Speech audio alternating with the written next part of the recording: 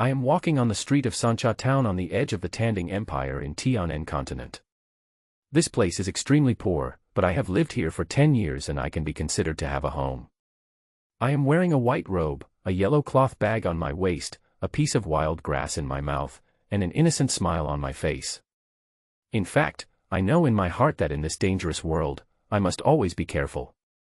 The night in Sancha town was cold and deserted, with few pedestrians on the road. The wind was blowing, the street lamps were swaying violently, and the dim light was scattered on the ground. There was a shabby tavern in front, with wooden strips nailed to the wall to block the wind, and a red peony sign hanging under the eaves, with only a few neon lights still flashing. This tavern was the only lively place in the town, and the proprietress was called Red Peony, a powerful character. I pushed open the door of the tavern and walked in. People inside were watching the beast fight around the ring. 2 summoned beasts were fighting fiercely. A white wolf tore a porcupine into pieces, and the porcupine turned into starlight and disappeared. The loser howled and screamed, and the winner cheered and celebrated. At this time, I heard someone calling me. It turned out to be Wang Nuo. She asked me to show my skills to a few city people who were looking for a guide to go into the mountains, saying that the reward was generous. I was worried that it was not easy to go into the mountains at this time of year. Those rich young men might not know the danger. I looked at the 3 men. 2 of them were wearing training clothes, with fair and handsome skin, and the other one was wearing a black robe and his face could not be seen clearly. I wanted to test my strength first, so I climbed onto the ring and asked Tari to fight me. But when Tari saw me, he immediately recalled the white wolf and refused to fight me no matter what. He knew that my summoned beast was evil, and it would take a long time to communicate and summon it again after it was killed. At this time, the black-robed man in the corner asked a young man named Ahua to fight with me. Ahua was very arrogant, summoned a majestic level 3 giant wolf, and took out 100,000 yuan and a space ring to show off, saying that as long as my summoned beast can take a move from his giant wolf, the money will belong to me. I thought to myself, this guy is really arrogant, but I still decided to give it a try. I took out the bagua mirror from the bag on my waist, drew a few strokes on it, and pretended to summon my MT. In fact, it was just a little zombie, but I had to do some tricks to avoid scaring others. Ahua saw that my summoned beast was lifeless and thought I was a bad summoner. He laughed at me for not being able to draw a summoning circle. I didn't explain, thinking that I would teach him a lesson later. I took off the talisman on Ai Muti's head, and it immediately jumped up and down. I lied to it and said I would give it biscuits after the fight, and it stood there obediently. Seeing this, Ahua disdainfully ordered the giant wolf to attack. The giant wolf spit out a big fireball, and the temperature around it instantly rose, but when the fireball hit Ai Muti, it only burned its clothes, and Ai Muti was not hurt at all. Ahua was terrified that his 3rd-level giant wolf could not hurt my summoned beast, and he even doubted that my summoned beast was immune to magic. I thought to myself, this guy is pretending to be too arrogant, and quickly asked Ai Muti to pretend to be dead. But Ahua was not trustworthy. Seeing that the giant wolf did not hurt Ai Muti, he ordered to continue the attack. The giant wolf pounced on Ai Muti. I quickly grabbed Ai Muti's feet, put it away with the bagua mirror, and hid aside. At this moment, the door of the tavern suddenly opened, and a tall figure rushed over at a very fast speed, grabbed the giant wolf's neck, and threw it on the ring with a back throw. The giant wolf turned into a light spot and scattered on the spot. I looked closely and found that it was List. The man who was usually scolded as a grandson by the boss lady turned out to be a 6-star great swordsman, and he was only 1 step away from entering the ranks of star swordsmen. Everyone in the tavern was stunned, especially those who had offended List. After the crowd dispersed, Zhou Qin, the man in black robes, recognized List and thought that the red peony beside him was the star mage Betty. After Zhou Qin left, I also wanted to take the opportunity to slip away, but how could Red Peony let me go? She cast a spell to get me back to the tavern, and said that I scared the guests away and asked me to clean up. I had no choice but to take out the bagua mirror to summon MT and let it clean up together. After cleaning, Wang Nuo asked me to come over for dinner tomorrow. I dared not refuse, so I agreed. After leaving the tavern, I met Ahua on the road. This guy actually wanted to hit me on horseback. I dodged and controlled him with the yellow talisman, making him teach himself a lesson and take off his clothes. I was in a good mood and went home to prepare for cultivation. I am not actually from this world. I come from the Blue Star Empire. I am a young Taoist priest who is good at driving corpses and Taoist magic. Once when I was driving corpses, I accidentally entered a zombie cave. After a battle with the zombies, I fainted and woke up in this Tian continent.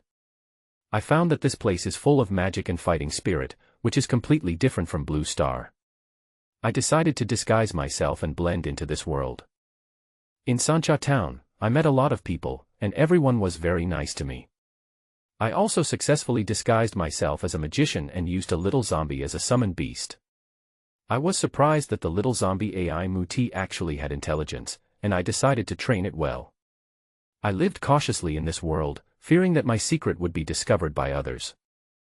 The next day, I was preparing to make clothes for MT, when Uncle Hans came to me and asked me to help him win money at the beast fight in the next town at night. I refused, but he threatened me, so I had to lend him the money. After that, I went to the tailor shop to get clothes, and was called to the tavern by Red Peony. Red Peony was very interested in my Bagua mirror and MT, and suspected that I was an alchemist. I didn't know how to explain it, and Red Peony suddenly wanted to explore my memory, but was attacked by a mysterious force in my brain, and her soul was injured. List took us to the deep mountains. In order to get rid of the mysterious power, Hong Mudan cast a forbidden spell to summon the magic goddess Lilia. But just when Lilia appeared, two golden lights emerged from the forest, and Lilia's figure dissipated. Hong Mudan also lost her magic and her soul was seriously damaged. I decided to help Hong Mudan and treat her with talisman paper, but the effect was minimal. I thought of a way, which was to cast the necromancy, but I was only 30% sure, and it required a lot of things. In order to save Hong Mudan, List searched the town for the items I needed, even at the cost of exposing his identity.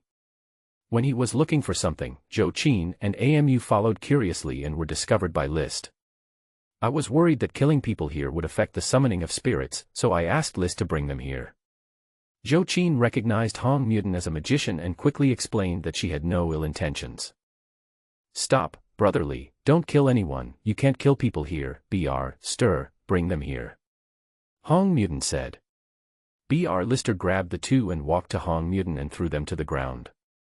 Zhou Qin didn't care, stood up, and performed the highest magician etiquette to Hong Mudan. Respected Mage Betty, greetings to you. Ada knelt on the ground, lowered his head, and dared not speak. In Tianan continent, the mage is the greatest existence, and you cannot look up without permission. "When did you come?" Hong Mudan asked. Because of his damaged soul, he didn't feel anyone nearby. "Your Majesty, I've been here for 5 minutes." Zhou Qin told the truth. "What did you see?" "I saw this guy."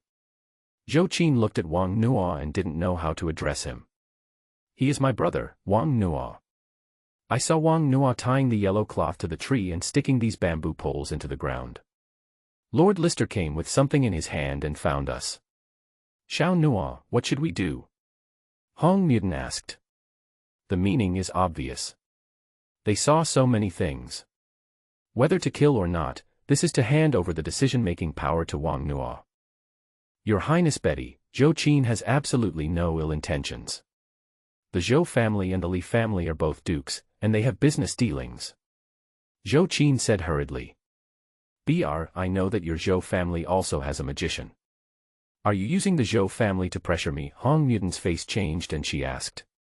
Your Highness, I absolutely don't mean that." Zhou Qin said hurriedly. If a magician really kills me, will my family really go to war with a magician for me?"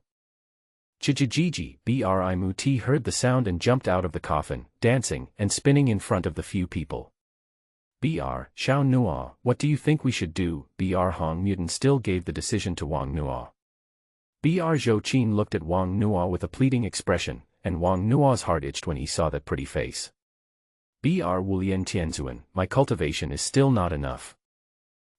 Forget it, they saw it, and it's okay if they don't tell anyone. Thank you. Zhou Qin never thought that one day he would say this to a commoner, and his impression of Wang Nuo also changed a little, but he immediately regretted it. "Knock them out, find a place to lock them up first." Zhou Qin hadn't finished her words when she was knocked out by List. As soon as Otta made a move, List kicked him and he fainted as well. We still need the red rope and candle. Haven't you found them yet? The townspeople are already looking for them. I'll go check. After List finished speaking, he grabbed the two people and left. Wang Nuo walked to the middle of the yellow cloth between the two big trees, opened the portrait of the ancestor and placed it in the middle. Hong Nuo was immediately terrified when she saw it. Isn't this the god? Why did he dare to copy the portrait of the god? How could the portrait of the god be exposed to the world? Chirp, chirp. Ai Muti came up to Hong Nuo and looked at her curiously. Come here, move the table here and put it in place like at home. Wang Nuo ordered. Ai Muti quickly jumped over to lift the table, and suddenly saw a pile of jars under the tree. He dropped the table and ran over. You've drunk 2 jars today. Wang Nuo put a talisman on Ai Muti's head, put Ai Muti in the coffin, and closed the lid. Is he really a puppet? Hong Nuo began to doubt her guess. Do puppets need to eat? Puppet? Of course not. I raised him. Wang Nuo replied while moving the table. On the other side, List came to the square, where people were kneeling for a long time. There were many red candles on one side of the square, some big and some small. However, there were no red strings, and most of them were other colors. The villagers stared at their own candles, hoping that List would choose their own candles. Is there no red string? List asked. Northwest one in the square dared to speak, and all lowered their heads. At this time, a man raised his hand tremblingly. Hans, stand up. Hans stood up, lowering his head. The person in front of him was not Bosley, but the Duke's son List. Aunt Mary next to him reached out and pulled Hans. Raise your head and tell me. I know where the red string is. Hans said. Tell me, as long as it's real, half of the gold coins are yours. If it's fake, you will die. Before, there was a person in a black robe standing in the square. Her inner clothes were made of red silk. Black robe. List knew who it was immediately. He went to Wang Nuo's house and woke Zhou Qin up. Sure enough, she was wearing a red silk dress. List reached out to wake Zhou Qin up. The honor of a knight did not allow him to take off a woman's clothes without her permission. Baron List, please let me go. I can swear a soul oath and I won't tell anyone anything. Zhou Qin said in a somewhat embarrassed manner. You will not be in danger. Betty is injured and needs treatment. I want the red clothes on you now. I will compensate you when we return to the capital. List said. Just clothes? Zhou Qin was puzzled. What does being injured have to do with clothes? I swear on my knight's honor, just clothes. Okay. Zhou Qin took off the red coat generously and handed it directly to Lister. I will knock you out and let you go tomorrow. Lister said, and with a knife, Zhou Qin fainted again. Arriving at the square, Lister collected all the red candles and divided the gold coins into 2 with his feet. Half is yours, and the other half goes to the person who took out the red candle. After List left, those who had donated candles rushed forward frantically. If you dare to snatch, I will tell Lord List. Han said loudly. The crowd immediately calmed down. Life was more important than gold coins. Hans lay on the ground, rolling on the ground with gold coins in his hands. There were so many gold coins that he didn't know how to use them. The others who got the gold coins also danced with joy. On the mountain, Wang Nuo had already set up the altar. 10 bamboos were inserted on both sides, covered with various talismans. A piece of yellow cloth was hung in the middle of the tree, and the portrait of the ancestor was placed in the middle. Glutinous rice was sprinkled around, and there was a piece of yellow cloth with 8 trigrams on the ground. Wang Nuo sat in the middle. There was a pig's head, a wooden sword, a brush, and an incense burner on the altar. List appeared on the mountain, holding a bunch of red thread in his hand. Do you think it can be used? If not, I'll think of a way. Wang Nuo looked at it and frowned.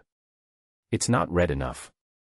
Let me take care of it. Wang Nuo took out a knife from his bag, found a pottery jar, cut his wrist, and blood flowed out instantly. Xiao Nuo, what are you doing? Hong Mutant asked hurriedly. It's okay, Wang Nuo answered casually and let the blood flow into the jar. List walked over and stopped him. Use mine. As soon as he finished speaking, a big cut was made on his wrist. Wang Nuo quickly hugged the pottery jar and moved it away. You can only use mine. Wang Nuo felt that a long time had passed. The blood on his wrist had filled up and the pottery jar was almost half full. Wang Nuo's body softened and he almost fell. List quickly supported him. He took out some ointment from the bag and applied it on his hand, and then found a piece of cloth to tie it up. Wang Nuo put the red thread into the jar with great effort, then picked up the brush on the table and prepared to draw the talisman. But as soon as he turned around, he fell down. He knew that this was due to excessive blood loss and anemia. List supported him and put him on the ground. No, I need to rest for a while. I can't draw the talisman well now, Xiao Nuo, forget it if it doesn't work, Hong Mutant sat aside and said reluctantly. It's okay. It's not in vain to give up the blood now. Let me rest for a while, List looked at Wang Nuo, not knowing what he was thinking. He knew that he really owed Wang Nuo a life this time. An hour later, Wang Nuo sat up and began to draw talismans on the yellow cloth in the middle of the tree. Wang Nuo kept muttering something they couldn't understand, and waved the brush on the yellow cloth, and talismans appeared one after another on the yellow cloth. After finishing the yellow cloth, Wang Nuo took out yellow paper and began to draw talismans. After drawing 3 pieces, Wang Nuo almost fainted again. Drawing talismans requires too much energy. No, do you have anything to restore your spiritual power? Wang Nuo asked. Yes, Lister quickly took out a few blue fruits from the ring. Wang Nuo was not polite, he grabbed one and ate it, and immediately felt that his spiritual power had recovered a lot, as if his soul had been washed. Great, good stuff, if you like, wait until I get better and I'll go to the misty forest to get you some more. Red Peony said. Okay, Wang Nuo drew more than 20 pictures, and there was nothing in the jar except the red line, so Wang Nuo stopped. Sister Hong, come here, Hong Mutant walked in front of Wang Nuo. Wang Nuo was about to speak when he suddenly found the coffin containing AI Mu tea and was shocked on the spot. Luckily, he found it early. It would be fun if the ancestor took over and killed AI Mu tea first. Brotherly, send AI Mu tea away, the farther the better. Leave this to me. Come back in an hour, okay, List picked up the small coffin and left immediately. Sister Hong, kowtow 3 times to the portrait, and have no distracting thoughts in your mind, okay, Hong Mutant kowtowed 3 times respectfully, waiting for Wang Nuo's next instruction. Wang Nuo took out a red thread and wound it along the bamboo, connecting all the bamboos together, and then connected the 2 ends to Hong Mutant's hands. From now on, close your eyes, and don't open them no matter what happens unless I call you, okay.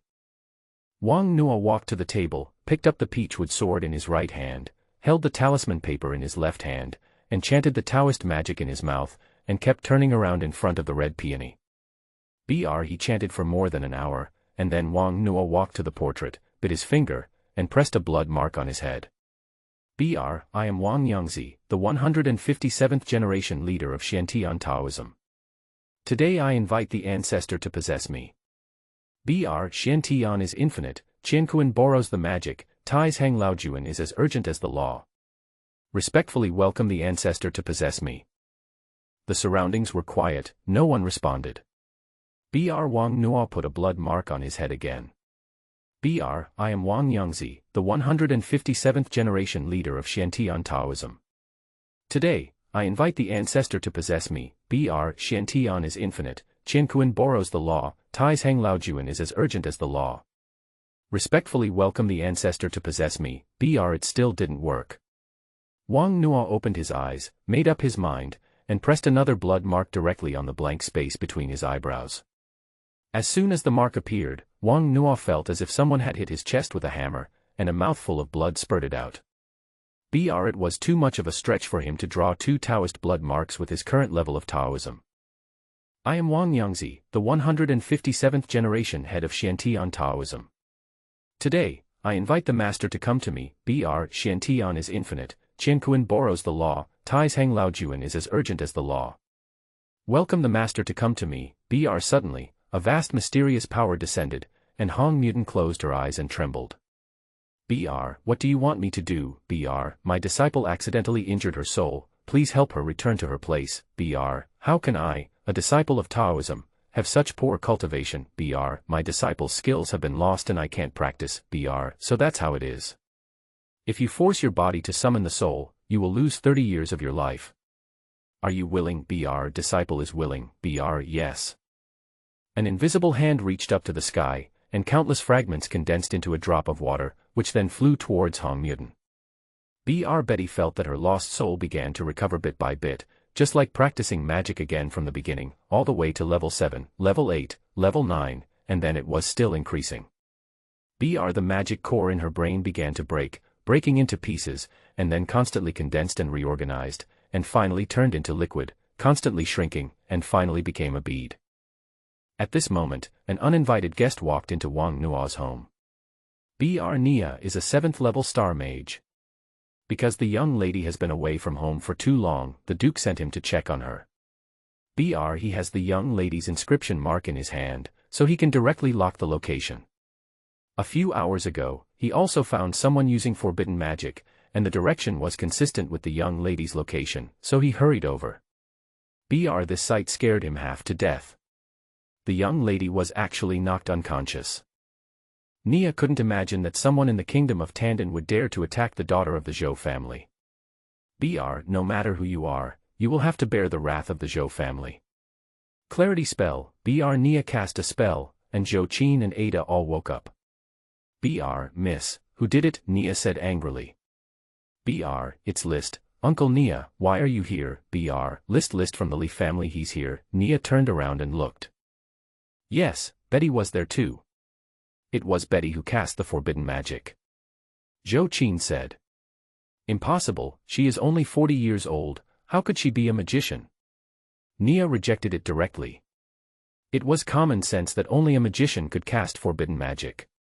It's true. She admitted it herself. You mean, Betty used the summoning of the magic goddess? Nia suddenly said. Yes. Then she must have lost her strength and her soul is broken. Nia said, his heart began to beat. A magician, lost her strength, her wealth. Uncle Nia, don't have any bad thoughts. Zhou Qin said. Br. Okay, miss, I didn't rest all the way to find you, I'll rest for a while. Nia said and sat aside. Br. Zhou Qin nodded and sat aside as well. After a while, List came in, saw Nia, and said, who is he? Baron List, I didn't leave. This is my family's offering, Uncle Nia. Zhou Qin said. Magician? List asked with a frown. Yes, the star mage. No. List felt bad. Why didn't Nia say hello when he came in? Why was he still meditating? This was very abnormal. What's wrong? Zhou Qin asked in confusion. Br. Lister kicked Nia, and Nia's body immediately disappeared. Br. The clone technique. Zhou Qin shouted. Br. Damn it, Zhou family, if anything happens to Betty, I will make you die with her. Br. Lister had already run deep into the forest, and the bad premonition in his heart became stronger and stronger. Great wind spirit, give me strength. A hurricane immediately appeared on Zhou Qin's body, carrying her into the forest. Br. The strange things that List and Wang Nuo made must be to save Betty. If Betty really recovered, Nia would bump into her again. She couldn't imagine it. Br. Although the probability is very small, if she really recovered Br. Their entire Zhou family would have to bear the wrath of a magician, and Betty was the disciple of the most powerful magician in the royal city. Nia must be crazy. Br. Betty sat on the ground. She had recovered completely, and even went a step further, truly entering the level of a magician. Br. She didn't dare to move, because Wang Nuo didn't speak. Br. Nia stood not far away.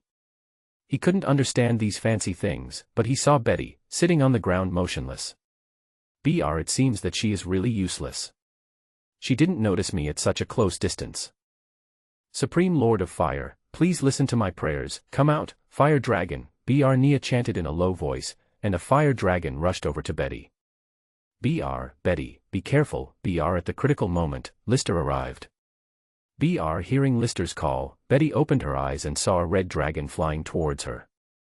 2 magic crystals appeared in her hands instantly, and the 2 magic crystals turned into powder in an instant, and she felt the magic power surging in her body. Fire dragon technique. Betty shouted. A huge fire dragon appeared from behind Betty.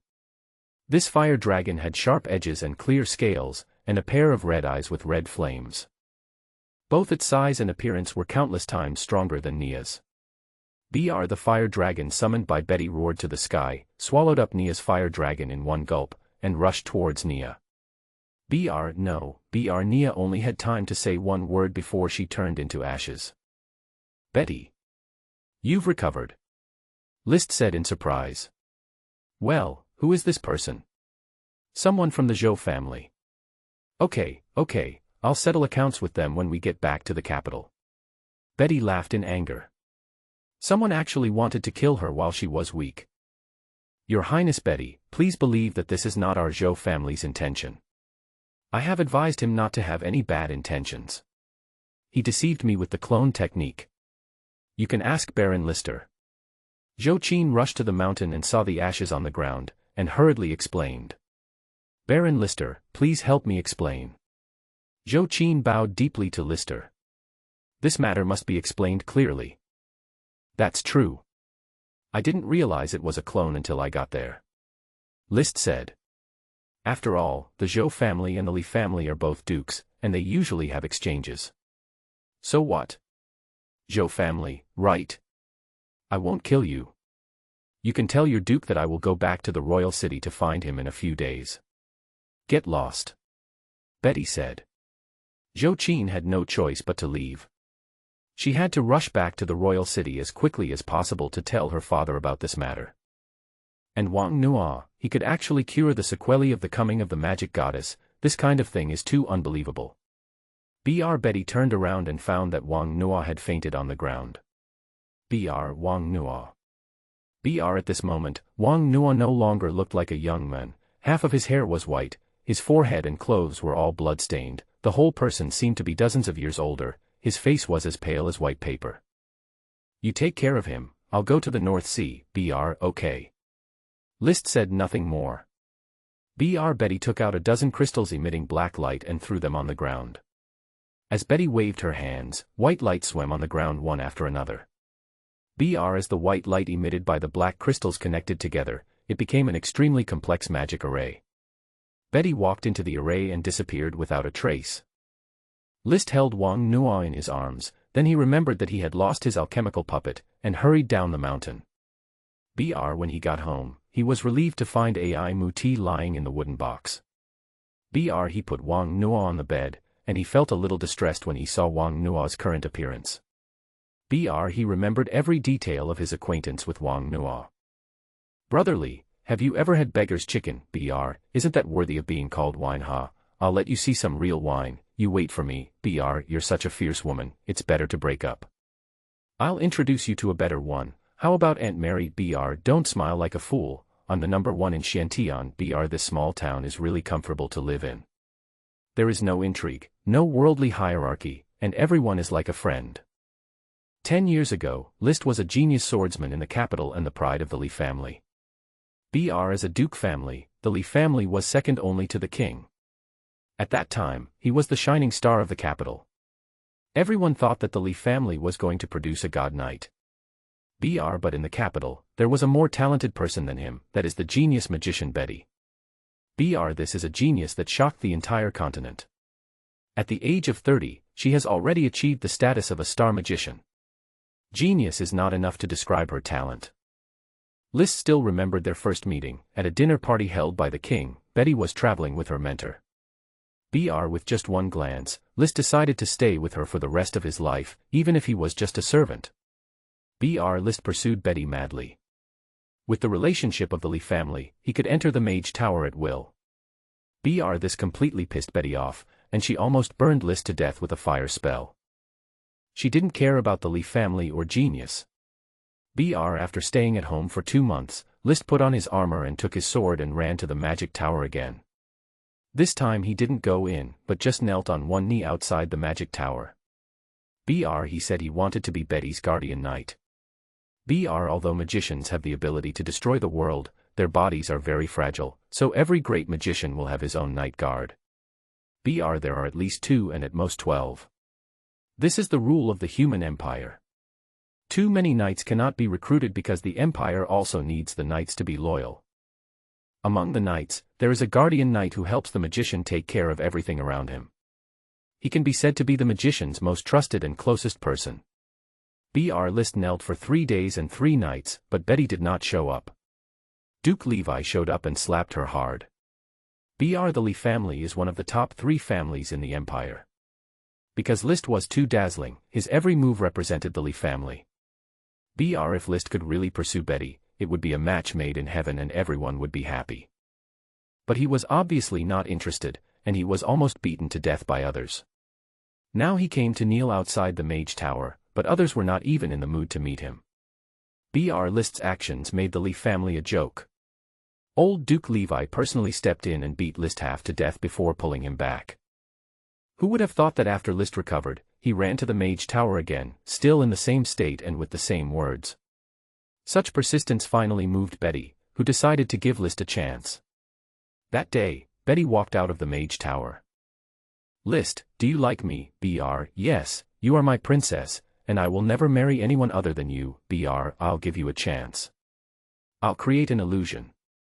If you can come out of it, I'll promise you. If not, you'll die in it. Okay. Outside the magic tower, Betty personally carved a 7th-level magic circle, and List walked in without hesitation. In the first level of the illusion, List had to climb a mountain full of flames barefoot. In the illusion, List climbed for a full year and 2 months, and when he reached the end, only his legs were left. In the second illusion, Betty was captured by the devil, who wanted List's heart in exchange for Betty's life. List did not hesitate at all, smiled, cut open his chest, and took out his heart. In the third illusion, Betty lost her magic and became old and weak. She looked old and ugly. List stayed with Betty in the illusion for 30 years until Betty died. After burying Betty, List broke his sword and buried it beside Betty. Betty was moved. She stopped testing List and ended the illusion.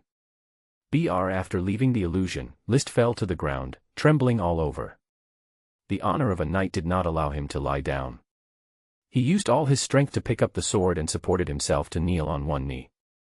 With thousands of people watching, Betty said, List, are you willing to follow me for life and be my guardian knight no matter how old or ugly I become, no matter how strong or weak I am, you will follow me and fight for me for life? List raised his head, looked at Betty, and said firmly, I do. Please swear in the name of night. List stood up, wiped the ashes off his body, tidied his clothes, wiped the dust off his face, and then knelt on one knee again. I, List, swear in the name of a knight to be loyal to Betty for life. I am willing to dedicate everything to you. I will remember humility, honor, sacrifice, bravery, mercy, spirit, honesty, and justice. Here is my sword. Before I fall, I and it will protect you. After I die, my soul will also guard you. My loyalty is my armor, and I will shed my blood for you. Here is my sword. I will remember the virtues of humility, honor, sacrifice, bravery, mercy, spirit, honesty, and justice. I will dedicate my soul and my life at the feet of the God of justice. My blood will be sprinkled with honor on the scene in front of you. Here is my sword. God blesses it to be sharp forever. Unless its master bows his head, it will never break.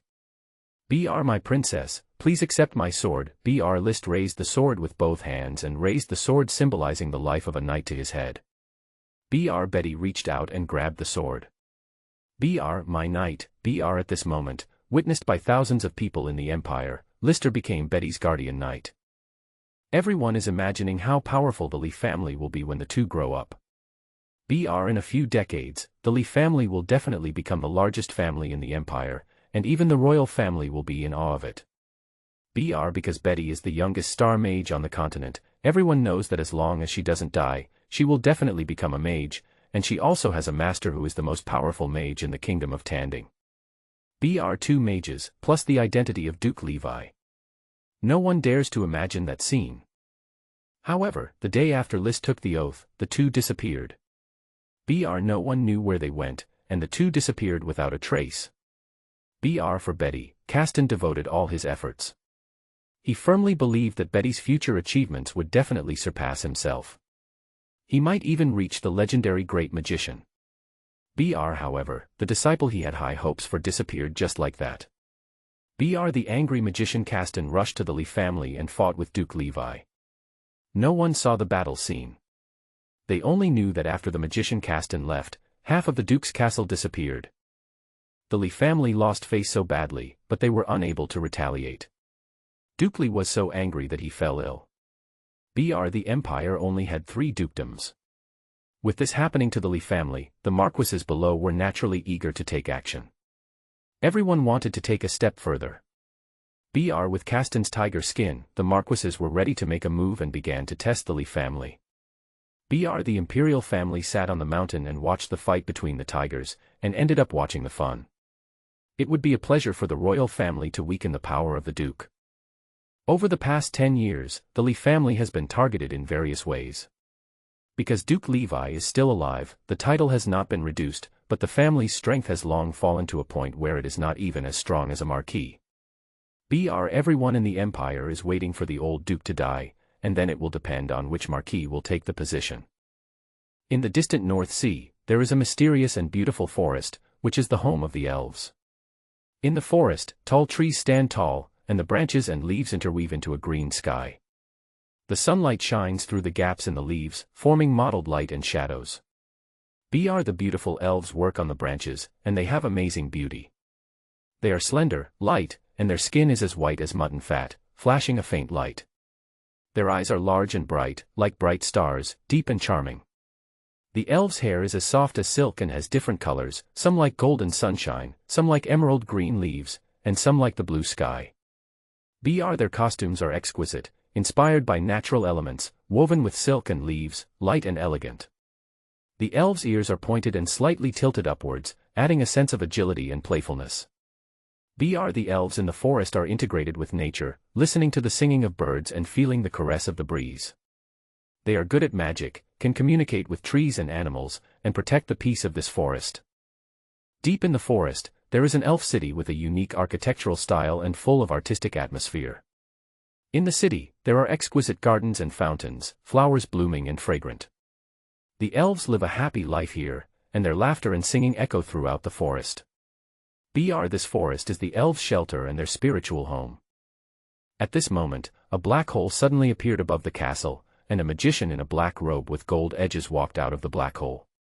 In the castle, a beautiful elf rose into the air. She was wearing a green dress, an exquisite crown on her head, and a staff born from the ancient tree of life in her hand. Betty, do you want to break the contract between humans and elves? Alice asked. 1,000 years ago, Tianan continent was in chaos, with various races fighting each other and causing great suffering. Finally, under the pressure of the great magician Wilson, a peace treaty was signed with various races. Unless a national war was launched, top combat forces such as the Divine Knights and magicians were not allowed to enter the capitals of various races without permission. No offense, Queen Alice. Betty saluted Alice. Leave the elf forest. Alice said. The relationship between the elves and humans was not friendly. Those evil humans liked to capture elves, and the nobles were proud to have elven slave girls. Your Majesty Alice, I would like to ask you to give me a fruit of life. Betty was very humble. The fruit of life, the supreme sacred object of the elves, is condensed by the tree of life, the guardian of the elves. The fruit of life is one of the top 3 sacred objects on the continent, and is said to be able to heal all injuries except the soul. Betty, are you provoking me? Ignoring the contract signed between the Grand Mage and the elves, running to the castle of the elves to seek the sacred object. In Alice's view, this is undoubtedly a provocation. On Alice's staff, green light began to surround. Your Majesty, I do not want to fight with you. If you have any conditions, please propose them. Br. What qualifications do you have to negotiate with me? I would consider it if your teacher came instead. Br. Alice knew Betty, the most talented magician and the youngest star wizard in the human race, as well as the human being most likely to break through to the Grand Mage, but that was only a possibility. Really, the magic god is possessed. Br. Betty took out the magic book and chanted. A vague figure appeared behind Betty. A hexagram mark appeared on Betty's forehead. Br. Every mage who breaks through to the level of a magician is qualified to face the magic goddess Lilia directly. He can borrow Lilia's various abilities and no longer needs to chant when casting spells. Br. The magic god is possessed, which is the mark of a magician. Mage. You have entered the realm of mage. Alice was shocked. A 40-year-old mage had never appeared in the entire Tianen continent. Even the great mage 1,000 years ago had entered the realm of mage at the age of 58. And now this record was advanced by a full 18 years. How could she not be surprised? Yes, Your Majesty Alice, please forgive my offense. A very important relative of mine needs the fruit of life to save his life. I am willing to exchange my friendship for your gift, Betty said. Alice looked at Betty with a complicated expression. She was not afraid of the magician, not to mention in the elf forest. Br. The life of the elves is extremely long. Alice has broken through the magician for more than 200 years. She is confident that she can take down Betty, but if she does so, the entire elves will bear the wrath of humans. Br. The elves do not have the ability to bear the revenge of humans, but the fruit of life is so precious. Although Betty is humble, this is still a provocation. Just as Alice was struggling, a transparent green fruit flew out from the depths of the forest and floated in front of Betty. Br. Betty, the elves are willing to accept your friendship. Br. Praise you, the great prophet of the tree of life, Gaia. Br. Betty picked up the fruit of life, turned around and stepped into the black hole, and the sky immediately returned to peace. Alice walked into the Holy Land and bowed her noble head to the huge ancient tree of life. Br. Prophet Gaia. Br. Alice stood in front of the tree and bowed her noble head. Br. The huge trunk showed human facial features.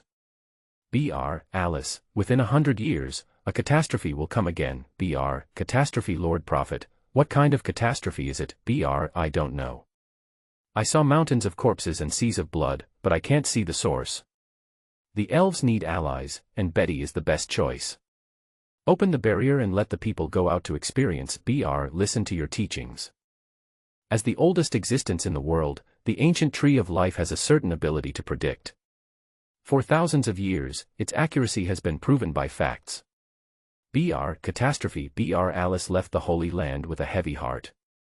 Br. Today, many people found that the elf barrier disappeared, and beautiful elf magicians and archers walked out of the forest one by one. 20 days passed in a blink of an eye, and Wang Nuo still showed no signs of waking up.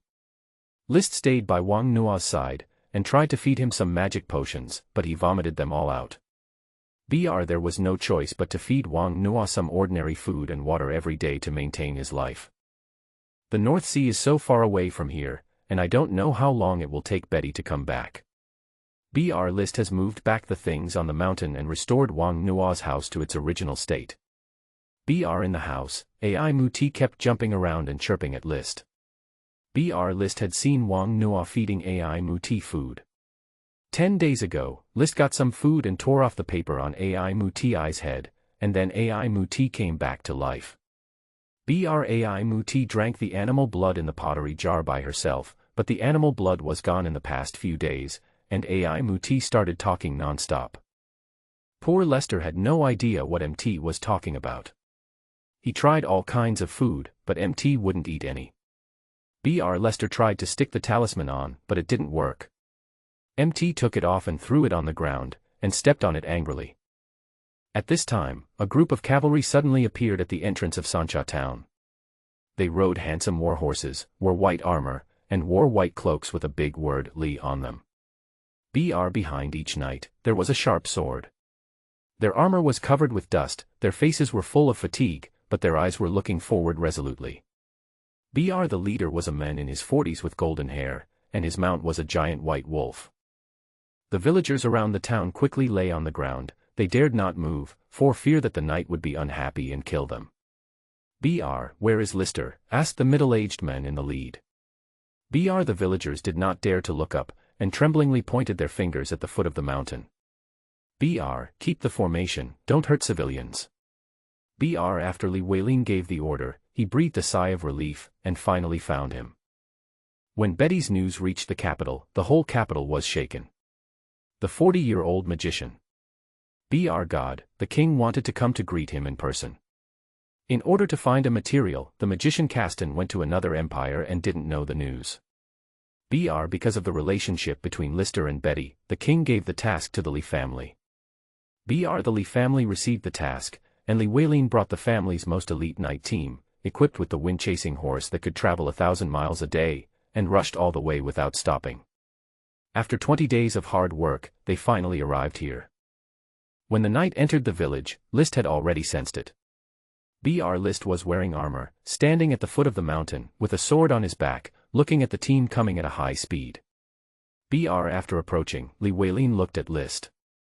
His nephew had matured a lot compared to 10 years ago. There were various scratches and magic marks on his armor, which showed that he had gone through many battles over the years. List stood there, like a knight's sword, tough, straight, and unyielding. List used his actions to tell Li Weilin that he was still a knight of the Li family. Lister, take my move. Li Weilin drew out his sword, squatted down with both feet, and flew into the air. A visible sword energy flew towards Lister. The giant wolf under Li Weilin's feet was knocked down by this powerful force and lay on the ground. Lister drew out his sword with both hands, cut through the sword energy with one sword, and charged at Li Weilin. The two swords collided and a burst of sparks burst out. Wind strike. A sword energy flew out, pointing directly at Lister's chest. Whirlwind slash. Lister dodged sideways, holding the giant sword with both hands and swung it. The two fought more and more fiercely, and the scattered sword energy continued to shoot out, cutting down all the surrounding trees. Li Weilin burst out with all his strength, dodged, kicked List on the foot, and hit him with a sword. List flew more than 3 meters and knocked down a big tree. List spat out a mouthful of blood. This sword is what you owe the family for the past 10 years. List stood up, walked to Li Weilin, bowed deeply, and raised his head with red eyes. Uncle Weilin. List. Li Weilin hugged List into his arms. Ai Muti stood at the door, looking at the group of strangers curiously. Where is Her Majesty Betty? She went to the North Sea. Uncle, come in first. Li Weilin walked into the house and looked at the furnishings in the house curiously. What was the design? Chijijiji. Ai Muti kept chirping and pushed Li Weilin with both hands, trying to drive him out. Li Weilin was pushed back without warning, and immediately used his fighting spirit. What a powerful force. Who is this? A puppet. In fact, I don't know what it is. List said. Chi-chi-shi-shi. Ai Muti saw that he couldn't push Li Weilin, so he turned around and pushed List. Uncle, let's go out and talk. List said with a wry smile. Although Li Weilin was curious, he followed List into the yard. There is a patient in the room. He is Betty's savior. Betty went to the North Sea for him. This is his summoned beast. Oh, then you must help Uncle introduce him. He must be an amazing magician who can save Betty. Uncle, he is in a coma. He has been in a coma for 20 days to save Betty. It's okay. I brought some medicine. See if he can use it. Li Weilin said, taking out a bottle of liquid medicine from his arms. This is the magic potion made by Master Irene. You can give it a try. Irene is a famous master of medicine in the Empire. The medicine she made is very famous in the entire Tanding Kingdom. I've tried it, it doesn't work. His body seems to reject magic. List said helplessly. Isn't he a summoner? How can he reject magic? I don't know either. Wang Nuo is very weird. List could only think of the word weird to describe Wang Nuo. Weird. Yes, he is not a magician, but he always has an incredible power. Incredible. I also know how to explain it, Uncle. Wang Nuo's affairs must be kept secret. He has grown up, and even Uncle Weilin doesn't believe him anymore. No, Uncle, I'll go in and feed Wang Nuo some food first. Turning around and looking at AI Muti who was guarding the door, List said apologetically, "Uncle, I can only trouble you to wait for me outside." "Okay." After List left, Li Weilin observed the surroundings. Suddenly, he found that there were 10 nail marks on his armor. How is this possible? Li Weilin was shocked. This was armor made of cold iron. How could the nails of this little man be so sharp? Chi-chi-shi-shi. AI Muti saw someone looking at him and immediately kept shouting. Such a strange thing had to make Li Weilin alert. "Everyone, surround the yard. Anyone who comes close will be killed." Yes. More than a dozen knights dismounted, drew their swords, and surrounded the entire yard.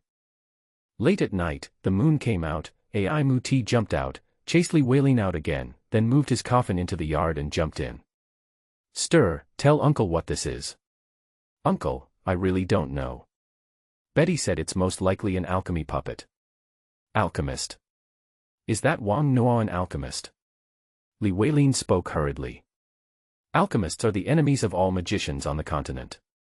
If the Li family rescued an alchemist, then the entire Li family would definitely suffer a devastating disaster." "No, absolutely not. That's why we are wondering, just to investigate his weirdness."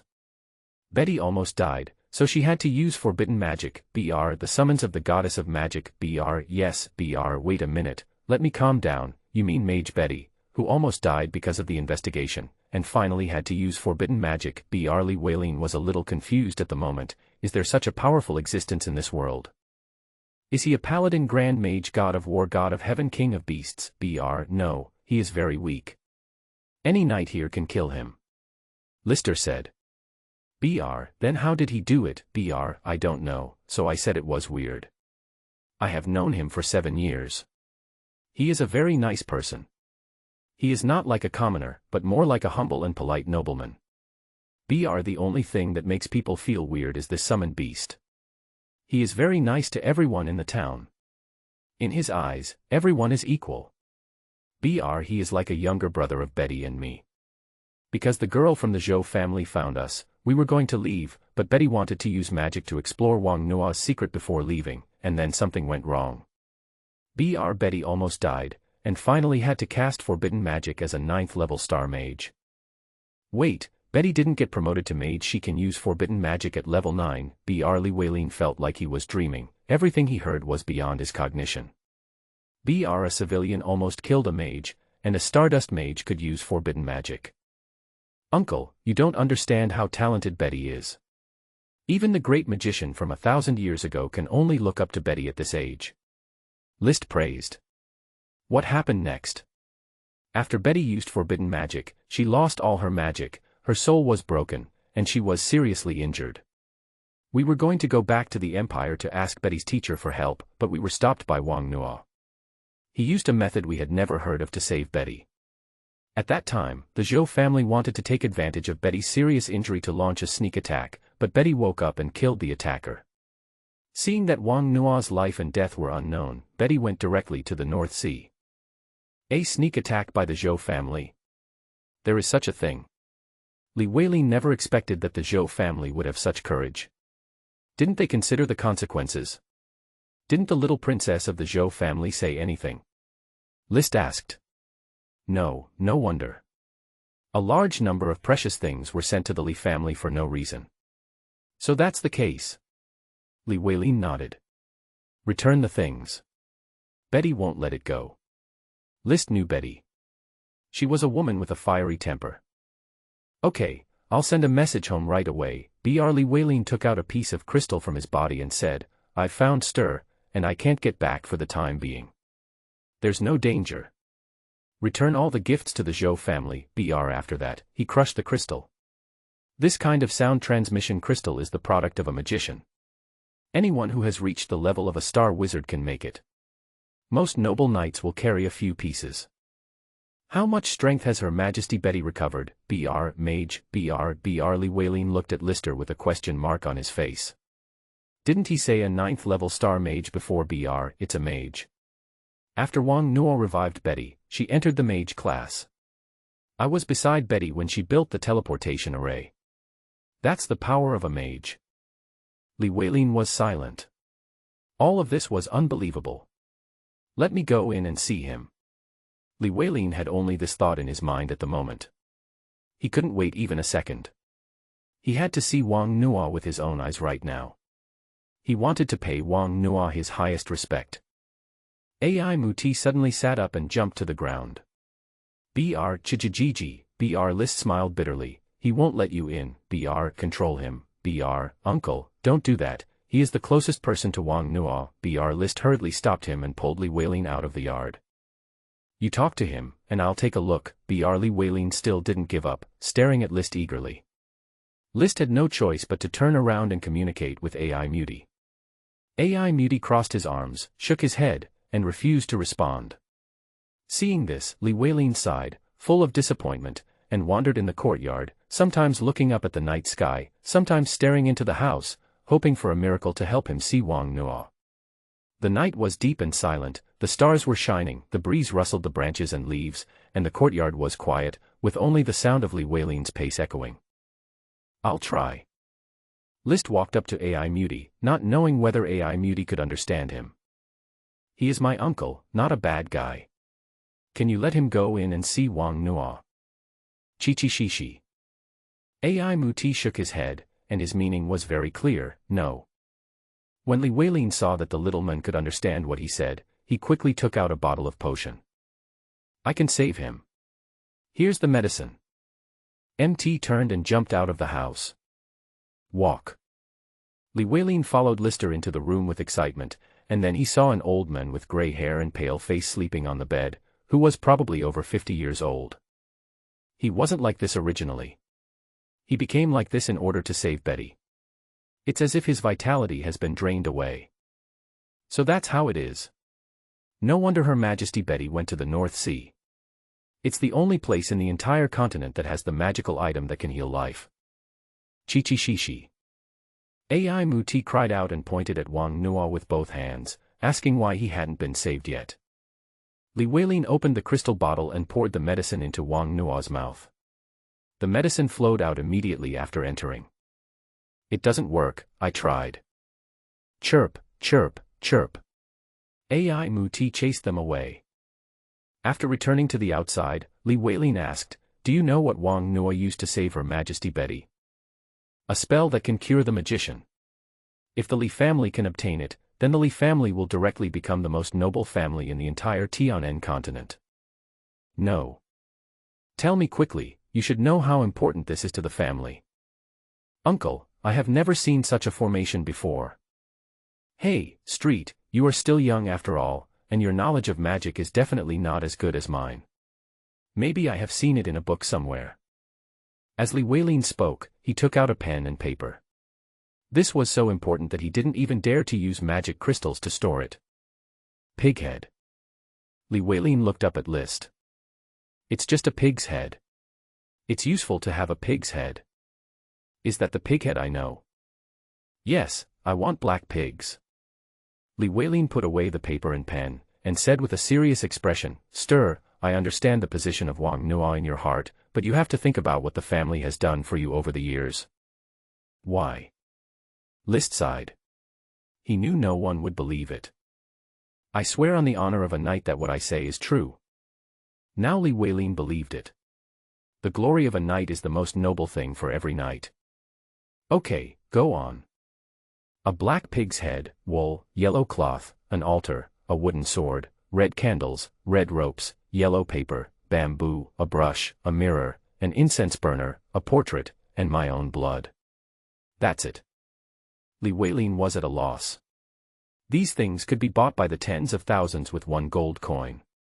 They were all ordinary things, and none of them had anything to do with magic. Uncle, you don't have to look at me, it's absolutely true. Li Weilin put the thing solemnly on his chest and decided to go back and start the experiment. The next morning, a table appeared at the gate of the yard. A civilian stood beside the table, holding a brush with trembling hands, copying the portrait in the room. There was a pile of papers thrown next to the table, and obviously none of them met Li Weilin's requirements. At this moment, a crack appeared in the air and Betty walked out, almost falling down because she didn't stand firmly. Betty. List hurried over to support Betty, who was in a very miserable state at the moment and looked very tired. "Greetings to Her Majesty Magister Betty." Betty walked into the room without even a glance. Chi-chi-shi-shi. MT blocked Betty. Betty raised her hand and pointed, "Freeze." AI Muti was instantly wrapped in a square block of ice, and no matter how hard he tried, he couldn't open it. MT is immune to magic, but he is helpless once he is trapped. With his strength, he cannot break the ice spell of a magician. Betty took out the fruit of life from the ring. The moment the fruit of life appeared, a burst of green light appeared in the room, and circles of ripples spread out from the outside with the fruit as the center. In the yard, grass and trees began to grow wildly. Every resident in the town felt that their health had suddenly improved and they felt younger. Li Weilin in the yard felt that his old injuries had instantly healed by more than half. Lister and Betty, who were standing in the room, recovered instantly. No one noticed that there seemed to be a hint of life in At's eyes.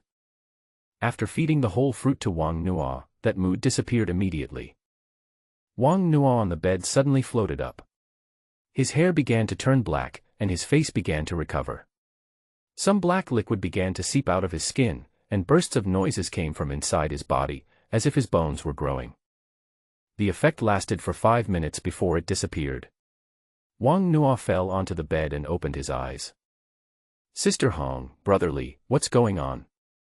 "You don't remember?" Betty asked. "Remember, I fainted, didn't I?" "You were unconscious for 22 days, said Lister. "So long. What smells so bad?" He just felt that he had a dream. In the dream, his ancestor taught him several powerful Taoist techniques, and he was practicing them. Unfortunately, in reality, his level was not high enough and he could not use them. At this time, Wang Nuo smelled a foul odor in the room, and when he saw his wet clothes, he immediately realized that it was the fluid that came from his body. He quickly ran into the yard and looked at the flowers and plants in the yard that were more than a meter tall. "Are you sure I was in a coma for 22 days, not 2 years? Go wash up first, we'll talk later." "Okay." Wang Nuo took a set of clothes, ran to the well, and drew a few buckets of water to pour over himself. Because of the weeds blocking his view, no one could see him. "My goodness, how come I'm so strong and this dress feels too small for me?" Wang Nuo returned to the house and saw AI Muti trapped in ice. "Sister Hong, how did AI Muti offend you? You are a great man and you should not bear grudges. Let him go." Betty stretched out her hand and pointed, and the ice that trapped MT disappeared. AI Muti immediately ran to Wang Nuo and pointed at Betty and kept talking. Wang Nuo laughed, thinking that this meant that Betty bullied him and was reporting him. "Behave yourself, Sister Hong is just teasing you." "Chi-chi-shi-shi, hungry." What did you say?" "Chi-chi-chi, I'm hungry." Wang Nuo was sure that he had heard it right. AI Muti said he was hungry. Although his pronunciation was unclear, it was not a chirping sound. "Can you speak?" "Chi-chi-shi-shi, hungry." "Ha ha ha ha, Brother Li, Sister Hong, did you see that? MT can talk now." Wang Nuo picked up AI Muti and hugged him. No one could understand the joy in his heart. Wang Nuo always felt that he was very lonely. He was the only one in the world. Now AI Muti suddenly spoke, which made him very happy. "Wait, I'll get you a drink." Wang Nuo walked into the room and found that there was nothing left. Everything had been drunk. Then he remembered that he had been unconscious for too long. "You've been unconscious for too long, and I don't know what he wants to eat." "Beast blood. MT only eats beast blood. This is easy." Liz took a clay pot from the corner and walked out.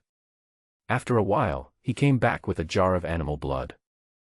Wang Nuo took the animal blood, grabbed a handful of incense ash from the cauldron and threw it in, then burned a talisman in it, took a stick to stir it evenly, inserted a tube and handed it to AI Muti. AI Muti held the clay pot and drank happily. "Thank you, Sister Hong." After listening to Lister's story, Wang Nuo also knew what happened during the time he was unconscious. "So I ate the fruit of life." Li Weilin outside the door almost fell down, the fruit of life. Gods, that was one of the top 3 divine objects in Tianen continent. It was a treasure that many powerful people dreamed of, but he actually ate it. Yes. What a pity. I can't even taste it. Do you have any more? Sister Hong, give me one to try. Betty rolled her eyes at Wang Nuo. For this fruit of life, she owed him a huge favor. In order to get back as quickly as possible, she opened more than 100 teleportation arrays along the way. She overdrew her magic power and couldn't even stand steadily.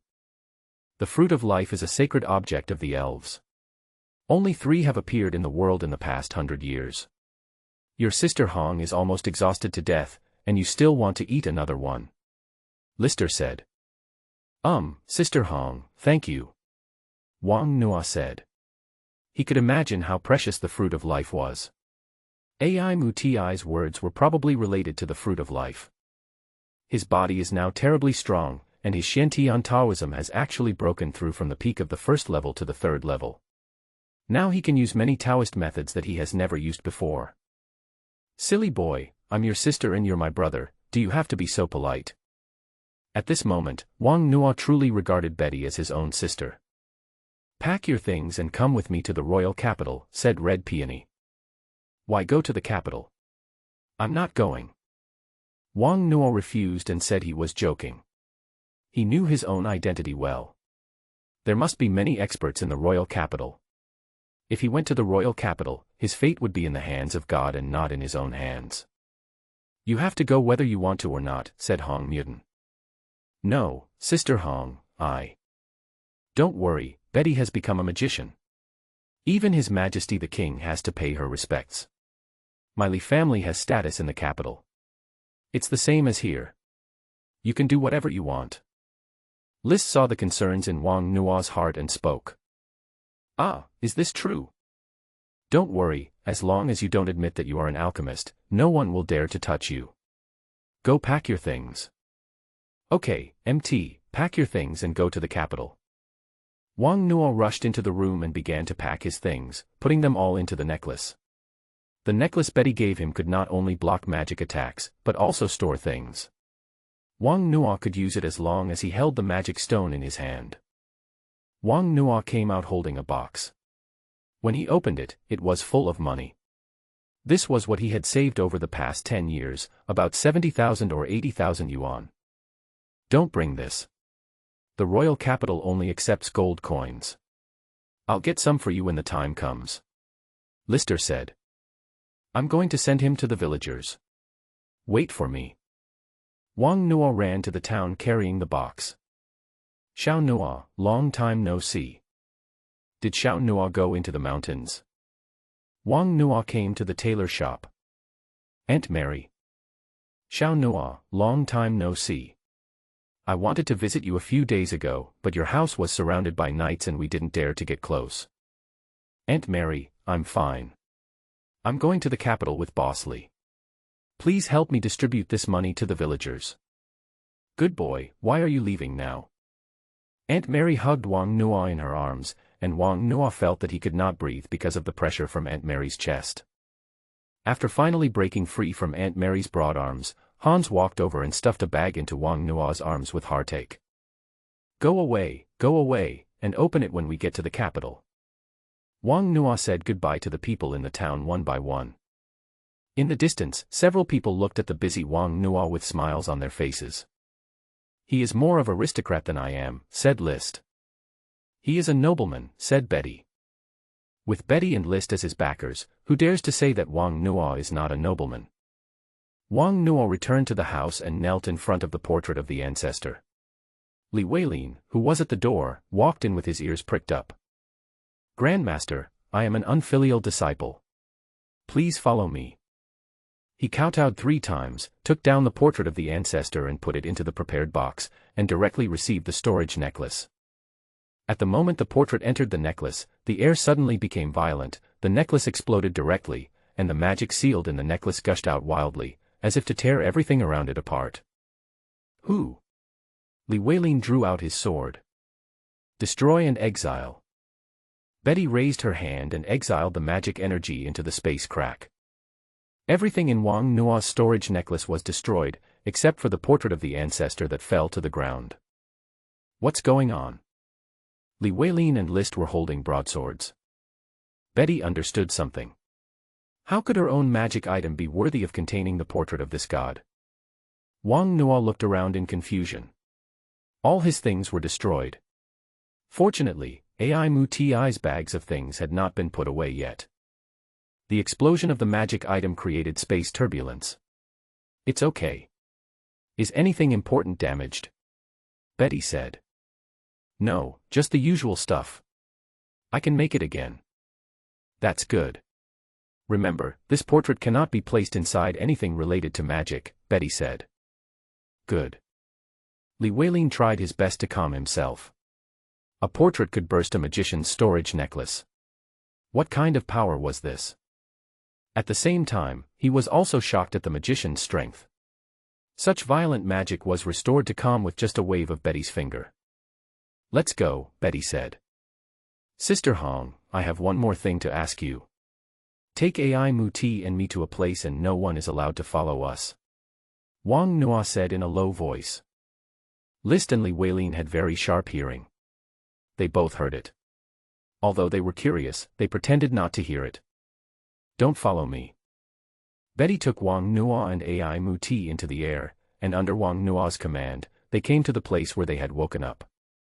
Wang Nuo found the burial place of the big sweet potato and the big taro. When Ai Mu Ti arrived here, he became excited. He fell to the ground and started digging.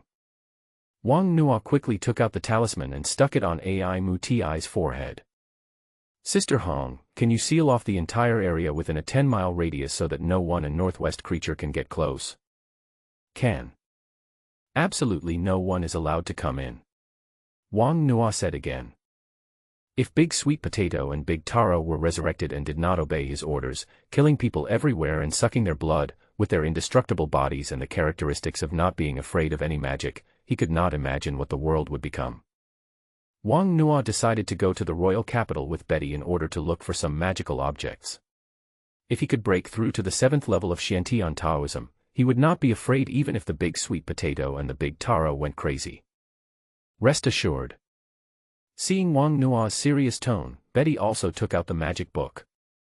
In the name of my magician Laurentiia Betty, I seal this mountain. In the magic book, red lasers flew out and flew into the mountains. The red lights intertwined with each other, surrounding the entire forest like a cage. Well, unless someone is stronger than me and breaks the barrier here, nothing can come in. Well, that's good. It's okay. After turning back, List, Li Weilin and others were also ready. You guys go back on your own, Betty said. Okay, Your Majesty Betty. Li Weilin replied. Then he left Sancha town with his family's knights and headed towards the royal capital. Betty had no interest in teleporting so many people back together, mainly because she had no magic crystal left.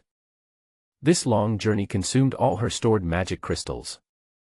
Betty took out some magic crystals and set up a teleportation array on the ground. Just walk in, Betty said. Wang Nuo walked in, and suddenly the world was spinning. When he opened his eyes, he found himself in a world of dazzling lights. In the distance, a hurricane was rushing towards him. Before it even hit him, his arm was cut open. What's going on? Aren't we going to the capital? It's over. Looking at countless hurricanes coming towards him, Wang Nuo could only close his eyes and wait for death. At this moment, the portrait on Wang Nuo's chest lit up, and the portrait became countless times larger, wrapping Wang Nuo, then tearing open the space and rushing out directly. Outside, Lister and Betty were stunned. They watched Wang Nuo walk into the teleportation array, and suddenly the entire teleportation array exploded. What's going on? Why is this happening? Asked Lister. A portrait. It must be a portrait. Damn it, how could I have forgotten it? Betty took out the magic book, tore through the space and got in. Wang Nuo was exiled in the teleportation array, so he must still be in the dimensional space. Time and time again, Betty's magic robe had already been torn to pieces, with large areas of skin exposed, and blood oozing from several wounds. The mark of the god of law on Betty's forehead began to dim. The dimensional space is composed of countless spaces. Even if the goddess of magic comes, it is impossible to find Wang Nuo. It's all my fault. It's all my fault. Betty was in despair and sat on the ground crying. I don't blame you. List hugged Betty. Although he was heartbroken about Wang Nuo's accident, he couldn't just watch Betty die. Betty's magic power was obviously on the verge of collapse. Blame me, it's all my fault. I knew it clearly. Betty, look at me. List said loudly, Wang Nuo may not be in trouble. Think about it, he is magical, and that mysterious power will protect him. Stir, what if? There is no such thing as a chance. He will be alive. He is not an ordinary person. Go back to the capital and ask your teacher if there is any solution. If Wang Nuo is not dead, he must have been teleported to another place. I will mobilize all the forces of the Li family to look for him. Stir. List held Betty in his arms and patted her back gently. Li family, Duke's mansion. After 10 years, List returned to the royal capital again. Returning with him this time was the youngest magician on the continent, Laurentia Betty. The entire capital city was praising her beautiful name. King Wallachfake and 3 dukes came to the Mage Tower in person and invited her to the dinner. Betty refused. She was browsing various documents in the Magic Tower, trying to find magic related to space turbulence. At this moment, her mind was all on Wang Nuo, so she had no mood to attend any dinner party.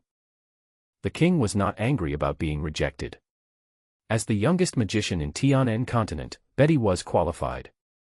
Because of Betty's appearance, the kingdom of Tandon broke the balance and became the country with the most magicians among the 3 major kingdoms. Once the news spreads, the kingdom of Tandon will become the strongest human empire. Finally, Betty found a record in a document. In the 32nd century of the Shangyuan period, the magician Evans was swallowed by the dimensional turbulence during a space magic experiment. Only a few minutes later, when Evans reappeared, he had aged by dozens of years. Evans recalled that the flow of time inside was different from that outside, and he was lucky because he had a necklace of a great magician, which allowed him to escape. Evans advises all magicians not to try space magic lightly, especially space magic involving time, which is a field that only great magicians are qualified to touch. Betty was confused. She didn't know what Wang Nuo would encounter in the dimensional turbulence. She stepped into the space cracks countless times. Although she did not encounter the time turbulence mentioned in the literature, there were dimensional turbulences everywhere, and various elements were madly devouring everything. At this moment, she could only place her hope on the deity that Wang Nuo carried with him. The dark clouds hanging over the Li family completely dissipated with the return of Lister. Those who had offended or attempted to offend the Li family brought precious gifts and went to the Li family to seek the Duke's forgiveness. The old Duke Levi did not show up and left all matters to his eldest son, List's father Litlin. In the old Duke's study, List stood in front of the table and recounted what he had seen and heard in the past 10 years. So, Wang Nuo disappeared. Yes. Alas, it's a pity for such a strange person. In the opinion of old Duke Levi, Wang Nuo was most likely dead. No one in history had ever been able to emerge alive from a dimensional turbulence. Grandpa, I need the family's help in finding it. This is also what Betty meant. Even if there is a glimmer of hope, List will try it. Of course, Saint, you can mobilize all the forces in your family to do this. You must know that the family has been tied to you and Her Majesty Betty. You now represent the entire Duke's mansion. You can make the decision directly for anything Her Majesty Betty needs and let the whole family cooperate.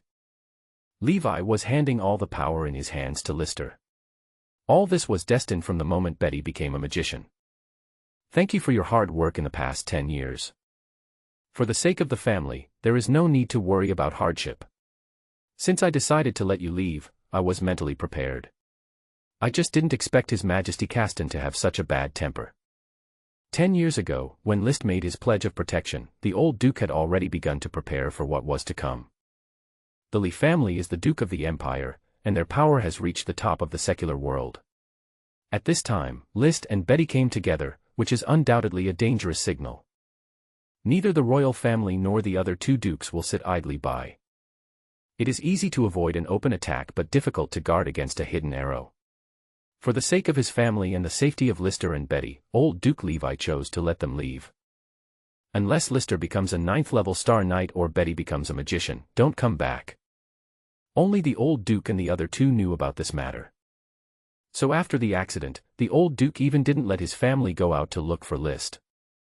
Levi thought it would take another 10 years, but he didn't expect Betty to be so talented. It's time to pay off for these 10 years of hard work. Stir, I don't want you to put the family first, but you have to remember that the family has supported you and Betty for 10 years. In the past 10 years, in order to silence outsiders, the old Duke sent batches of his knights and relatives to the battlefield, and no one knows how many people died. Stir understands. 3 days later, Caston received the news and returned to the capital. Betty, how did you do it? Inside the magic tower, Caston said in disbelief. Betty told him everything. Now he could only beg for the teacher's help, hoping that the teacher could find a solution. After listening to Betty's story, Caston was also very shocked. In this world, there are gods walking around on the bodies of believers. Betty, I'm sorry, teacher, there's nothing I can do. This matter is more difficult than you think. Unless a great magician takes action, it may be possible, but it's just a possibility. However, there hasn't been a great magician on the continent for 600 years. Teacher, is there really no way? Betty, you have to understand that the space teleportation array has already involved the time domain. It is not an ordinary dimensional turbulence. Of course, as you said, if there really is a god living in Wang Nuo's body, he is most likely fine, he was just teleported to another place. What Caston said was similar to what List said. At this time, Betty finally calmed down a little. Her teacher was known as the wisest magician on the continent, and what he said was very likely to be true. Yes, that god will definitely protect Wang Nuo. Teacher, I want all the time magic literature. My student, you are very confused right now and are not suitable for practicing time magic. Wait for a while. Teacher. Betty, listen. Don't you care about an old man like me? I've been acting with you for 10 years. Teacher, do you know everything? Haha, the entire capital is under my surveillance. How could your magic fool me? Caston laughed. He had wanted to stop Betty back then, but when he thought of his dead wife, he finally chose to bless his student. He didn't want his student to have the same regret as himself. The next day, an announcement came out from the magic tower. If anyone can help find Wang Nuo, I, the magician Laurentiia Betty, will fulfill one of his requests and may also accept him or his descendants as my apprentice. Starting from the royal capital, the news spread like a hurricane. A magician personally accepting a disciple was an honor that all magicians longed for. Even if you are not a magician, you can still make a request. Think about it, this request can help you destroy your enemies, help you gain power, and allow you to obtain countless wealth. Of course, no one would be so stupid. Who would choose power and wealth when being taught personally by a magician? At the same time, the Li family also began to take action. In the Li family's territory, knights began to search with portraits in their hands. The news spread throughout the kingdom of Tantan within a few months. From nobles to common people, they were all looking for a young man with black hair and yellow skin. Wang Nuo opened his eyes and found himself locked in an iron cage. Besides himself, there were more than a dozen other people in the cage. These people, like himself, were all wearing tattered clothes. Wang Nuo only remembered closing his eyes and waiting to die, and then he passed out. "Are you awake?" asked an old man next to him. "Hello uncle, where is this? Why am I here?" "This is the Dulan Empire. They picked you up on the road a few days ago." "Duran Empire?" Wang Nuo was surprised that he had ended up in another country. This was truly magical. What on earth happened after he fainted? "Who are they?" "Slave owner." "We are slaves." Wang Nuo was horrified. "What are slaves?" "They are the lowest class of people in the world. They have no freedom, no dignity, and their life and death are controlled by their masters. Generally, slaves were captured by other countries or races because of their defeat in war. Slaves had no status and were even worse than animals." "Who told you to talk?" "Pa." A whip swung over and hit Wang Nuo and the old man who was talking through the iron cage. Because Wang Nuo had eaten the fruit of life, his physical fitness was comparable to that of a third-level swordsman, so he had no reaction to the whip. The old man next to him was covered in torn flesh and rolled around in the cage. The other people in the cage hurriedly ran to the other side, fearing that they would be implicated by the two. "Ivan, come here quickly, we seem to have found a treasure," the whipping slave owner shouted with excitement. "Damn it, you better not lie to me." In the tent in the distance, a 2-meter-tall man walked out and walked to the cage cursing. "Look, I just whipped him, but there was no bleeding," said Mundo. "Oh." Ivan opened the cage, grabbed Wang Nuo's hair and lifted Wang Nuo out. "Give me the whip." Ivan took the whip and whipped Wang Nuo hard. The whip directly tore Wang Nuo's clothes into pieces. Wang Nuo felt a burning pain all over his back. Ivan walked up to Wang Nuo, tore off his clothes, and immediately became happy when he saw there was only a red mark on it. "Ha ha ha, you're actually a swordsman. Bring me the magic-suppressing chain." Mondo took out a pair of handcuffs and leg cuffs from the tent and put them directly on Wang Nuo. This is specially used against magicians and fighters, and can block their magic power and fighting spirit. Looking at Wang Nuo's physical strength, Alvin thought he was a swordsman. "We can make a lot of money at the auction the day after tomorrow. Lock him up in solitary confinement." With a wave of his hand, Mondo locked Wang Nuo up in a small cage alone. Wang Nuo sat in the cage, thinking about how to change his current situation. He didn't know why, but the true energy in his body was very weak, as if it had dried up, and he was really hungry. "I want to bask in the sun," Wang Nuo shouted. "Damn slave, am I too gentle with you?" Mondo picked up the whip and started whipping the cage madly.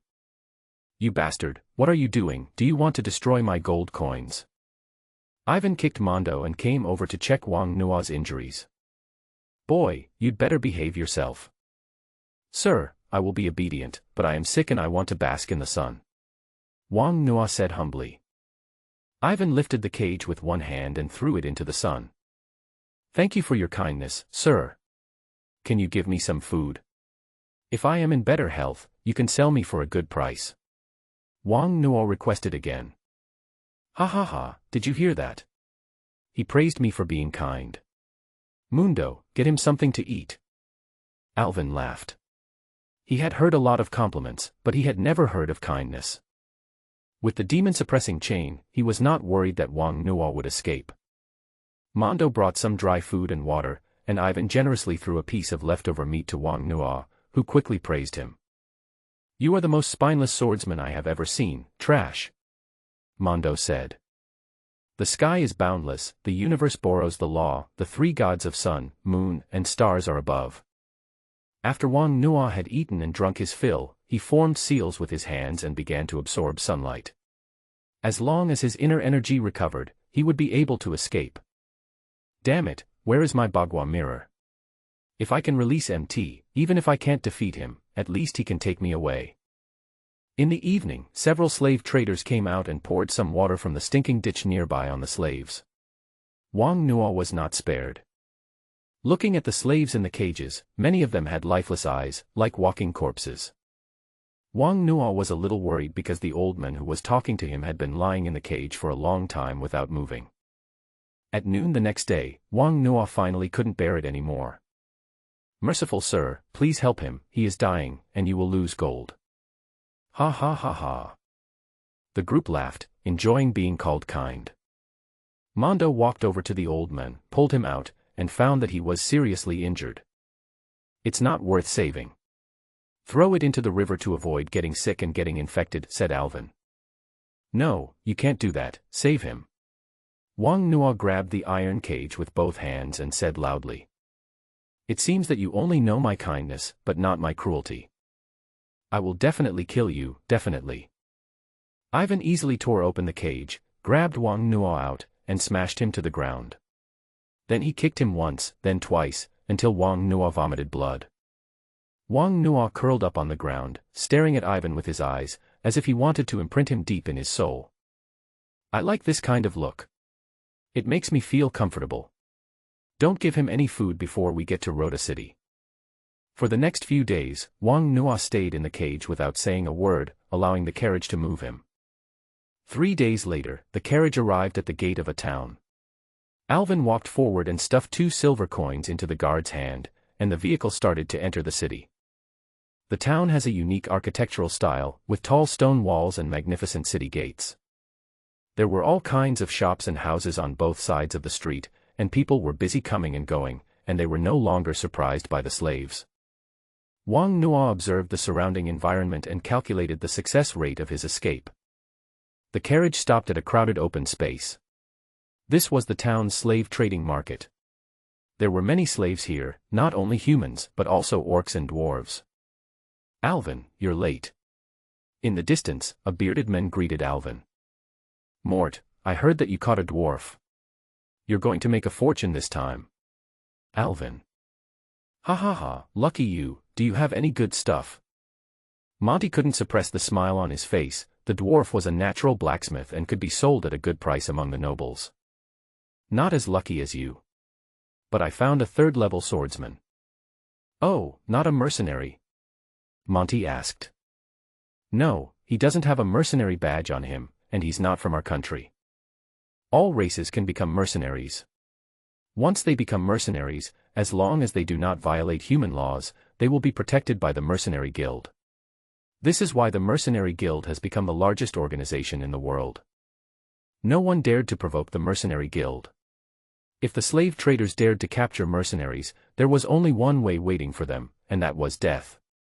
At this time, an old man in gorgeous clothes came over with several swordsmen, and a group of slave traders quickly surrounded them. "Master Rio, you are finally here. We have brought many excellent slaves with us." "Great, I need some help here." At the slave trader's command, Rio walked to each cage one by one, and all those he pointed out were pulled out. When he came to Wang Nuo's side, Ivan said quickly, "Lord Rio, this is a 3rd-level swordsman, he is very strong." "Oh. Is your background clean?" "Of course, I dare not lie to you and the noble Baron Gita," Ivan said humbly. "Very good, Miss Gilly just needs a toy, so let him be one of them." Rio selected more than 30 slaves in total, all of them were young and strong men. As for the women, these ugly women were not worthy of his eyes. Wang Nuo and the dwarf were also among them. Rio brought a group of people to an open space. "Dirty slaves, you are lucky to have come to Baron Gita's territory. From now on, you are slaves here. As long as you are obedient, you can fill your stomach.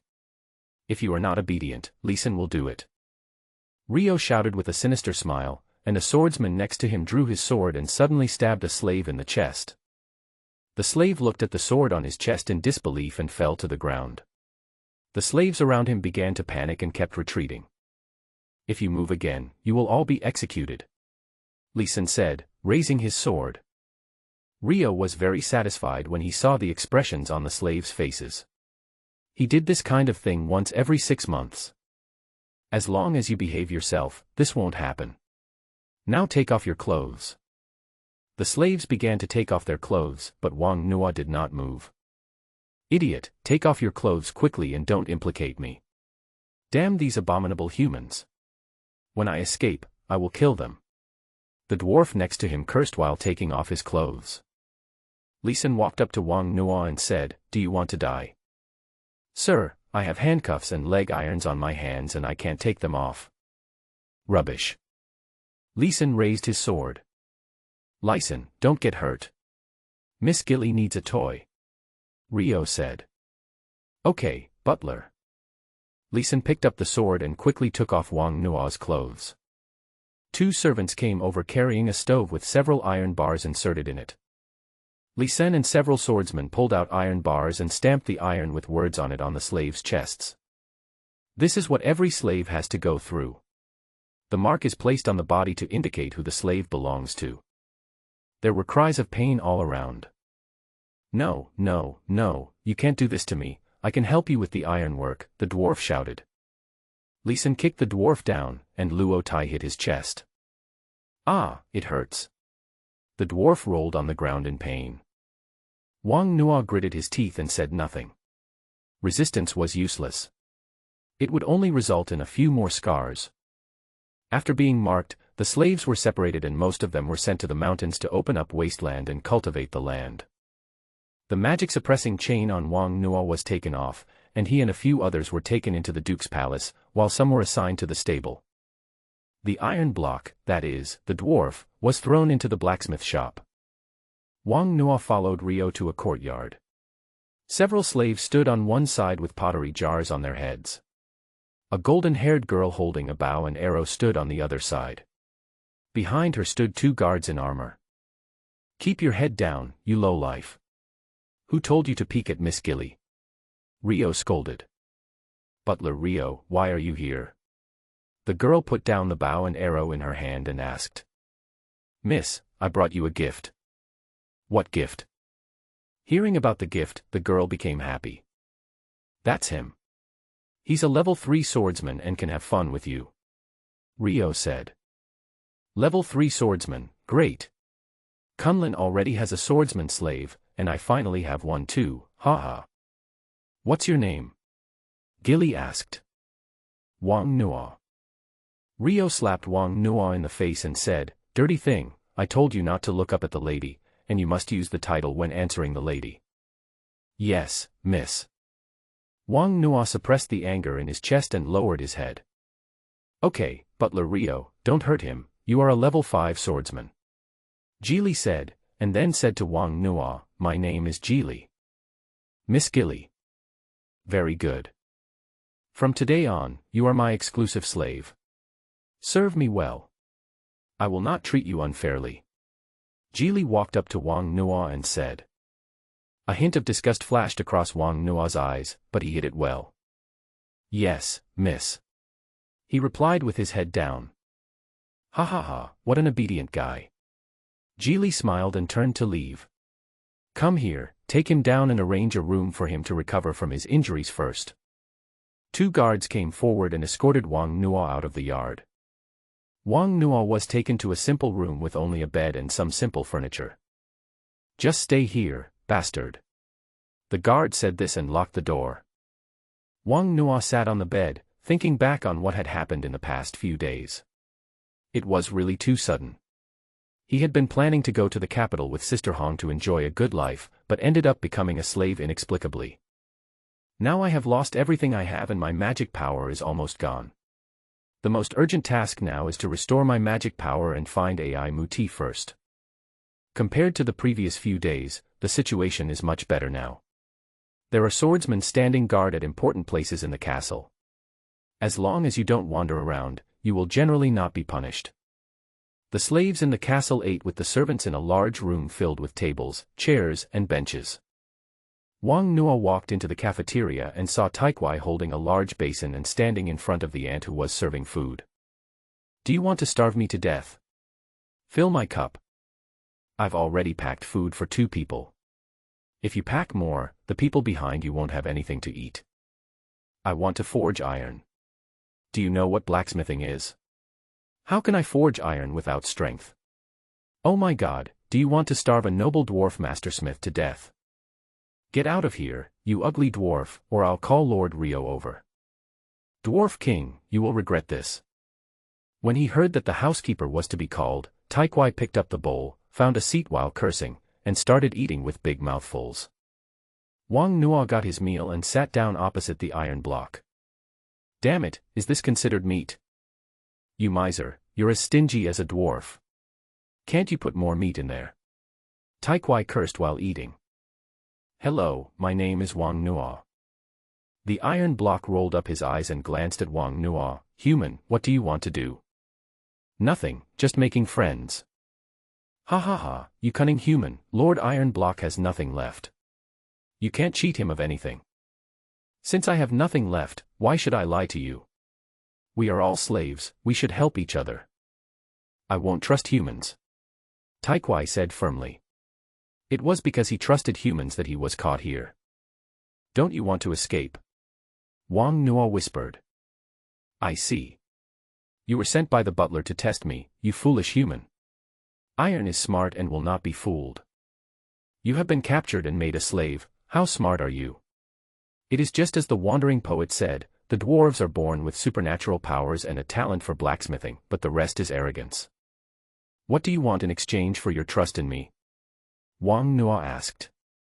The dwarf god's divine power might be useful in the future. Don't dream about it unless you give me half a bottle of rum. As expected, the legend that the dwarves do nothing but drinking is true. Even after falling to this point, he is still thinking about rum. The highest alcohol content in the Red Peony Tavern is only 20 degrees, and most of them are fruit wines. The rum is about 30 degrees, which is not only strong but also very unpalatable. Okay, wait, I'll find a way to get you a bottle of wine. Real. I swear on my honor, if you can give me some wine, then we can be good friends. Taikwai was drooling as he spoke. If Wang Nuo wasn't hungry, he would have wanted to give all the food to Taikwai. Back in the room, Wang Nuo began to meditate, waiting for night to fall. Time passed quickly, and night came as expected. Wang Nuo opened the window and looked at the crescent moon and stars in the sky. He took out a piece of dark yellow cloth from his arms, which he had stolen when he came back. Sitting with his knees crossed facing the moon, Wang Nuo bit his finger and drew a bagua on it. Mysterious sky is boundless, Qianquan borrows the law, 7 stars are positioned. So close. Wang Nuo instantly sensed the location of the bagua mirror, which was right in the city. It seemed that the slave trader had brought the bagua mirror in the car. Finally, it's good news. Now we have to think about how to get the bagua mirror. Slaves like Wang Nuo basically have to follow their masters except when they are resting. It was impossible to leave the Duke's mansion. I was afraid that I would be killed by the swordsman before I could leave. Wang Nuo had no confidence in his own martial arts skills. The swords in this world were all very large, completely different from the light and flexible ones on Blue Star. It seems that we still have to start with Miss Gilly. After a few days, Wang Nuo's health was almost recovered and he was called into the courtyard. You are a 3rd-level swordsman, and so is Cory. You two should have a competition. Gilly said. Yes, miss. The swordsman behind Geely drew his sword and walked out, standing in front of Wang Nuo. Wang Nuo was a little nervous. He didn't know how to do it at all, so he gritted his teeth and picked up the sword from the ground. Cory attacked quickly, his sword skills were fierce. Wang Nuo blocked with both hands holding the sword, and took a big step back. Before he could react, Cory's sword swung towards him again. Wang Nuo dodged sideways in embarrassment. Before he could even stand up, he was kicked in the butt and fell flat on his face. He turned his head and saw a huge sword pointed at his face. You are not a 3rd-level swordsman, you damn slave, you deceived Butler Rio, I will punish you. Geely said angrily. No, miss. I am a 3rd-level swordsman. This sword is too heavy and I am not used to it. If you give me a smaller sword, I can definitely defeat him. Wang Nuo said quickly. Okay, I'll give you one more chance. Bring me a smaller sword. After a while, someone came over with a sword. Wang Nuo saw that it was still very big. Is there a smaller one? Damn slave, are you kidding the lady? This is already the smallest sword on the continent. Miss Gilly, I am absolutely not lying. I can also use this sword, but it is not that powerful. You will know it after you see it. Wang Nuo picked up the sword and quickly formed seals with his hands. The mysterious sky is boundless, the universe borrows the law, the extreme. Feeling that his whole body had become much lighter, Wang Nuo attacked with the sword in one hand, but he couldn't hold on for long. This time, Wang Nuo was indeed much stronger. He used his pace and speed to fight on equal terms with Cory. Wang Nuo just didn't know how to wield a 2-handed sword. The swords in this world were big and heavy. If he didn't use Taoism, it would be very difficult for him to pick them up with one hand. Talismans and swords are the basic skills of every Taoist priest, but the Taoist swordsmanship has low attack power and mainly relies on flexibility. Wang Nuo seized the opportunity and kicked Cory on the foot. Just as he was about to attack, he suddenly felt the power brought to him by Taoism disappear. His whole body went limp and he fell to the ground. Cory suffered such a great loss that of course he would not let him go. He picked up the sword and slashed at Wang Nuo's neck. Stop. Geely said, and walked up to Wang Nuo, saying strangely, "It's strange, why are you so powerful with the small sword?" "Miss, you see, I didn't lie to you," Wang Nuo said. "Forget it, I'll spare you." "Thank you, Mississippi. Actually, the sword skills passed down in my family are for women to use. They are not very powerful when used by men. So although I am a third-level swordsman, I am a little weak," Wang Nuo said. He wanted to seize this opportunity to arouse Jili's curiosity. Swordsmanship used by women. Jili was indeed curious. Born as descendants of nobility, they have wealth that ordinary people can't even dream of, and women generally study magic. However, Jili's talent for magic was too poor, and she couldn't stand the boredom of meditation, so she became more interested in swordsmanship. Now when he heard Wang Nuo talking about the sword technique specifically for women, he immediately became interested. "Tell me quickly what kind of swordsmanship you have," Jili asked hurriedly. "Miss, he must be lying. There is no swordsmanship for women in this world," Corey said. He was still upset about losing face in front of the young lady. He wanted to kill Wang Nuo immediately. "Shut up. Do you have the right to speak? Slap him." Corey didn't dare to resist and raised his hand to slap him. "If you dare to lie to me, you're dead," said Jili. "I dare not. Women's swordsmanship requires special weapons." Wang Nuo was confident that if he got a sword from Blue Star and performed some exquisite moves, he would be able to make Jili fall in love with it at first sight. Specially made weapons. "Yes, young lady. There was a dwarf who came with me a few days ago. He can definitely forge it. That dwarf called Iron Block. He was not obedient and I have locked him up." "Ah, please forgive him, miss. He is the only one who can use the special weapon," Wang Nuo said. He didn't expect that Taikwai offended his owner just 2 days after he came in. What on earth is this guy using his brain for? "Bring the person here." When Corey brought the iron block over, Wang Nuo almost laughed out loud. Half of the iron block's long hair and beard were burnt, and his whole body was wet, with a few vegetable leaves stuck on it. It seemed that he had been thrown into the bucket. "Kill me. I won't live anymore," said the iron block angrily. Wang Nuo hurriedly stopped Taikwai from continuing to speak, walked up to Taikwai and said, "The Honorable Miss Gilly wants to forge a weapon. If you can forge it, she will forgive you and give you a bottle of rum." Taikwai still didn't speak. Wang Nuo was surprised. He wondered what kind of torture Taikwai had endured that alcohol no longer had any appeal to him. "A bucket. If you can make it, I'll give you a bucket." Jili raised a finger.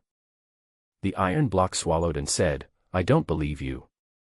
You humans are all cunning. Someone, bring a barrel of wine over here." The moment Taikwai saw the wine, his saliva started to flow. "This is excellent wine, would you like to drink it?" Taikwai kept swallowing his saliva and nodded frantically. "If you can't make it, I'll kill you." "How could there be something that we dwarves can't make? We are born craftsmen."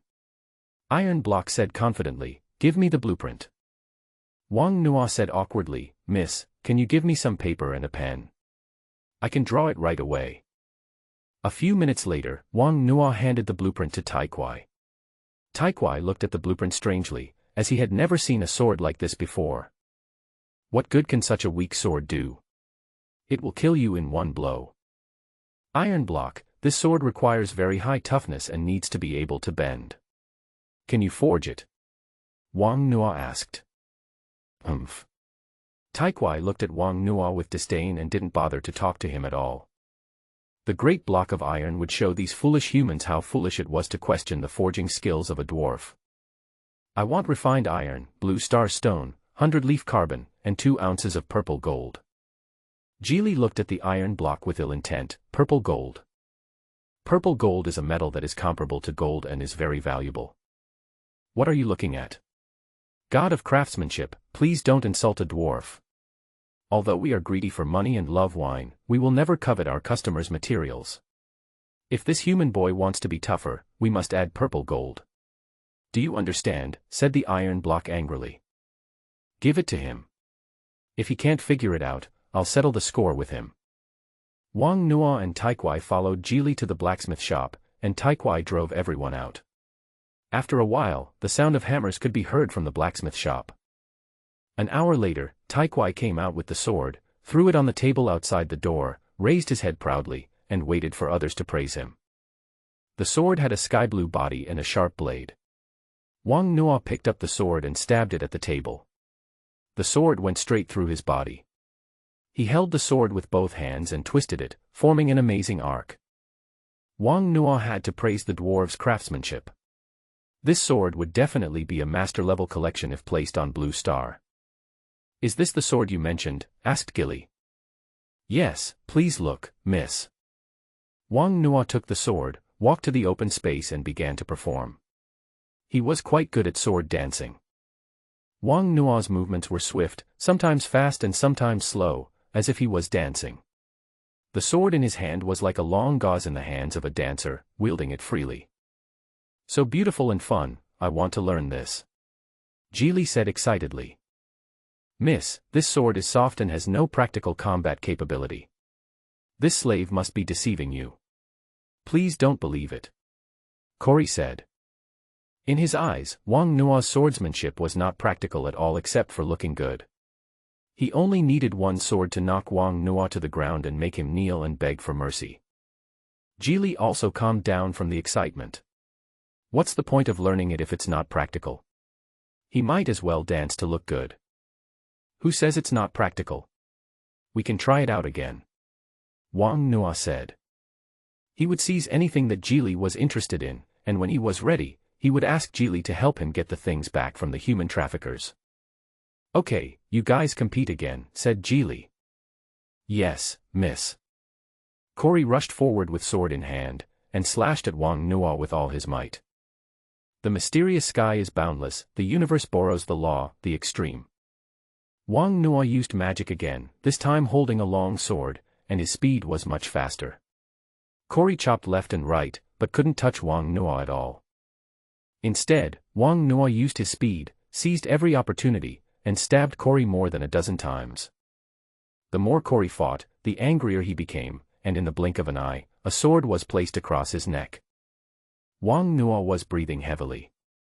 He had too little true energy, and his Taoist magic wore off all of a sudden. "Great! I want to learn this." Jili's eyes lit up. In fact, it was because Wang Nuo's movements in the competition were too graceful, and Wang Nuo also confirmed Xiaojian's actual combat ability. "I don't accept it. Do you still have the honor of a swordsman? Why don't you fight me head-on?" Cory yelled with his face turning red with anger. "I said, this is a sword technique originally used by women. It is not suitable for men," Wang Nuo said as a matter of course. "Okay, it's indeed a sword technique used by women. If I learn this, let's see who can beat me. Wang Nuo, as long as you can teach me, I will release you from your slavery and give you citizenship." Wang Nuo was delighted, but this was not what he wanted most at the moment. "Miss Gilly, it is my honor to teach you. I am willing to continue to be your slave. I only ask that you help me get back my mother's relics." "Relics?" Jili wondered. "Yes, Miss Gilly, I was captured by slave traders, and they took away my belongings. They were not valuable, just an ordinary mirror and some pictures my mother drew. They were the only things my mother left me. Please help me get them back, Miss Gilly."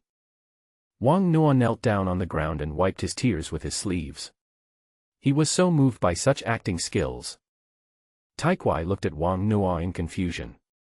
He felt that Wang Nuo was not a good person and might have a conspiracy. No, there must be a conspiracy. "Okay, I'll tell the butler. If the slave trader is still in the city," Gilly said. "The meaning is very clear. If it is in the city, I will help you get it back. If it is not, forget it. Thank you, Mississippi. I am willing to follow you for the rest of my life," Wang Nuo said. Jili was very satisfied with Wang Nuo's attitude, and immediately said, "Wait for me in the yard, I will go find the housekeeper now." "Okay, thank you miss," Wang Nuo hurriedly thanked. After Jili left, Taikwai stared at Wang Nuo and asked tentatively, do you want to escape? How is that possible? I'm eating and drinking well now, and the lady wants to give me citizenship. Why should I run away? Wang Nuo lied decisively. You can't fool me, human, said the iron block wisely. Why were you locked up earlier? What's wrong with your hair and beard? Wang Nuo changed the subject. Damn that damn woman. She wanted to burn off my beard and hair, saying that it would be cute that way. Damn it. The iron block would rather die than surrender. She is a disgusting thing from the abyss, she has an evil heart. As soon as Jili was mentioned, Taikwai immediately became angry and kept telling Wang Nuo how hateful Jili was. Wang Nuo also laughed. Looking at the appearance of Taikwai, he imagined what Taikwai would look like with a bald head. Wouldn't that be bald Chang? You cunning human, you are diverting my attention. You haven't told me what you are going to do. The iron block suddenly woke up. Give me half of the wine. Wang Nuo said and ran out of the courtyard. Damn it, humans really can't be trusted, that's mine, mine. He had long forgotten all about conspiracy and escape. Now, in Taikwai's eyes, there was only wine, a big barrel full of wine. Wang Nuo was in the courtyard explaining to Jili the various uses of the small sword, such as stabbing, cutting, chopping, picking, and flicking. What are the sword-breaking style, sword-controlling style, and sword-picking style? No matter how fantasy-themed it is, he himself doesn't understand the main point. On the other side, Rio also got Wang Nuo's things, which were a colorful mirror, yellow paper with messy drawings, and some small pieces of biscuits. Rio smelled them and threw them away immediately. Rio came to Jili's courtyard and saw Wang Nuo holding a small sword he had never seen before and demonstrating it. What kind of weapon is this? Butler, you are here. How is it? Did you get the things? Jili asked. Yes, I got it. Rio handed the item to Jili and asked curiously, what were you doing just now? Practicing sword. Wang Nuo said. You call this a sword? Are you insulting the swordsman? Rio looked at Wang Nuo with a cold look in his eyes. No, no, no, Lord Rio, I absolutely dare not. This is a sword technique used by women. It was passed down in my family. I also know that it is insulting to swordsmen, so I never use it. Wang Nuo explained hurriedly. Hearing this, Rio calmed down a little, nodded and said, Don't have any evil thoughts, serve the young lady well, and then I will help you erase your slave status and give you a civilian status. Thank you, Lord Rio, and thank you, Mississippi. Wang Nuo thanked him verbally but cursed in his heart, You bastard, Jili gave to citizens and you gave to civilians. You bastard are really not a human being. Jili opened Wang Nuo's package and took a look. Indeed, there was nothing in it. The mirror and the painting were so ugly. He put the things back and threw it to Wang Nuo. Wang Nuo was ecstatic, but there was still a sad look on his face. In the Constantine Empire, on top of the magic tower at night, Betty and Lister stood there, overlooking the entire royal city, like two shining pearls, embellishing the top of this prosperous city. The royal city is very beautiful at night. The colorful magic lights are like the twinkling stars in the night sky, emitting beautiful light and decorating the entire city like a dream. List looked at Betty and found that she was staring into the distance, as if something in the distance attracted her attention. What are you looking at? List asked curiously, his voice with a hint of tenderness. Do you think Wang Nuo has already returned home? Betty said, with a hint of worry and expectation in her voice. List followed her gaze and saw that direction was Sancha town, where they once lived with Wang Nuo. I have arranged people there. If he really goes home, we will receive news immediately, said Lister. It's been 3 years. Do you think he's still alive? Betty asked. He must be alive. Lister said decisively. In fact, he no longer had much hope in his heart. In the past 3 years, the kingdom of Tanding had been turned upside down by the Li family. He had even personally explored those deep mountains and old forests where few people frequented, but he returned disappointed every time. He must be alive. Betty looked at Lister and said seriously. Yes, 3 years have passed since Wang Nuo's accident. But Wang Nuo got lost in the dimensional crack, and because of the speed of time, he thought it was only a moment. In the past 3 years, not only the Li family, but also the Zhou family participated in the search in order to calm Betty's anger, but still found nothing. The Zhou family paid a heavy price because of Betty's sneak attack by Nia. The Zhou family also has a magician, but the fault in this matter lies with the Zhou family. The Zhou family has no intention of going to war with Betty, so they can only swallow their pride and suffer this loss. Ambush on a magician is an unforgivable crime, and Nia's entire family was sentenced to hanging. List and Betty got married, and Betty became the supporter of the Li family. The strength of the Li family also rose, becoming the largest family in the Tanding Empire. Their younger brother Wang Nuo is currently teaching a baron's daughter swordsmanship as a slave. Finally, when it was late at night and everyone was asleep, Wang Nuo took out the Bagua mirror and released Ai Muti. Chi-chi-chi. MT appeared and immediately screamed. Show. Wang Nuo quickly covered Ai Muti's mouth. Don't talk. Ai Muti nodded and looked at Wang Nuo with bags hanging on her body. Wang Nuo held Ai Muti in his arms. This period of time was so long that he almost thought he had lost Ai Muti. Fortunately, she was fine. With Ai Muti around, Wang Nuo had the confidence to leave. After a few days of observation, he learned that there were no magicians in the Baron's mansion, and the strongest fighter was the butler Rio, a 5th-level great swordsman. There are also 2 level 4 great swordsmen guarding the Baron. The main danger is these 3 people. As long as he avoids them, he can escape with the help of MT. Unfortunately, Wang Nuo lived too close to the Baron's residence. If he tried to escape and was caught by several great swordsmen, he would be finished. At most, he could handle 1 level 4, and Ai Muti could also hold back 1 level 4, but the remaining most powerful butler couldn't handle it.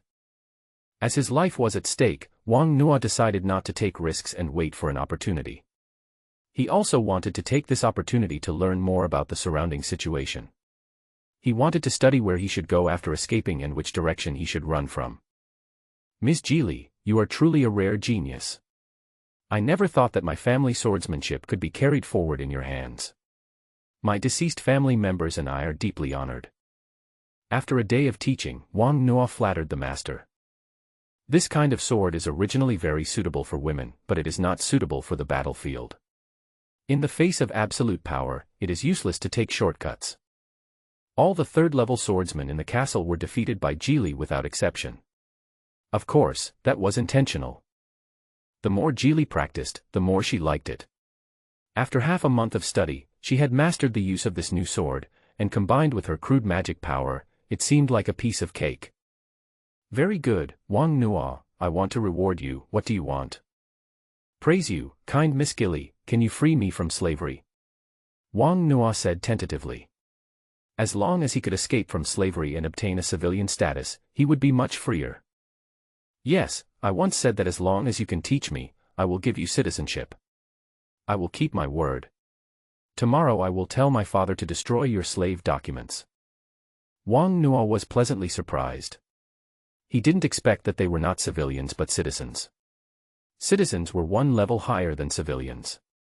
Citizens were similar to small landlords on Blue Star. They could own their own land and recruit civilians to serve them. When they entered the Duke's palace, they were branded and signed a slave contract.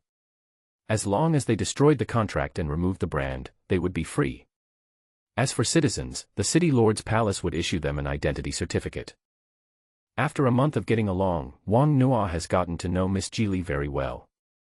She is not a bad person and likes to play, but her way of thinking is standardized. There is no way. In this world, the nobles have been taught since childhood that slaves are not human beings, but animals. Thank you, Miss Geely, you are as beautiful as the stars in the sky. Geely felt her face turning red. This slave was different from all the slaves she had seen. He was very nice when praising people. From now on you will still be my guard. Come and spar with me every day. It would be my pleasure. The next day, Rio's butler gave Wang Nuo the slave contract and used an iron to iron out the brand on his body. Work hard. If you can break through to become a great swordsman, you will be summoned by the Baron. If you have talent, you can even become a glorious knight. When a swordsman breaks through to a great swordsman, his strength will be substantially improved. Every great swordsman can find a noble to pledge allegiance to. As for knights, they are the unique symbol of nobility. Only nobility and academies have the ability to train knights. The knight's armor, fighting skills, horses, and swords all cost money. It is difficult for ordinary people to afford such expenses. Yes, Lord Steward, praise the Baron.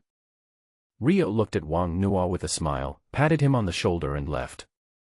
In the cafeteria, Rio told everyone the story of how Wang Nuo escaped from slavery and became a citizen.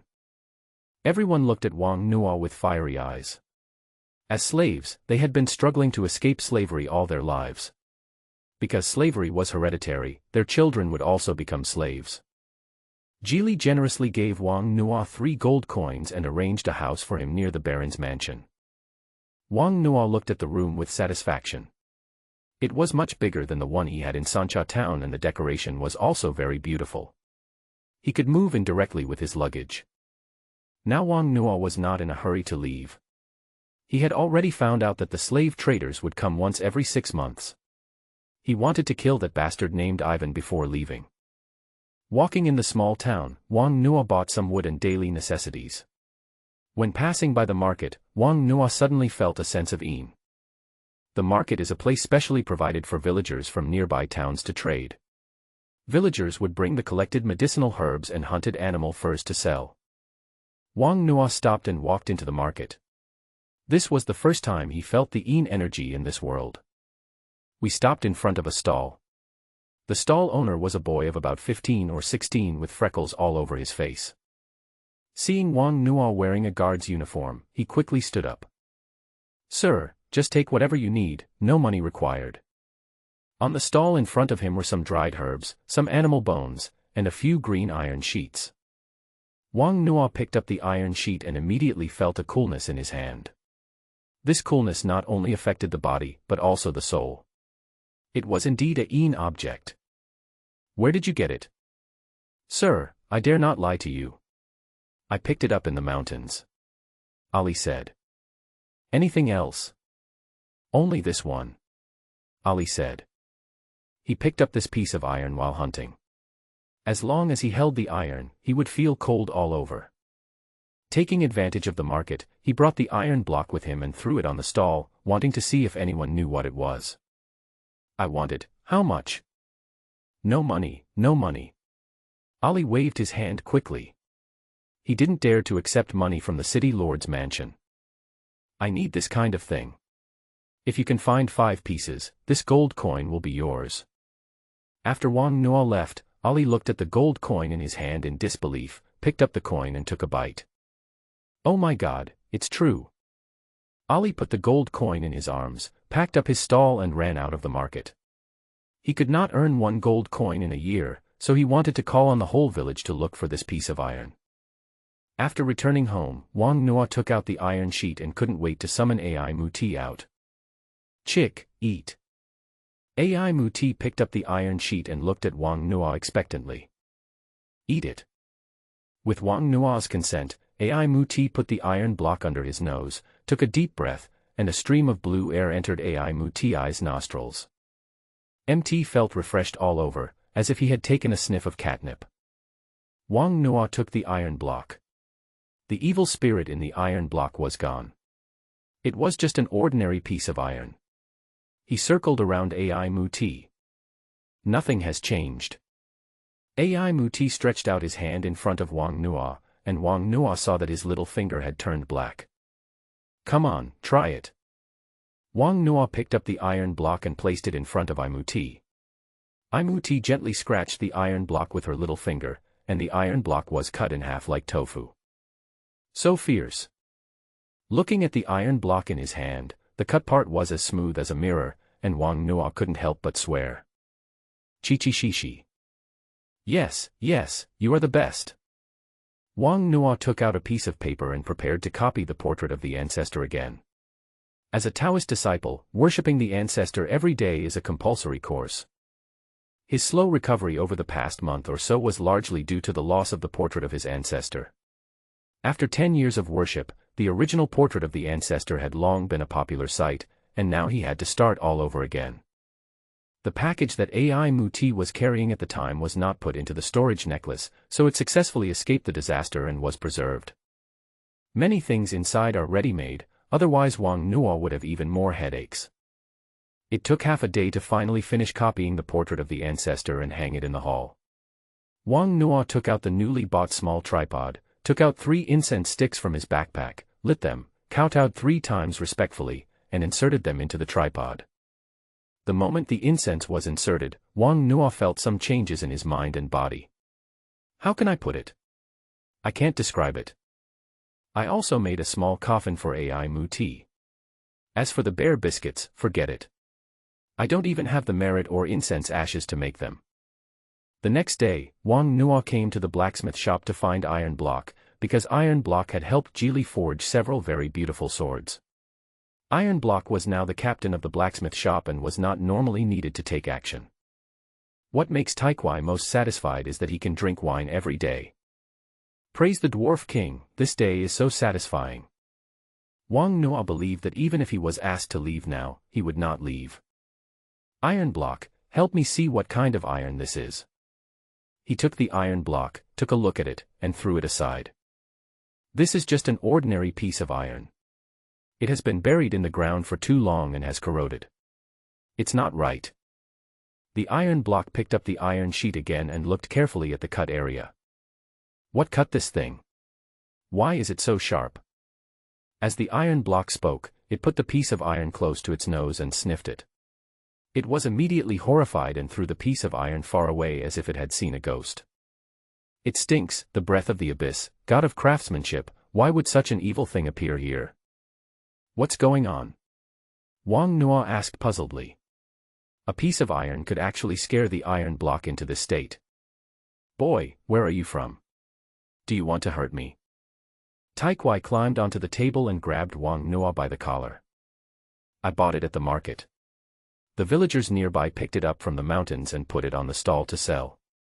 I thought it was something valuable, so I wanted you to make a sword for me. Wang Nuo said. Shit, how can this be a good thing? This is an item that can only be found in the evil abyss. I understand. It must have been from a war thousands of years ago. Monsters died here, so these things were left behind. However, these things should all be burned. Iron block said thoughtfully. Abyss. What is that? Wang Nuo asked puzzledly. You don't even know about the abyss. Taikwai looked at Wang Nuo strangely. I suffered a serious head injury, lost my memory, and forgot a lot of things. Wang Nuo just found an excuse. I don't want to talk about the abyss. Mr. Iron Block is going to sleep. You can go now. After saying this, the iron block lay down on the table. A bottle of wine. Wang Nuo immediately used his ultimate move, and the iron block on the table moved obviously, then he turned over and continued to pretend to sleep. Wang Nuo didn't tolerate him and turned away. Cunning human, 2 bottles, 2 bottles. Iron block quickly got up and shouted. Okay, you tell me, I'll bring it over tomorrow. Taikwai looked at Wang Nuo suspiciously. Damn iron block, I gave you 10 bottles of wine this month. Do I have to lie to you? Look at what this is. Gold coins, you know. It can buy 10 barrels of wine. Wang Nuo took out the gold coins and tossed them in his hand to demonstrate his strength.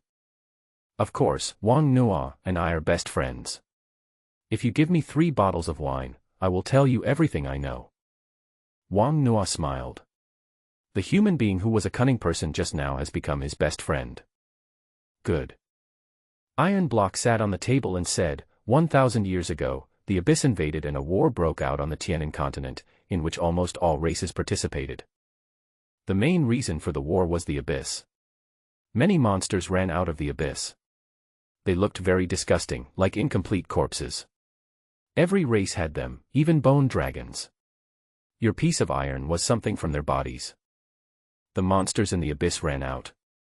They would attack any living thing they saw, and the people and animals they killed would become like them. Do you understand? These monsters were cursed, and the more they were fought, the more they appeared. Many tribes were wiped out at that time. Later, Your great magician Wilson joined forces with 8 magicians to cast a forbidden magic and sealed the entire abyss. The monsters outside were also destroyed by the concentrated fire of various tribes, and all the monsters' corpses and remains were burned together. In this battle, you humans suffered the most, with 3 of the 6 empires destroyed. If it weren't for the great magician Wilson who was so powerful and forced us to sign many unequal treaties, you humans would have been extinct long ago. Iron Block said indignantly that if it weren't for the great magician, humans would be slaves now. Wang Nuo was very surprised. The abilities of the monster described by Taikwai were somewhat similar to those of zombies. What is the curse? How should I know? That's what the book says about the curse. What's next? That's all I know, said the Iron Block. Iron Block, you lied to me. How do you know the taste of this iron piece? Wang Nuo said. If I know, I know. That's all I know. If you don't believe me, forget it. You just need me 3 bottles of wine. Seeing that the Iron Block didn't say anything, Wang Nuo gave up the idea of continuing to ask. The Yin energy attached to this piece of iron can allow AI Muti to evolve, so is there a large amount of Yin energy in the abyss? Even if there is, it seems that I can't go there by myself. From what Taikwai said, you can know how powerful those monsters are. What Taikwai said was not detailed at all. Sister Hong must know these things. It would be great if she could go to the Tanding Empire. Wang Nuo thought to himself that after this period of inquiries, Wang Nuo had completely given up his desire to return to the Tanding Empire in the short term. The Orc Kingdom and the Goblin Kingdom are between the Dulan Empire and the Tanding Empire. If you want to go back, you have to have a magician to open a teleportation array. But you can only think about it. Even the king doesn't have such treatment. How dare you deserve a magician to help you? The second way is to cross these 2 empires. The goblins are okay, they are the best allies of mankind, but the Orc Empire is okay, they are mortal enemies with humans and basically start fighting as soon as they meet. However, it is rumored that the orcs and dwarves have a good relationship, and it is rumored that most of the orcs' equipment is provided by the dwarves. Wang Nuo has mostly heard about this. These things are too far away for Wang Nuo now, he can only take it step by step and see as he goes. After Wang Nuo left, Taikwai threw 2 pieces of iron into the furnace. The dwarves have kept a lot of this armor hidden from the outside world. The Dwarf King feels that they cannot place their hopes on humans. If the abyss invades next time, they must have means to protect themselves. Over the years, the dwarves have been studying the curse. They want to create armor that can block the curse.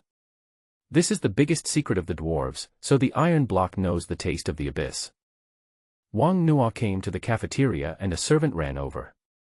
Master Guard, the young lady is looking for you. This world has a strict hierarchy, especially among the nobility. When facing someone of higher rank than themselves, they usually call him Sir. Wang Nuo came to the courtyard curiously and found more than a dozen swordsmen standing inside, including Taikwai. Geely was sitting aside with a worried look on his face. Miss Gilly. Well, everyone is here.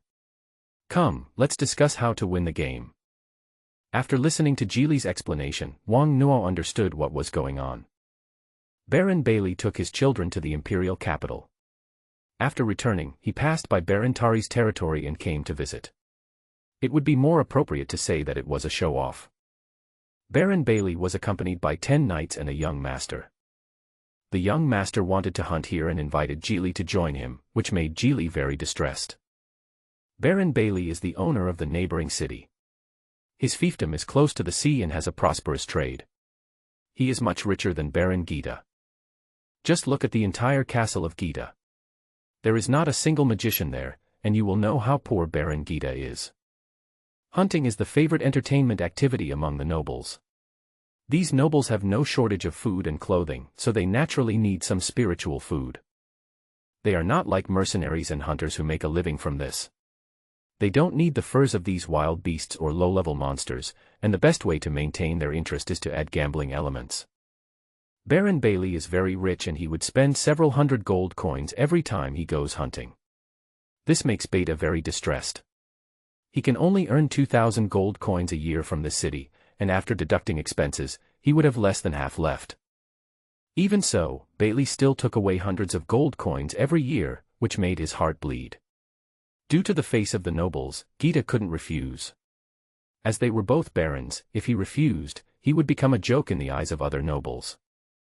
In order to give Baron Gita some hope, this hunt is different from the previous ones. No knights above level 3 will be sent out. Master Beta and Miss Gilly will lead 5 knights each. The hunt will be based on sunset. Whoever hunts more valuable goods will win. Geely brought everyone together to find a way to win the game.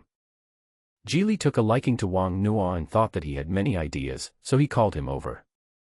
Use poison. As soon as Wang Nuo said this, he immediately felt the anger of the knights around him. To them, using such a despicable method as poison was an insult to them. I'm kidding, just kidding. Geely thought for a moment and said, this time the bet is 500 gold coins. If you can help me win it, I will give you half of it. 5 people, 250 gold coins, 50 gold coins per person. This is a huge fortune. These gold coins are enough for them to buy a good horse and forge a good sword. The swordsmen around them breathed quickly. Horses are very important strategic materials for humans and are also the most loyal companions of knights, so they are sold at very high prices. A high-quality ordinary horse is worth more than 10 gold coins, not to mention those precious wind-chasing horses. There's no magician on the other side, right? Said a knight. No, Baron Bailey's daughter is a magician. In the Langia City Magic Academy, there is only his son Beta, who is a 3rd-level knight. Everyone felt relieved when they heard that Beta was also a 3rd-level knight. If we can know the distribution of Warcraft in advance, then we can seize the initiative. Wang Nuo's proposal made Geely's eyes light up. Those who were responsible for driving away the wild beasts in the mountains and forests were all from his side. This could indeed work. What else? We can also make traps in advance. After Wang Nuo finished speaking, he looked at the swordsmen around him. For the sake of gold coins, they didn't speak this time.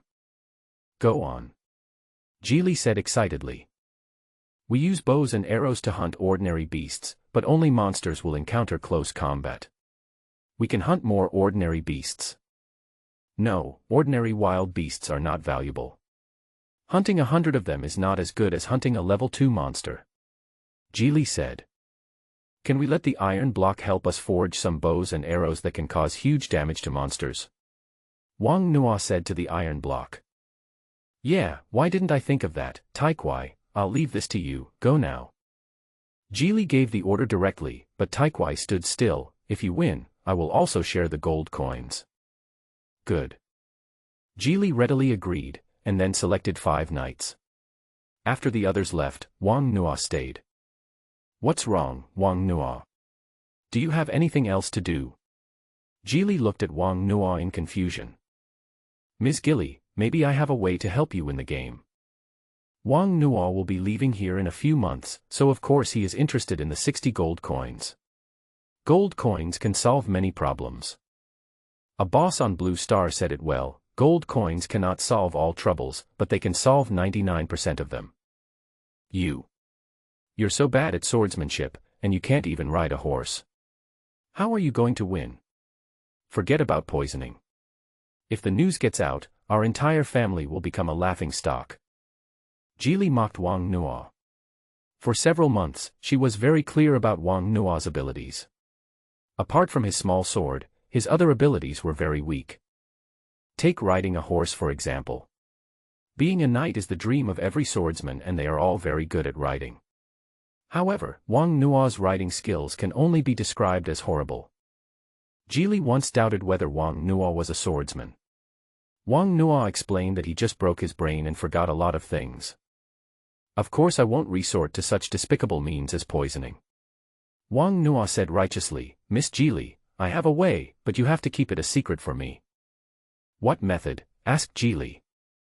Miss Geely, I promise you can win this hunt, but you have to swear on your family's honor not to tell my secret to anyone else. Wang Nuo said mysteriously. Wang Nuo's mysterious look made Geely curious. Secret? What secret do you have? Asked Geely.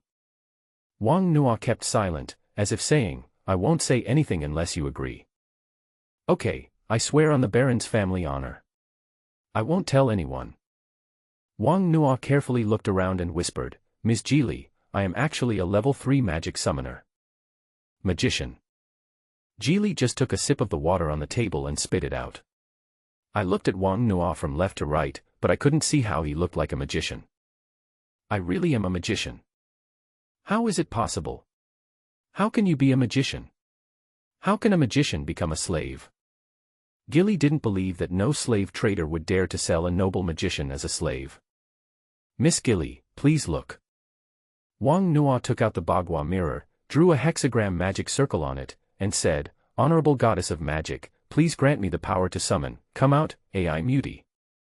Following Wang Nuo's call, AI Muti appeared in the open space wearing a bamboo hat and animal skins. Who are you? Jili was startled and stood up suddenly, looking at AI Muti in the open space in surprise. Don't be afraid, Mississippi. He is my summoned beast. Your summoned beast is a human. Jili was only 15 years old. She studied at the Magic Academy in Langia City for a year and then ran back. She had never heard of a humanoid summoned beast. All she had seen were things similar to Warcraft. His name is AI Muti, he is from the Jumping Tribe, and he is my summoned beast. He is very powerful. Wang Nuo continued to brag. The Jumping Tribe? What race is this? Said Jili. Miss, you are a magician, you should know that when we summoners communicate with each other and pray, we have no idea which dimension will respond. I don't know why he was summoned, and why he is called the Jumping Tribe, because he can't walk, he can only jump, you see. Wang Nuo took away AI Muti's talisman paper, where AI Muti jumps to. AI Muti jumped more than 10 meters away, and then jumped back. That's amazing. Jili praised her, walked up to AI Muti, looked at her curiously, and AI Muti also looked at her curiously. In order to boost Jili's confidence, Wang Nuo prepared to show off his skills and continued, not only that, don't underestimate him, AI Muti is as strong as an ox, with a body of iron and steel. AI Muti, show me your skills. AI Muti walked to the stone bench, threw up the stone table weighing hundreds of pounds, then gently caught it, and poked his hands forward, immediately making holes as thick as 10 fingers. At this time, Wang Nuo heard someone coming and immediately took AI Muti back. A guard walked in and looked at Wang Nuo with contempt. In their opinion, Wang Nuo was a shameless villain who won the favor of the lady by flattery. Miss Gilly, what's going on? I heard a noise over here. No, it's okay. You go down first. Wang Nuo and I are discussing the details of the hunt. No one is allowed to approach. Yes, miss. After the guards left, Jili looked at Wang Nuo warily. She was not stupid. Wang Nuo was a magician, so why was he taken away as a slave? You are a magician, why were you captured as a slave? Even if you were captured, why didn't you reveal your identity? And that mirror, didn't you say it was your mother's relic? What on earth do you want to do by approaching my house? Who sent you? Wang Nuo was well prepared for these questions and said, Miss, I used to be a magician, but for some reason, my magic power has been exhausted. Unless I have money to buy high-level magic medicines and magic springs, I will never be able to recover in this lifetime. Oh my God, my magic power is exhausted. Jili looked at Wang Nuo with some pity. Magic power is the foundation of a magician. Only with magic power can one cast magic. Magic power is provided by the magician's magic crystal core. If a magician casts too much magic, his magic power will be reduced to 0. If a magician continues to cast magic beyond the capacity of his magic crystal core, his magic power will be exhausted. When magic power is exhausted, a magic spring is needed to heal it. However, only a magician can make a magic spring. Any item related to a magician will be extremely expensive. Yes, my magic power is exhausted. Even the magic crystal core is broken. AI Muti is my summoned beast. We signed a contract, so I can summon it. This mirror is my summoning medium. Only through it can I summon AI Muti. Wang Nuo said. I was seriously injured and dying at the time, and was captured by slave traders. My mirror was also taken away by them, so I dared not speak. After a month of getting along, I found that Miss Gilly was so kind, and this hunt was very important to you, so I took the risk to tell you, and please don't tell anyone. Wang Nuo continued to deceive. Thank you, Wang Nuo. Geely looked at Wang Nuo with some touching feeling. She didn't expect Wang Nuo to be so pitiful.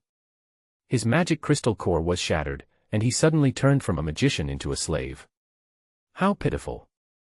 Wang Nuo saw that Geely had a strange look in her eyes and thought that she didn't believe it, so he immediately said, I swear by the magic goddess Lilia that everything I said is true.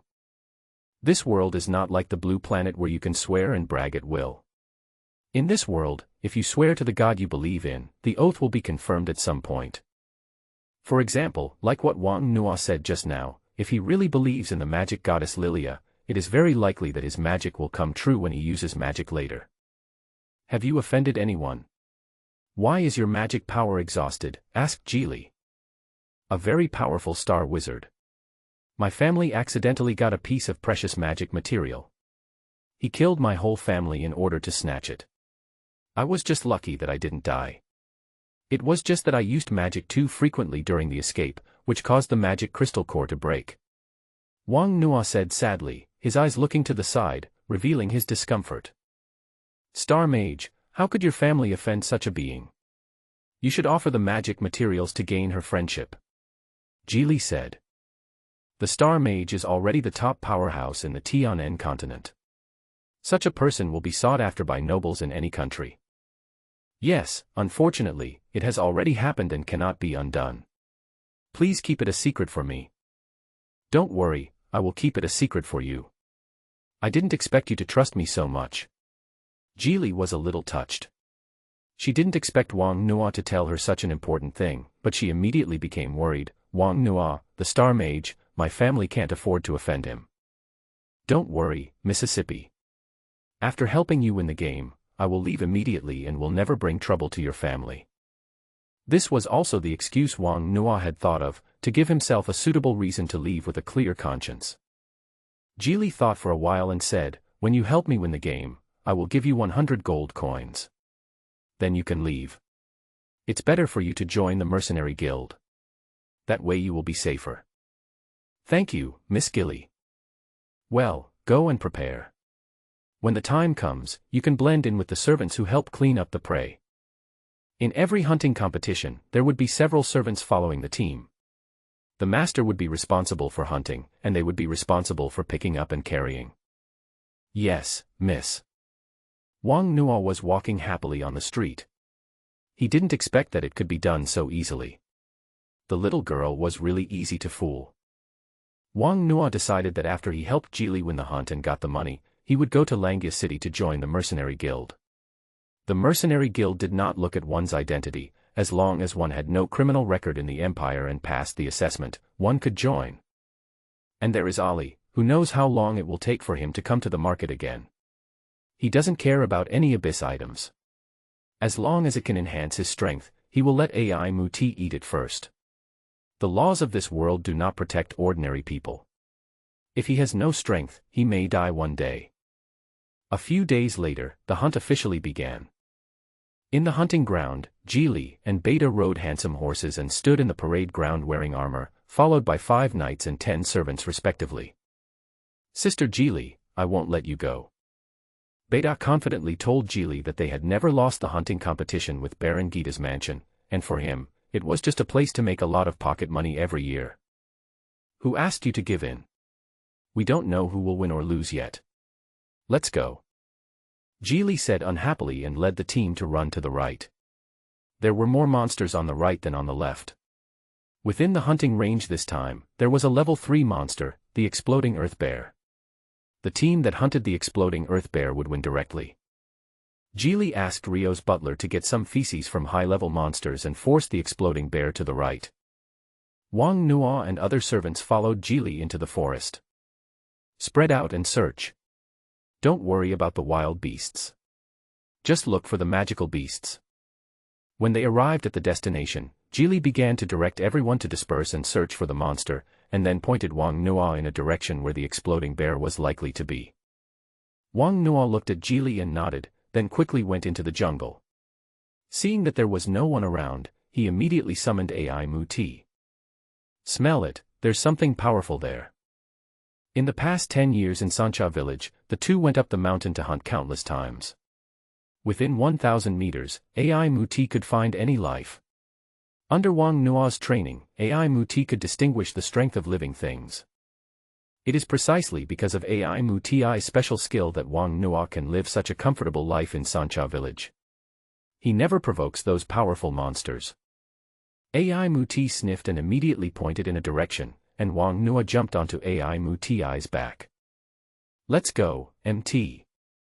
In the forest, AI Muti carried Wang Nuo on his back and ran into the depths of the jungle at a very fast speed. One jump was more than 20 meters.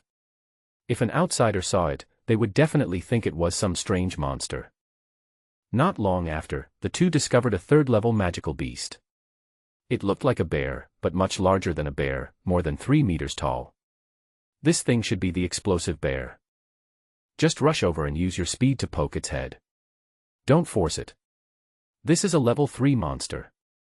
It's much stronger than the level 2 monster we encountered before. Do you understand? Wang Nuo and AI Muti discussed tactics. AI Muti nodded, rushed forward immediately and jumped in front of the big bear. The big bear looked at MT in confusion. What was this little thing that was not even as big as his knee? Was it bringing him some snacks? AI Muti looked at the hairy calf in front of him, stretched out his hand, and poked a few holes in the big bear's leg. Ouch! The exploding bear felt the pain, which made it angry. It roared and slapped AI Muti with its palm as big as a dustpan. AI Muti dodged quickly and narrowly avoided the bear's attack. Wang Nuo was sweating in the distance. There was a huge palm print on the open space where AI Muti had stood before. If he was hit, AI Muti would probably be buried in the ground. Jump on him, idiot. What did we discuss just now? I'm teaching you the same thing. After hearing what Wang Nuo said, AI Muti jumped onto the bear's back and started poking the big bear with his hands. The big bear felt pain and slapped his body with both hands. MT was jumping around and was accidentally touched by the big bear. He flew into the forest like a cannonball. Is it that fierce? The big bear lost its target and immediately locked onto Wang Nuo and rushed towards him. The mysterious sky is boundless, the universe borrows the power, extreme. Wang Nuo quickly cast a spell and ran towards AI Muti. He accidentally tripped over a branch and almost fell down. He looked so embarrassed. AI Muti got up and jumped towards Wang Nuo. He didn't seem to be injured, so Wang Nuo felt relieved. As long as he could hold on, he took out a talisman and put it on AI Muti. Go ahead and poke its head. Wang Nuo shouted and ran to hide behind a big tree. Seeing MT, the big bear was stunned for a moment. Why didn't this little thing die after being hit by him? Why was it still able to move? AI Muti didn't care about that and rushed forward to continue poking the big bear. The mysterious sky is boundless, the universe borrows the power, extreme. Wang Nuo cast a spell again, this time the target was AI Muti. There was no other way. His Taoism was always at the 3rd level, so he could only use these auxiliary Taoist spells. When your Taoism reaches the 4th level, you can use the Golden Light Mantra and the Yellow Turban Warrior. With the help of Taoism, AI Muti became much more agile and the big bear couldn't hit him at all. Poke its head, idiot. Ouch. After being poked by AI Muti several times in a row, the big bear became angry. A khaki energy body appeared in his hand and hit AI Muti. The khaki energy body rushed towards AI Muti, and AI Muti had no way to avoid it. However, something happened that confused the explosive bear. The exploding energy body hit AI Muti, and it was like a breeze blowing past, leaving no scars on AI Muti's body. The big bear's eyes opened wide with a human-like look, then it turned and ran away. It was scared that its strongest attack had no effect on the enemy. Put the talisman on it, quickly, don't let it run away. AI Muti took out a talisman from his chest and chased after it. With the help of Taoism, the big bear couldn't get rid of AI Muti at all. More than a dozen talismans were stuck on the holes on his body. Xiantian Wuji, Qiankuan borrows the power, explode. The talisman paper on the big bear's body suddenly exploded, blood flowed out madly in an instant, and he fell to the ground after running a few steps. Come back, MT. Wang Nuo hid behind a tree and didn't get close. He was afraid of being killed by the explosive bear. It's better to be safe than sorry. He didn't have the iron skin and bones of AI Muti. AI Muti came back and hid behind Wang Nuo, secretly looking at the exploding bear in front of him like him. Promising. Wang Nuo found it funny and looked down on AI Muti, completely forgetting how embarrassed he was as he rolled and crawled before. After a while, we saw the blood of the exploding earth bear dyed the ground red, and we were sure that it had lost its combat effectiveness. Go and have a look. AI Muti jumped onto the big bear a few times and hit it hard a few times, and the sound of the big bear's bones breaking was heard. Okay, stop squashing it. Wang Nuo excitedly ran to the exploding bear and jumped onto the big bear. Haha, it's so easy to grasp, how dare you chase me? Wang Nuo took out the prepared animal hide bag from his body, filled a large bag of blood towards the wound of the explosive bear, and after it was full, threw it into AI Muti's arms. Hold on, this is your drink. He took a talisman and put it on AI Muti's head, then put it into the Bagua mirror. After doing all this, Wang Nuo hurriedly ran from the south, and after running for more than 10 minutes, he finally saw Jili. Quick, knock him down, and take your men over to finish him off. So fast. Jili was a little surprised. A third-level explosive bear had high defense and could use earth magic. It was impossible to defeat it without 3 or 4 swordsmen of the same level. Unexpectedly, Wang Nuo could defeat it by himself. As expected of a magician, he is so powerful even when his magic power is exhausted. Jili is considering going back to the Magic Academy to continue his studies. Jili took out a whistle and blew it a few times. After hearing it, several knights immediately gathered around. Under the leadership of Wang Nuo, they came to the side of the exploding bear. How did he kill him? Who did this? Several knights looked at each other in confusion. They didn't even think about Wang Nuo. They all suspected that the Baron had arranged for experts to help cheat. Go and finish it off. I promise you a generous reward. Remember, we killed this together. Jili urged. Several knights rushed forward excitedly. These were gold coins, and the shining gold coins were waving to them. A great swordsman stepped forward, chopped off the head of the explosive bear, and took out the palm-sized magic core inside, which was the most valuable thing on the monster. The value of the magic core varies according to the level of the warcraft. The higher the level of the warcraft, the harder it is to obtain the magic core. In many cases, they will choose to destroy the magic core. This third-level magic core can be sold for 20 gold coins. There are magic dealers on the mainland who specialize in buying them. You can also go to big cities. The magician guilds in big cities are always buying them. Jili took the magic core in his hand and said, "Since you killed him, there should be scars on your bodies. You can do it yourself. I don't care how you do it, it must look like it." For the sake of gold coins, several knights were ruthless, some even broke their arms and smeared some dust on their faces. Very good, this is a good idea. Get the body out and divide the gold coins you guys get from the sale. Thank you, Miss Gilly. Several knights walked over happily and lifted up the corpse. This corpse could be sold for 10 gold coins. You have to know that their annual salary is only 20 gold coins, so Wang Nuo and Jili have put some distance between themselves and the main force. Did the iron block make the bow and arrow I mentioned? Of course, you see. Wang Nuo took the crossbow from Jili's hand and shot it at the tree. The crossbow arrow went straight through the tree, which shows how powerful it was. Wang Nuo prepared the blueprints and asked Taikwai to make it, just to find a suitable reason. Baron Gita and Baron Bailey were drinking in the parade ground. In the open space in front of Baron Bailey, there were piles of various beast corpses, which were sent back by the servants at Beta's request. There was nothing in front of Baron Gita. He was prepared to lose 500 gold coins. Bailey came to blackmail him like this every year, which made him very uncomfortable. Gita decided in her heart that after this incident was over, she must recruit a great magician no matter what. Instead of losing these gold coins, it is better to recruit a great wizard. At least with a great wizard, Bailey would not dare to be so presumptuous. Suddenly, Geely's figure appeared in the distance, and the knight behind him was carrying the corpse of an explosive bear. Geely killed the exploding bear. How is that possible? Seeing Geely and his group appear on the parade ground, Gita and Bailey cried out in surprise. Even Gita himself couldn't believe his eyes. Geely came up to the two barons and bowed. "Father, I won." Gita finally came back to her senses from her surprise. Okay, haha, my daughter, well done." "No, it's impossible, Gillette can't do anything," Bailey said. "Bailey, please pay attention to your noble demeanor. Are you insulting my daughter?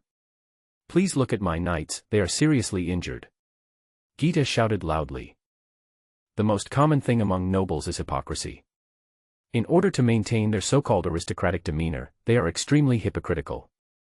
"Sorry, Gita, that's not what I meant. I just think it's incredible that niece Gilly was able to kill the exploding bear in such a short time." Bailey's words were full of doubt. In his mind, Gillette was an idiot. As the child of a noble, he did not learn magic but ran back home to wield swords and sticks. This was a lack of knowledge and skills.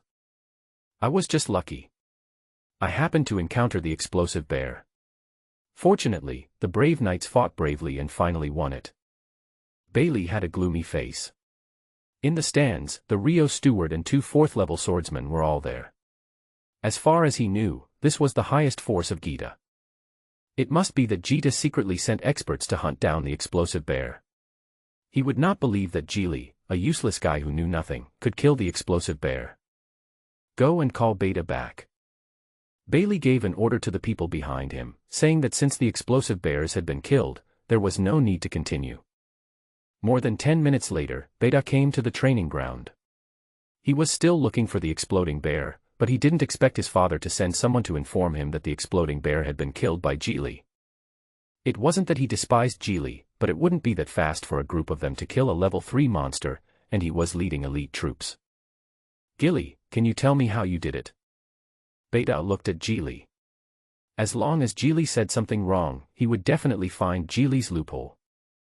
"It's because of the weapons. Some time ago, the butler brought back a dwarf slave, who helped us forge a very magical bow and arrow. Geely took out a crossbow and shot at the explosive bear a few times. The crossbow arrow pierced into the explosive bear's body while spinning at high speed. All the holes in its body were caused by this kind of crossbow arrows." Beta walked forward and saw that the crossbow arrow shot by Geely had penetrated the body of the explosive bear. He walked around the body of the explosive bear and found that there were indeed many holes on the skin of the explosive bear. Beta was very curious about what kind of weapon this was that could actually hurt a third-level monster. If she could also have such a bow and arrow, then her strength would definitely be improved to a higher level. In fact, this crossbow took 4 days to forge from an iron block. Because forging a crossbow has very high requirements for materials, the iron block used a lot of precious metals, especially the 10 crossbow arrows, all of which were forged with cold iron. "Can you let me see this bow and arrow?" Beta asked. "Of course not. Father had the dwarves research this with great difficulty. We are going to present it to the Lord." Wang Nuo had told Geely what to say and what to do. If she couldn't do it well, she would be an idiot. Bailey's face was gloomy. The backer behind Gita was Lord Top of the Tower. Because Gita's territory was very poor and the annual offerings were very meager, Lord Top of the Tower didn't care about Gita at all. This is also the reason why Bailey dared to blackmail Gita blatantly. He didn't expect that the dwarf craftsman in Gita's hands could actually make a bow and arrow that could kill a third-level monster. Bailey could imagine that once this new bow and arrow was handed in, Gita would definitely be put to good use. "Damn it, I have dwarves in my hands, and I provide them with good food and drink, so why didn't those stupid dwarves do it? And this damn Gita, I didn't expect him to be so cunning. He must have obtained this weapon a long time ago and was just waiting for me to arrive." Recalling the scene a few days ago when Gita kept refusing the hunting competition, Bailey cursed in his heart, "What a hypocritical guy. Gita, congratulations, you are so lucky to have this weapon. I didn't expect you to hide it so well. Have you been waiting for me to come? Ha ha ha. Gita had an irrepressible smile on her face. Her daughter really gave her a big surprise. Bailey, you've beaten me so many times, shouldn't you give me some back? You know, I'm so poor that I can barely make ends meet. Gita, we are friends. This is just entertainment. The gold coins are not important. Bailey said as he took out a card and handed it to Gita. Here are 1,000 gold coins. With Bailey, our bet is 500 gold coins. Gita, the other 500 gold coins are a gift for my niece. Are you going to refuse? Bailey said with a smile. The two families were very close, and Bailey had the possibility of being reused. Of course, he didn't mind spending a few hundred gold coins to ease the relationship. Geely, why don't you thank Uncle Bailey? Thank you, Uncle Bailey. Gilly heard his father's words and reached out to take the card. The password is XXXXX. Bailey repeated the password. This blue card is called a debit card. It is a unique card invented by the Goblin Bank. This blue card is the lowest grade. As long as you deposit 100,000 gold coins at one time, you can get a blue card. 100,000 is the threshold. It is much more convenient once you get in. Customers with cards can go to the bank counter to apply for many blue cards.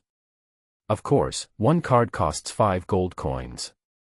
In the Tianen continent, the race that cooperates most deeply with humans is the goblins. The goblins have the most advanced technology in the Tianen continent. They control wealth for humans and also create convenience for humans.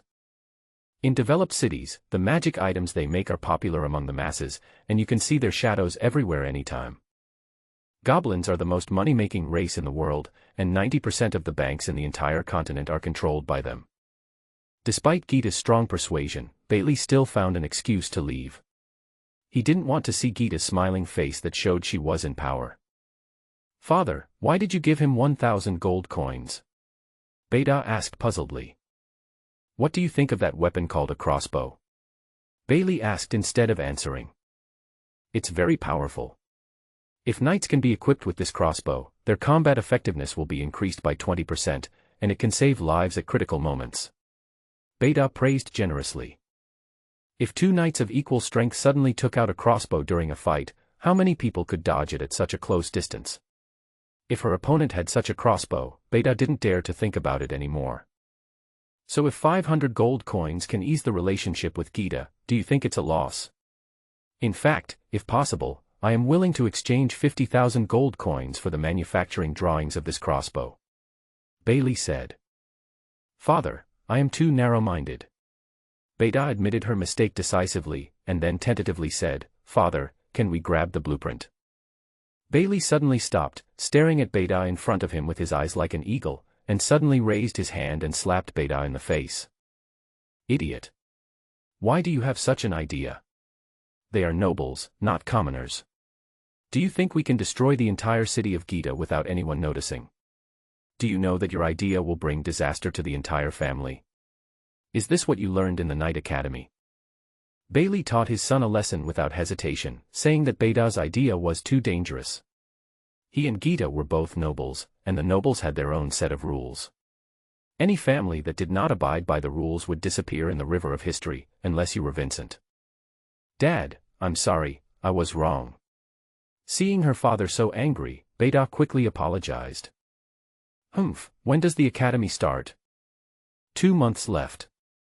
You spend the next 2 months reflecting on your actions at home. I will, father. On the other side, in the study of the Baron's mansion, Gita and Geely were sitting at the table, with butler Rio standing beside them. There was a small crossbow on the table. My daughter, tell me quickly, what is this thing? Where did it come from?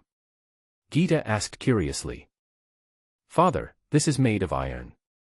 Geely had promised Wang Nuo that he would not reveal it to anyone, so he gave all the credit to Taikwai. Iron block. Gita wondered. Sir, this is a slave we bought some time ago, a dwarf. Rio explained from the side.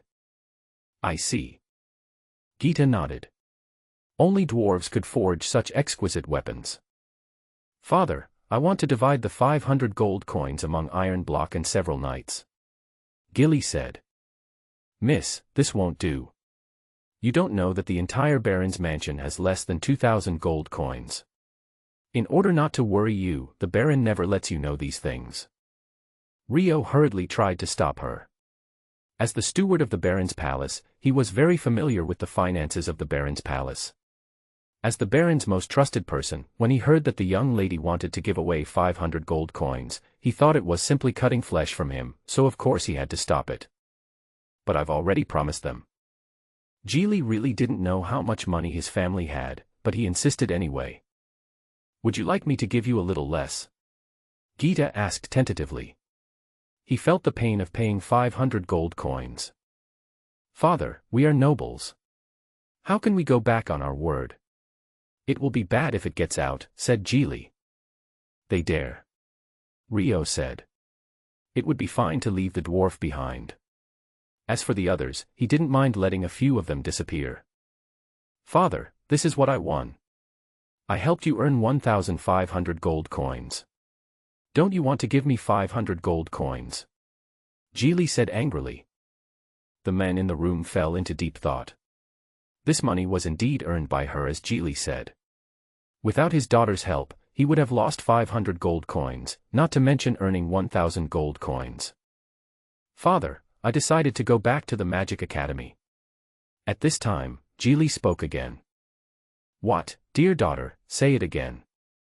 Gita suspected that she had not heard clearly and looked at Geely in disbelief. You know, Geely had always been against going to the Magic Academy.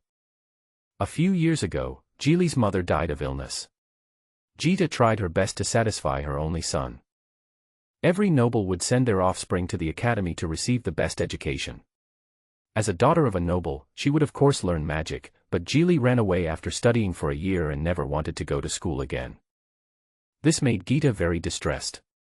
He had persuaded him many times, but Geely was unwilling to go.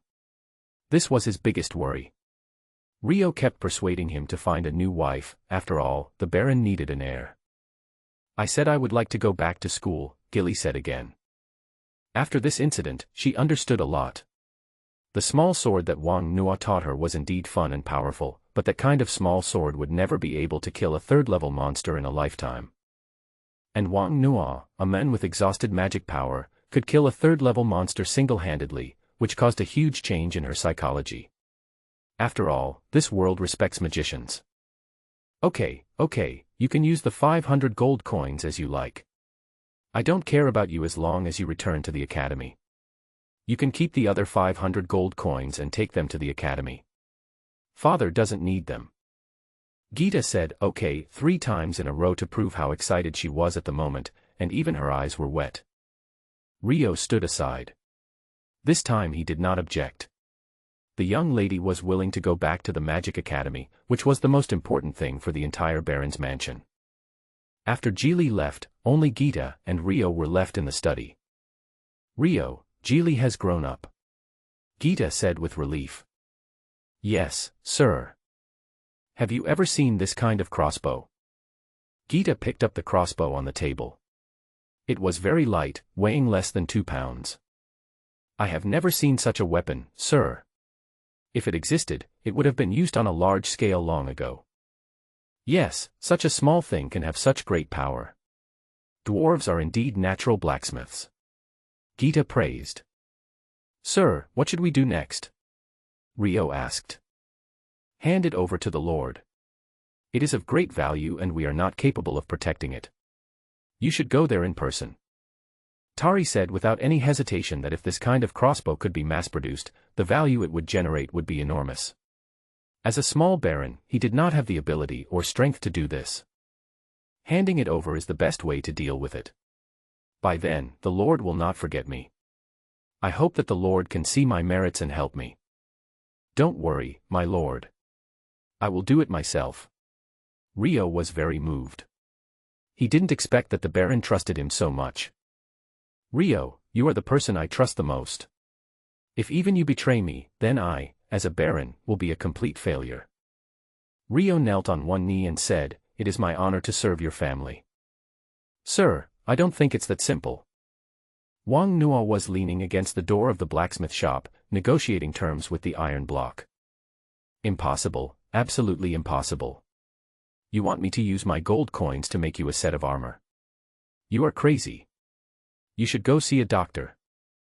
After Taikwai knew that he won the hunt, he was very excited. All he could see were gold coins, piles of gold coins. 50 gold coins. Mr. Iron Block has never been so rich in his life. How much wine can he buy with that? It's enough for him to drink for many years. Dig a hole in the room, fill it with wine, soak yourself in it, drink when you wake up, and fall asleep when you drink. Oh my God, I can't imagine that feeling. Just when Taikwai was fantasizing about a better life, Wang Nuo came to him and asked Taikwai to use the gold coins he won to help him forge a set of armor, which was of excellent quality. Taikwai suspected that Wang Nuo was mentally ill, as he actually wanted to snatch the gold coins from the dwarf's arms. Can you make a crossbow without my drawings? Wang Nuo asked. You gave me the drawings yourself. I didn't ask for it. Besides, you couldn't make a crossbow without me. Iron Block said without hesitation. The crossbow requires extremely high forging technology, and few humans can make it. Please leave and don't delay the operation of our blacksmith shop, otherwise I will tell the housekeeper. Taikwai drove the men away directly. This made Wang Nuo laugh out loud. This guy even learned to use the housekeeper to threaten him. Give me back my blueprints. Humph, I don't believe you're the only dwarf who has such a short-sighted vision. Wang Nuo cursed for a few words, then continued, this kind of weapon will surely be popular throughout the empire, and the name of the maker will also be known throughout the empire. I only ask you for a set of armor, which is a bargain for you. Since you don't know the value of the goods, forget it, I'll find someone else. The little eyes of Taikwai kept turning around as he was thinking about what Wang Nuo said. He had not thought of such a deep-seated problem. Humans were indeed cunning. Think about it. If your name is known throughout the empire, the dwarves will definitely get the news. Your tribe will be proud of you, and your status in the dwarves will be infinitely improved. Maybe you can even become an elder. Wang Nuo said while the iron was hot. The lifespan of dwarves is longer than that of humans. Iron Block is only in his 40s, which is like a 16-year-old human. Taikwai didn't say anything, but his little eyes moved faster and faster. He was hesitating. What Wang Nuo said touched his heart deeply. Tiyu is very conflicted. On one side is the honor, and on the other side is lots and lots of wine. Give me back the drawings. Wang Nuo said. Wang Nuo, you win. For the honor of the god of craftsmanship, I agree. I can help you make a set of armor. Go away. I don't want to see you.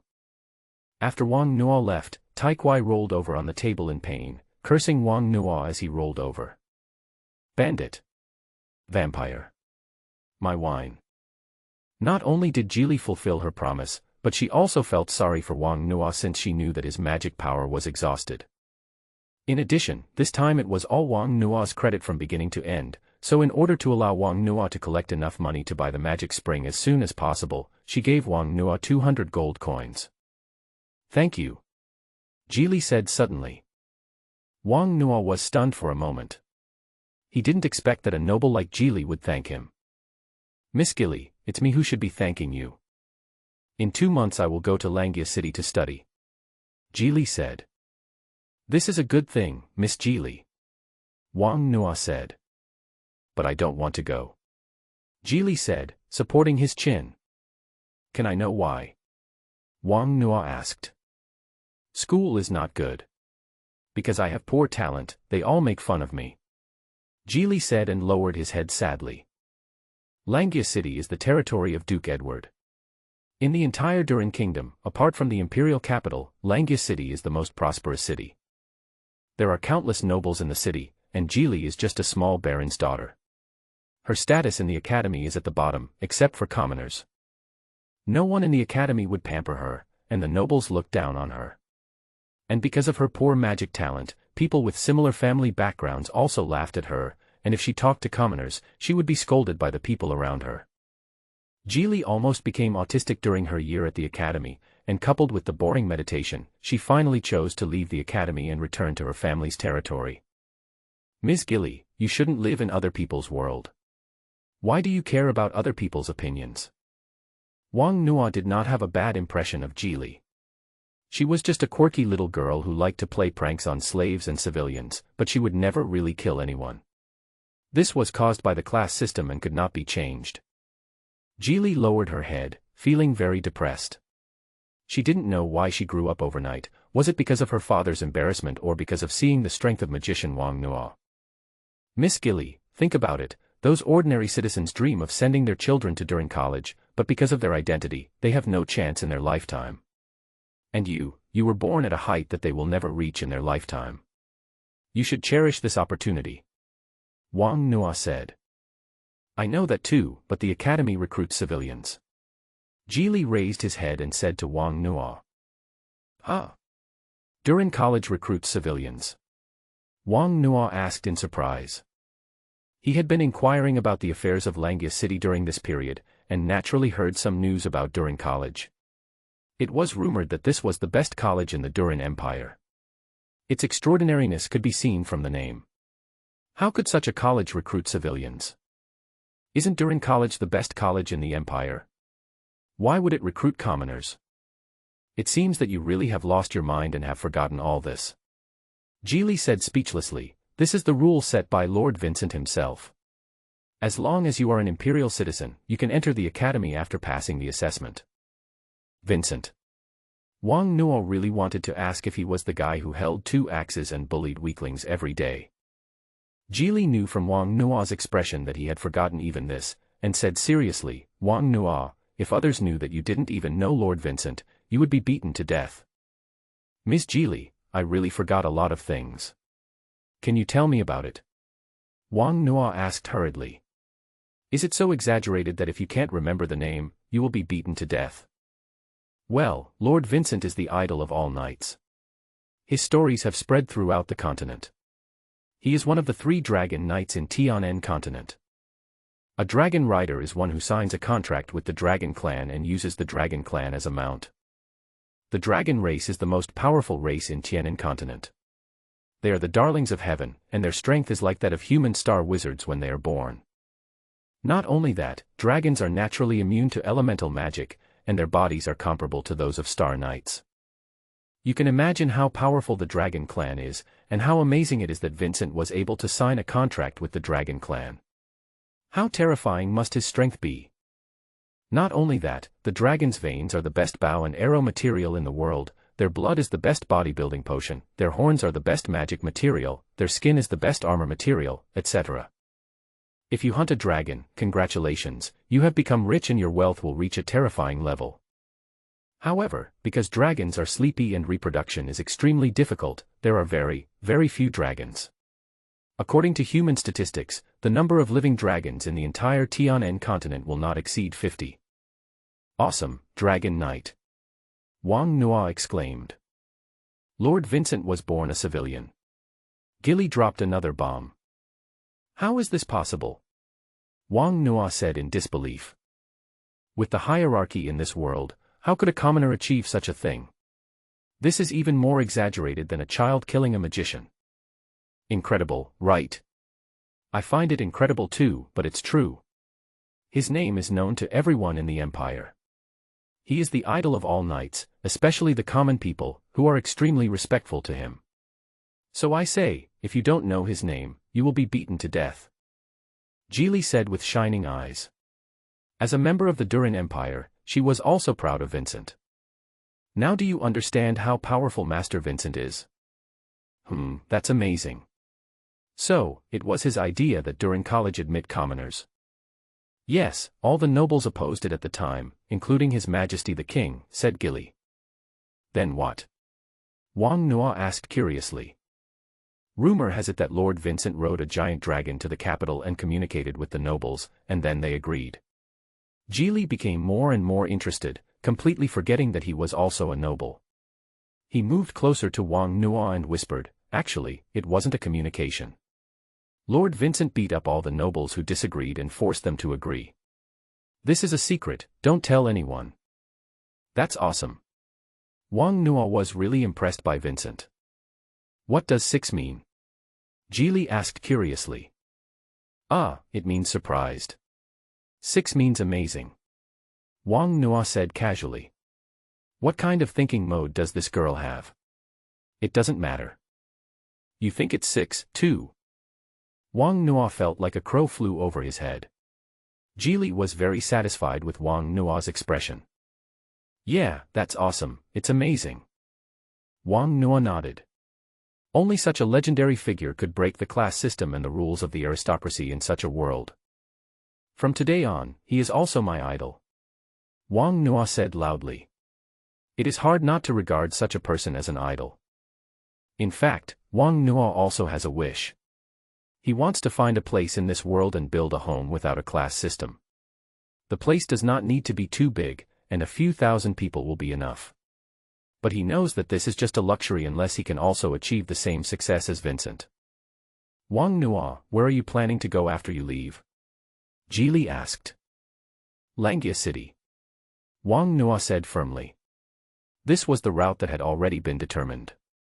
Now after hearing Vincent's story, he yearned for it even more. To see such a legendary figure, even just to take a look at him, would be a kind of satisfaction. Really, that's great, I can come out and play with you then. Geely said happily. In a sense, Wang Nuo should be considered her only friend. Good. Where is your enemy, the Star Mage, from? Will he continue to come and kill you? Geely asked with some concern. Miss, they are not from here, but from the other side of the wasteland. Wang Nuo said. The wasteland is 180,000 miles away from here, one is in the southernmost part and the other is in the northernmost part. That's great.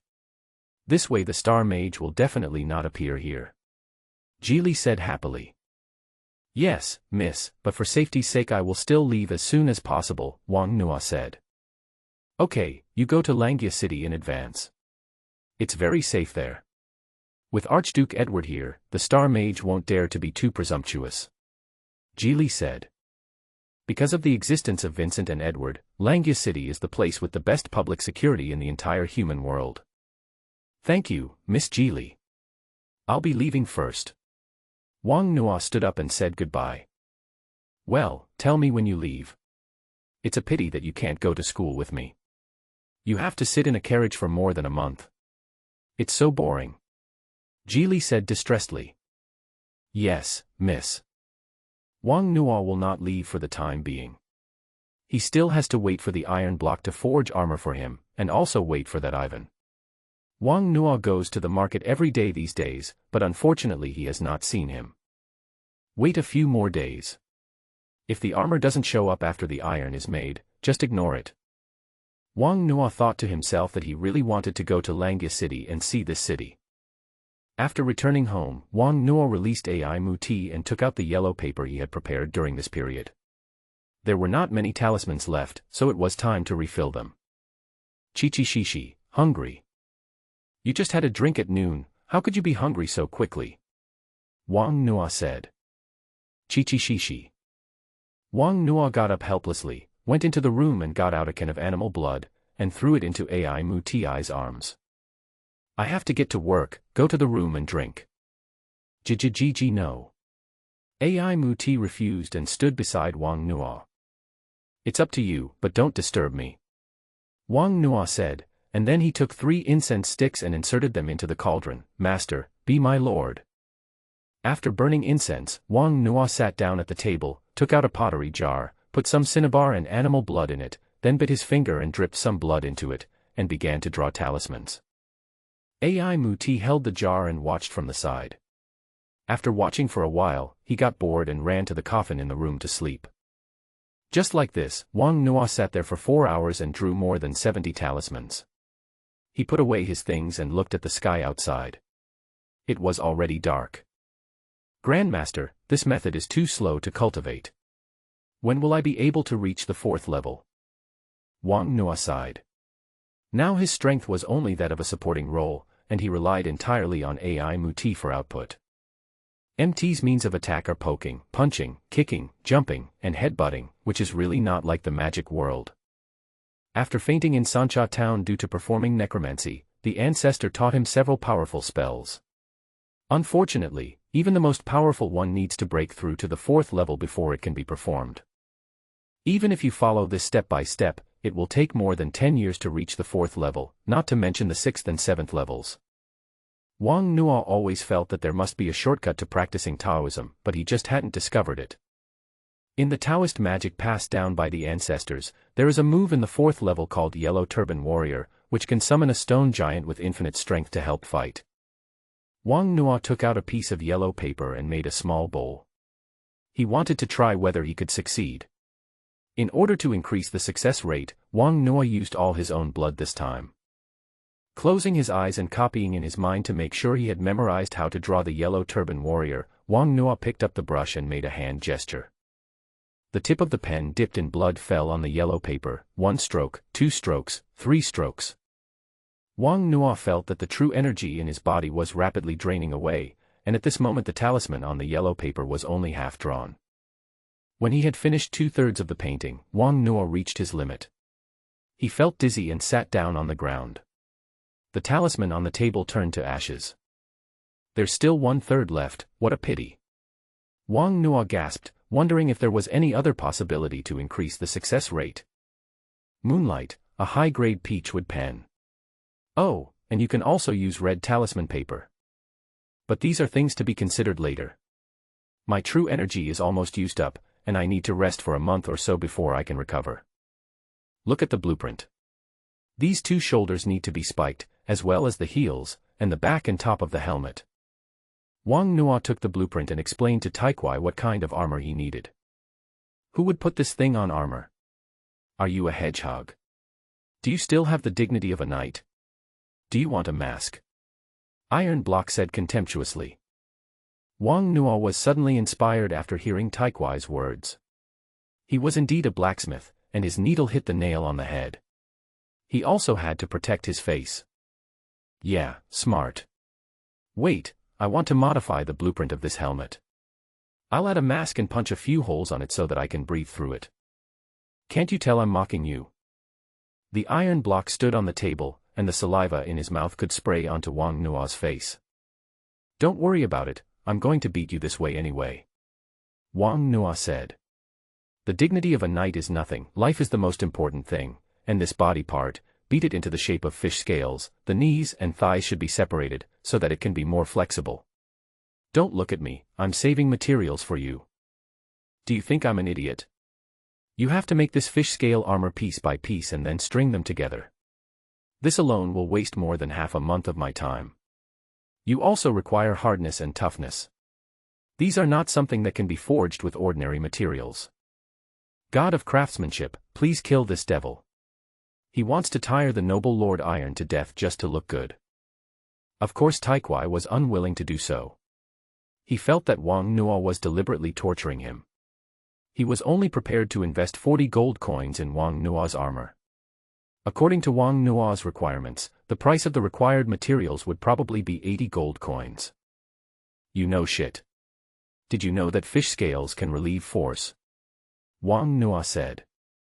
This is the wisdom of the ancestors of Blue Star. Relieve the force? Asked the iron block doubtfully. Of course, watch out. Wang Nuo found some tiles and stacked them up one by one to form the shape of fish scales. Watch carefully. I'm going to chop the middle with my sword. Because the fish scales are slanted, the force will be transmitted along these gaps, thereby reducing some of the force. This is physics, do you understand? Wang Nuo said contemptuously. Taikwai fell into deep thought. He had never thought that armor could be made like this. He thought Wang Nuo did it just to make it look good. As an important part of protecting the knight, armor has always been mainly sturdy. If it is built according to Wang Nuo's requirements, not only can its sturdiness be retained, but it can even relieve force. Is this something you came up with? Of course. Wang Nuo said shamelessly. Oh, I don't believe it. You must have seen it secretly from somewhere. Taikwai sneered. He was unwilling to admit that Wang Nuo was so smart. Even he couldn't think of such a clever invention. Wang Nuo, how could it be possible? Don't worry about it. I'm going to fight like this. Just tell me whether you want to do it or not. If you don't want to do it, give me the crossbow drawings back. Wang Nuo threatened. Damn Wang Nuo, even if I use all the gold coins, I can't make the armor you want. If you want this set of armor to reach the quality you said, it will cost at least 100 gold coins, do you understand? 100 gold coins, Uncle Iron Block doesn't have that much. Iron Block roared. Ah, you're not trying to lie to me, are you? Wang Nuo suspected that Taikwai had impure motives. Taikwai blushed, but his beard and hair hid his red face. He really wanted to deduct 20 gold coins, but he still said stubbornly, if you don't believe me, just go buy the materials yourself and I'll help you make it for free. Then do you have the materials? Do you dare to use the materials from the Baron's mansion? Wang Nuo asked. Then don't worry about it. If you agree, take out the gold coins. Thanks to Wang Nuo, Taikwai's status has risen rapidly, and Taikwai is now an important figure in the Baron's mansion. Rio's butler has already talked to Taikwai and brought a large number of precious materials to Taikwai, asking him to make some crossbows and prepare to stockpile some goods. The crossbow will definitely become standard equipment for knights and will appear on the market sooner or later. When the time comes, it will be sold and it will be a very profitable business. This batch of materials is suitable for making Wang Nuo's armor. Of course, the dwarves will never withhold materials from their guests. He only needs to tell Rio's butler that he needs to use them and then supplement the gold coins, and Rio will not object. Don't try to fool me, Iron Block. I can only give you 80 gold coins at most. Wang Nuo said tentatively. Go to hell, Wang Nuo, the dwarf king will punish you. Taikwai was anxious, as he wanted his work to be in vain. 80 gold coins. If you don't do it, I'll find someone else. 80 is not enough. Give me back the drawings. Wang Nuo threatened. Wang Nuo, we are best friends, you can't let me drink for nothing, I will die without wine. Taikwai said pitifully that he had compromised and was ready to take the gentle approach. This was what he had learned from Wang Nuo in the past few months. I'll give you 100 gold coins, but you have to help me make a crossbow inside the armor on my arm. I'll give you the blueprint. If you don't agree, forget it. Wang Nuo said. Inside the arm. How to do it? Asked Iron Block. Wang Nuo explained to Taikwai how to make this mechanism. It has to be hidden here, so no one can see it. I can put a mechanism here on my finger. When I wear it, I put the switch on my middle finger. I just need to raise my hand and touch the mechanism, and the crossbow arrow will fly out. By the time Wang Nuo finished explaining, Taikwai was already stunned, thinking about Wang Nuo competing with others. He suddenly raised his hand and said wait a minute, then killed the opponent with a crossbow arrow. Wang Nuo, you are more insidious than a dwarf. Taikwai praised sincerely. This is called wisdom. Just tell me whether you have the ability to do it. Wang Nuo said provocatively. Of course, we dwarves are natural craftsmen. What you ask for can't be accomplished by humans except us dwarves, but you have to pay more. The Iron Block praised himself and then made his request. Impossible, 100 gold coins. If you don't agree, I'll leave immediately. 120 gold coins. Give me the blueprint.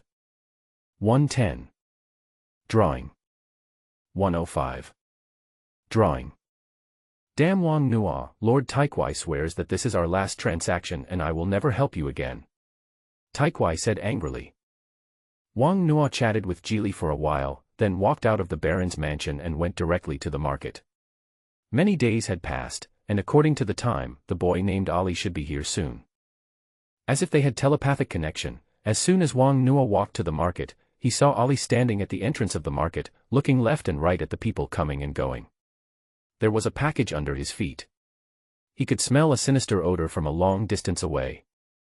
Eli. Grown-ups. When Ali saw Wang Nuo, he hurriedly took the package and walked over in surprise. I guess you must have brought me good news. Wang Nuo said with a smile. Sir, my friend, and I searched the entire mountain, but this is all we found. As Ali was about to open his backpack, he was stopped by Wang Nuo.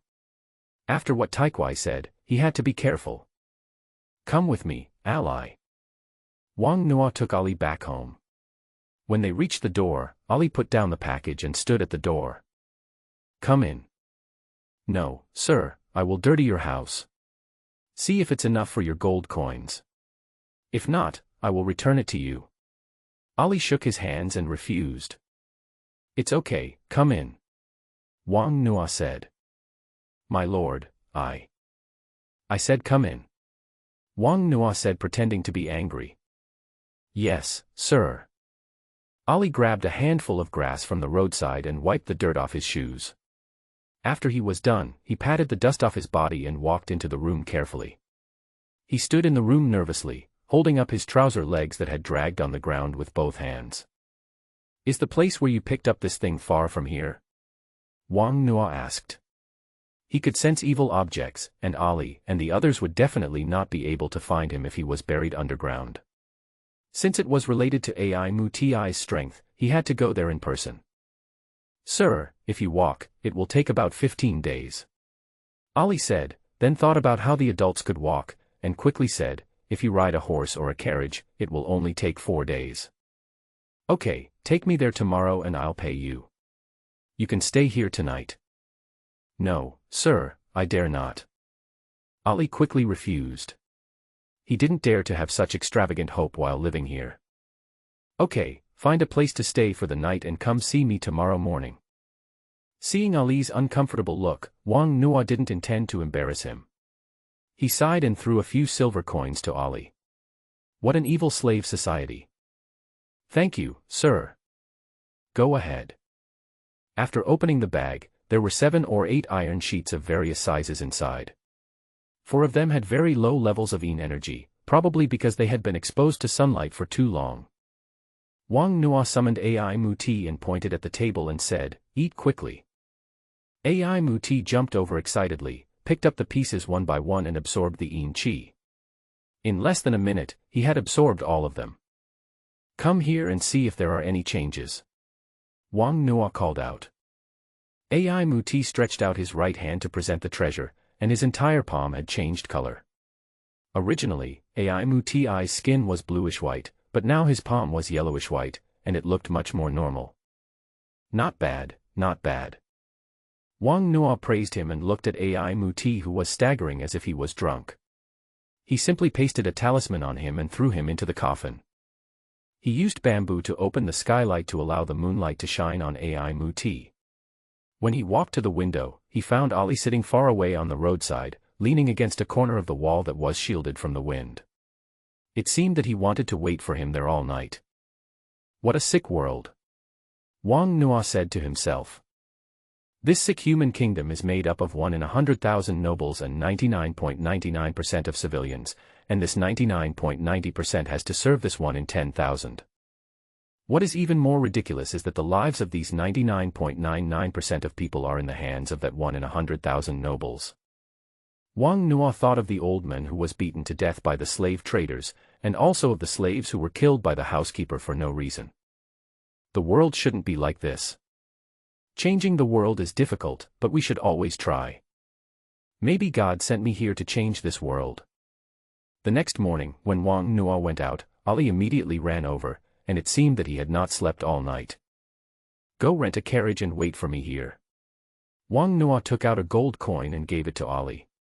He didn't know how much it would cost to rent a carriage. "Yes, sir."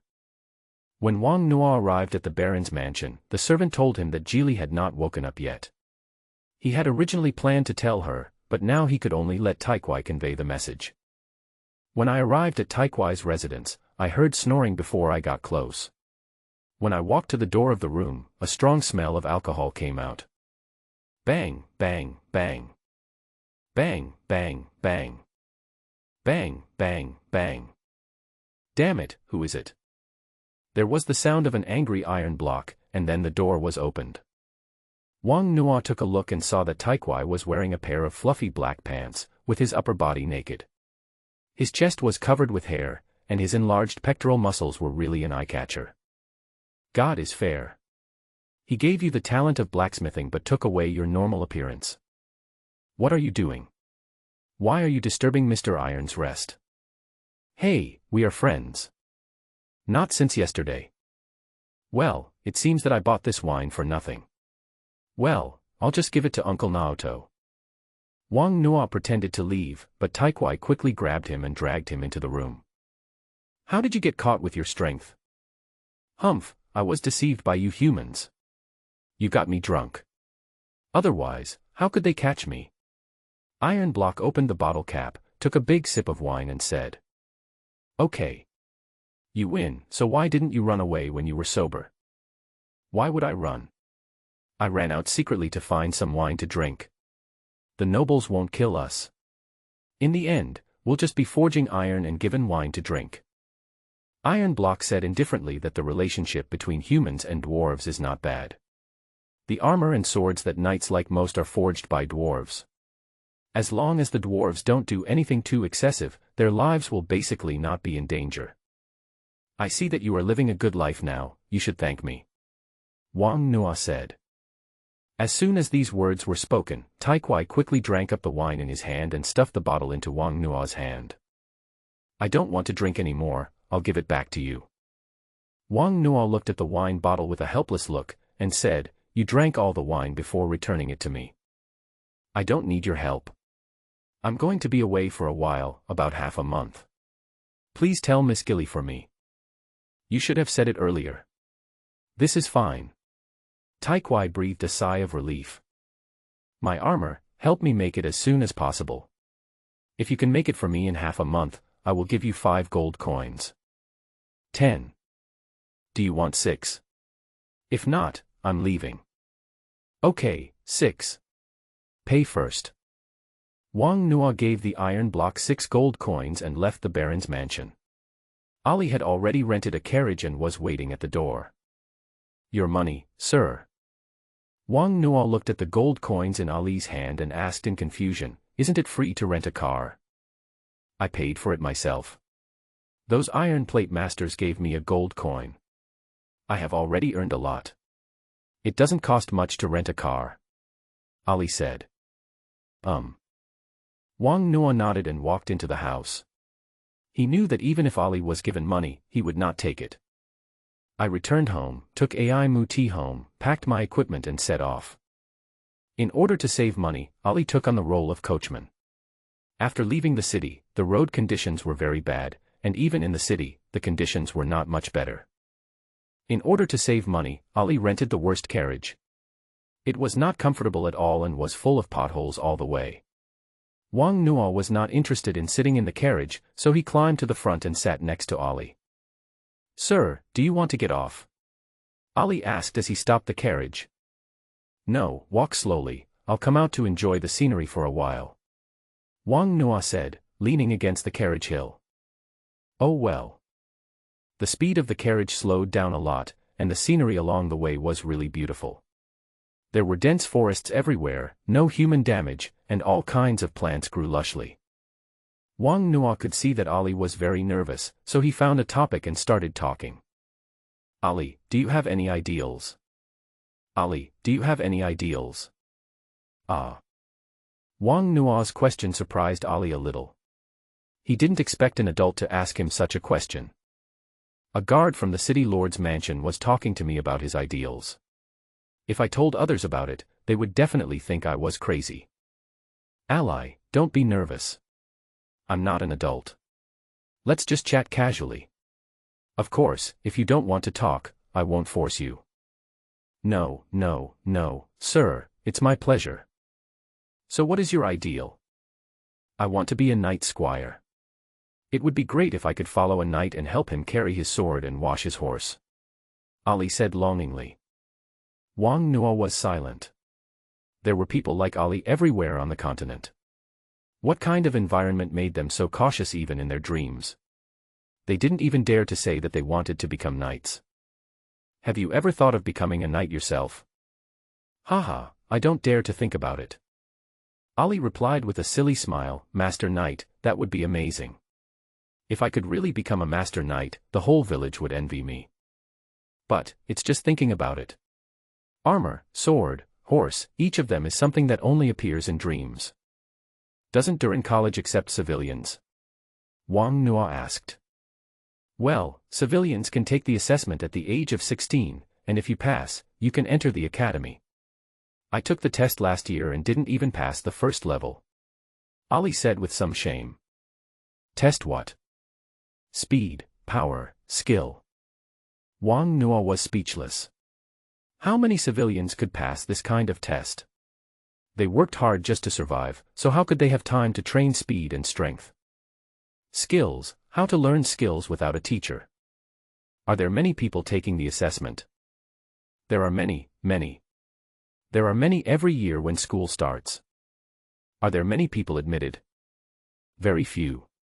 When I went there last year, less than 10 students were admitted in the whole day. One student from the village next to us was admitted. He went home a few days ago, riding the armor and horse issued by the academy. He looked so majestic. He also had a great sword. That great sword was so cool. Speaking of knights, Ali was finally less nervous. His eyes lit up and he spoke excitedly, but then he stopped. He was a little sad because a few days ago he went to the next village and wanted to become the lucky man's attendant, but the other party didn't want him. He really wanted to touch that beautiful sword and warhorse. Does the academy provide war horses, armor, and weapons for free? Wang Nuo asked. Well, it was stipulated by Lord Dragon Knight Vincent. As long as you are 16 years old and can pass the test, everyone will be given a set. Ali replied. Wang Nuo nodded thoughtfully. This money should have been paid by Vincent himself. It was impossible for a noble to pay for these things for the poor. Equipping talented civilians with the three-piece knight suit is to make them feel less inferior in the academy. What this legendary knight did is truly admirable. Praise Lord Vincent. Wang Nuo said sincerely. Praise Lord Vincent. Ali followed. Time passed quickly and it was dark in a blink of an eye. Ali drove the carriage to a gathering place. There are no street lights here at night, and the forest is too dangerous at night, so the civilians in the small town will gather together at night and leave at dawn. There are many gathering places like this. In the open space, some villagers who were going to the market had already lit torches. When they saw the carriage approaching, they all looked over in confusion. Wang Nuo got off the carriage. The structure here was very simple. It was just a circle surrounded by stones, and all the people were inside. In some places, there were several more circles, which could be used as a windbreak. Seeing Wang Nuo walking towards the fire, the people around him immediately stood up and prepared to start a new fire somewhere else. Because Wang Nuo's clothes did not look like something that ordinary people could afford, they did not want to lose their lives in the wilderness. Wang Nuo stood beside the fire somewhat awkwardly. After standing there for a few seconds, he returned to the carriage. As soon as he left, the atmosphere immediately became much more relaxed. Ally, is there anyone you know in there? Yes, sir. Go find them and warm yourself by the fire. Yes, sir. I'll light a fire for you first. Ali put the branches he found together, then took 2 stones in his hands and kept hitting them, but his luck was a bit bad, only sparks appeared but no flames. Wang Nuo took out a talisman, made a hand gesture, and threw it onto the branch. Mysterious sky is boundless, Qianquan borrows the power, burn. The sudden fire scared Ali. He looked at Wang Nuo in surprise with his mouth wide open. Creating fire out of thin air, this must be something only a magician can do. Go find your friends. Don't worry about this place. It's fine, sir. Ali replied with a stutter. Ali was very confused. Could this man be a magician? But when he first saw him, he was wearing the armor of the city lord's guard. Hey, Ali, who is that gentleman, and why are you driving for him? He's an adult from the city lord's mansion. He wants to go hunting in our place, said Ali. It's strange for rich people to travel so far to hunt. Ali, don't ask others for money. If they don't give it to you, just let it go. Okay, said an elderly man next to him. Grandpa Ba Jin, this gentleman is different from the others. Ali wanted to explain for Wang Nuo. What's the difference? Someone asked. He never hit me or scolded me. He gave me money in advance. And on the way, he also asked me what my ideals were, said Ali. Ha ha ha ha ha ha. A group of people burst into laughter. The cruelty of reality had long since numbed them. What ideals could a group of civilians talk about? Hearing the laughter, Ali felt a little lost. He's really different from those adults. Ali shared his conversation with Wang Nuo with his friends. Although others were skeptical, Ali trusted his instincts. Although they spoke quietly, Wang Nuo still heard everything they said. A group of people were talking and laughing. They took out flatbreads from the packages, put them on sticks and roasted them over the flames. Ali baked a big pancake and prepared to give it to Wang Nuo to try. What are you doing, Ali? I'll send it over for you to try. Don't be silly, why would he eat something like this?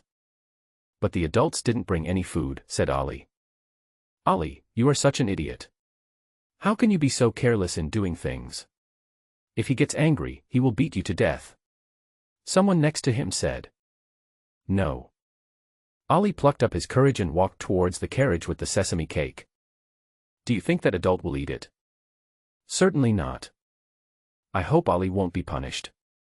I hope so. These adults are not easy to serve. Ali walked to the front of the carriage and said, Sir. Wang Nuo got off the carriage and saw Ali holding a baked cake in his hand, looking at him expectantly. Thank you, Ali, I'm just hungry. Wang Nuo took the pancake and took a bite. It was not very delicious, but tasted very bitter. However, he still ate it in big mouthfuls and finished most of it in a few bites. Wang Nuo took out a bottle of wine from the car and handed it to Ali. Ali was dazed and took the bottle subconsciously. The words, thank you, were still ringing in his head. This feeling is really strange, a feeling of being controlled by others. Go share the wine with your friends and leave me alone.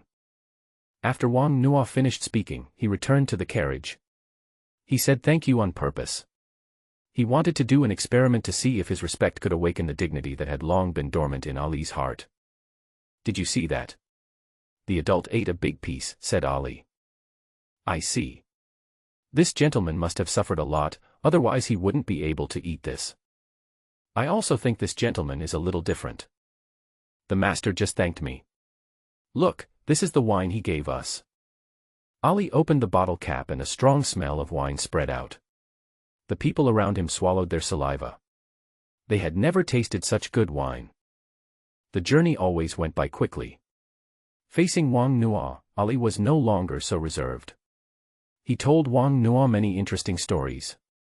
After 8 days of trekking, they arrived at their destination, Qinghe village. This is a very beautiful village. The whole village is surrounded by mountains and rivers. Some ants are sitting by the river washing clothes, and several children are chasing each other with wooden sticks. Brother Ali. Eli is back. It can be seen that Ali is very popular and many people will say hello to him when they see him. What made Wang Nuo a little strange was that all he saw were women, not a single man. Ali's home is 3 rooms built with large stones. The house is very simple. There is a stove in the corner, and the walls are blackened by smoke. Wang Nuo saw a big wooden sword and several small horse models in the corner. Ali, is there no one at home? Yes, sir, my mother died early, and my father died a few years ago. Ali said sadly. Did he die of illness? No, a few years ago, a noble lady came here to hunt, and all the men in the village were driven into the mountains to hunt wild beasts. Later they encountered monsters and all died. Ali explained. It had been a long time since the incident, but he still remembered it clearly. No wonder when I entered the village just now, except for the children, all I saw were women. No compensation. 1 silver coin per person. Wang Nuo's teeth were gnashing. 1 life cost 1 silver coin, and 1 gold coin could buy 100 lives. Is human life so cheap? Without men, how will the remaining elderly, weak, women and children survive? Let's go into the mountains. Yes, sir. Ali took Wang Nuo into the mountains. Except for the places occupied by certain races, most of this world was mountains and rivers. The two walked for 3 hours and came to the place where Ali first discovered the iron piece. According to Wang Nuo's perception, many black spots appeared densely underground. Sure enough, there are a lot of them underground. Ally, you start digging from here. Wang Nuo also picked up a shovel and went to the other side. In his perception, all the yin energy was about 5 meters underground, just like it was placed in a large room. Wang Nuo took out the bronze mirror and released Imuti. Of course, Imuti was more suitable for digging pits. Ali was so frightened by the appearance of MT that he fell to the ground. Don't be afraid, his name is AI Muti, and he is my summoned beast. Wang Nuo said with a smile. Are you a magician? Ali asked tentatively. Yes. That's amazing. With the addition of Imuti, the digging speed increased. Imuti stuck out his butt and put his hands in the digging, and a large piece of mud flew out. After digging for 4 or 5 hours, the men had dug out a deep pit of more than 100 square meters, with traces of countless rotten iron blocks revealed underneath. Wang Nuo casually pushed aside the iron block, and there were layers of it underneath. How much is this? Wang Nuo was a little shocked. According to Taikwai, this thing was left behind for centralized destruction after the war. Why wasn't it destroyed here? With so many pieces of iron, I wonder to what extent AI Muti can evolve. Ally, no need to dig. Wang Nuo called Ali to stop. At this depth, AI Muti could be inhaled directly. Go back first and come back tomorrow. Yes, sir. After Ali left, Wang Nuo looked at AI Muti, who was already lying in the pit excitedly, and said, Eat. One after another, dark blue rays of light emerged from the ground and went into AI Muti's nostrils. The blue light became more and more, enveloping AI Muti completely. AI Muti's body was emitting a faint blue light. As he absorbed more and more yin qi, AI Muti fell directly into the pit, and Wang Nuo hurried over. As soon as I got close, I felt the air around me was very cold and I shivered unconsciously. MT. After calling a few times, there was no response. Wang Nuo reached out and slapped the little boy a few times, but there was still no response. AI Muti's face was very hard, and his hand felt like it was hitting cold steel. Boy, this is so hard. After walking around MT, I found that his skin was changing rapidly, and his entire body turned into the color of brass. Could this be shock from overdosing? Wang Nuo thought depressedly. The whole process lasted for 6 hours, and all the negative energy that enveloped AI Muti finally entered his body. AI Muti's skin also changed from brass to silver. Wang Nuo tried to punch him, and a recoil force came back to him. He looked at his fist and found it was swollen. A few hours later, there was still no sign of MT waking up. As dawn was approaching, Wang Nuo found some trees nearby, built a shed, and put AI Muti inside. At this time, he was still worried about taking AI Muti in, and he had to keep an eye on AI Muti's changes at all times. As Wang Nuo's top thug and bodyguard, AI Muti's existence directly determines Wang Nuo's current survival situation. At noon, Ali brought some food, including bread and meat. Ally, is there a blacksmith in the village? He died that time he went into the mountains. He is gone. How many people are left in the village? How many men? Sir, there are more than 80 people, 28 men and 8 children. Go and gather all the men in the village here. Remember to bring your axes. Ali thought Wang Nuo was going into the mountains to hunt, and things that happened a few years ago suddenly came to his mind. Sir, please spare my life. No more men can die in the village. If more men die, no one will survive. Ali knelt on the ground and burst into tears as he spoke. He still remembered that day when the noble lady did the same thing. She asked the young men to bring bows and arrows and axes and follow them into the mountains, saying that they would be rewarded. But in the end, all of them died and not a single one came out. In the end, the noble lady just threw down a few dozen silver coins and left with her men. The families of the deceased received less than a single silver coin, and every household in the village was wailing. Many people became widows and orphans. It's only been a few years since this happened, and everyone has finally gotten over the grief and survived. Do we have to experience it all over again? Please, sir, please let us go. There are still children in the village. They are still young. Ali kept banging his head on the ground, begging Wang Nuo to let them go. Ally, stand up. Sir, please, you can kill me and let them go. I have no use for the gold coins. They are still at home. I don't even want them. Stand up. Wang Nuo roared, walked up to Ali and picked him up.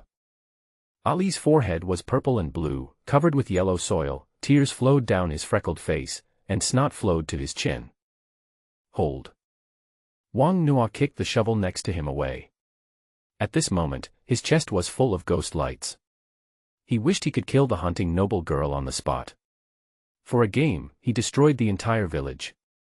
And all those who survived have psychological trauma. Ally, listen to me, I don't hunt. Sir, is it true? Yes, I am not hunting, I still want to help you. Come on, I will go down the mountain with you, and I will go and talk to them. Wang Nuo took Ali down the mountain and asked Ali to gather everyone together. The villagers were constantly called together. They looked at the well-dressed Wang Nuo in front of them with some fear, not knowing what this adult was going to do.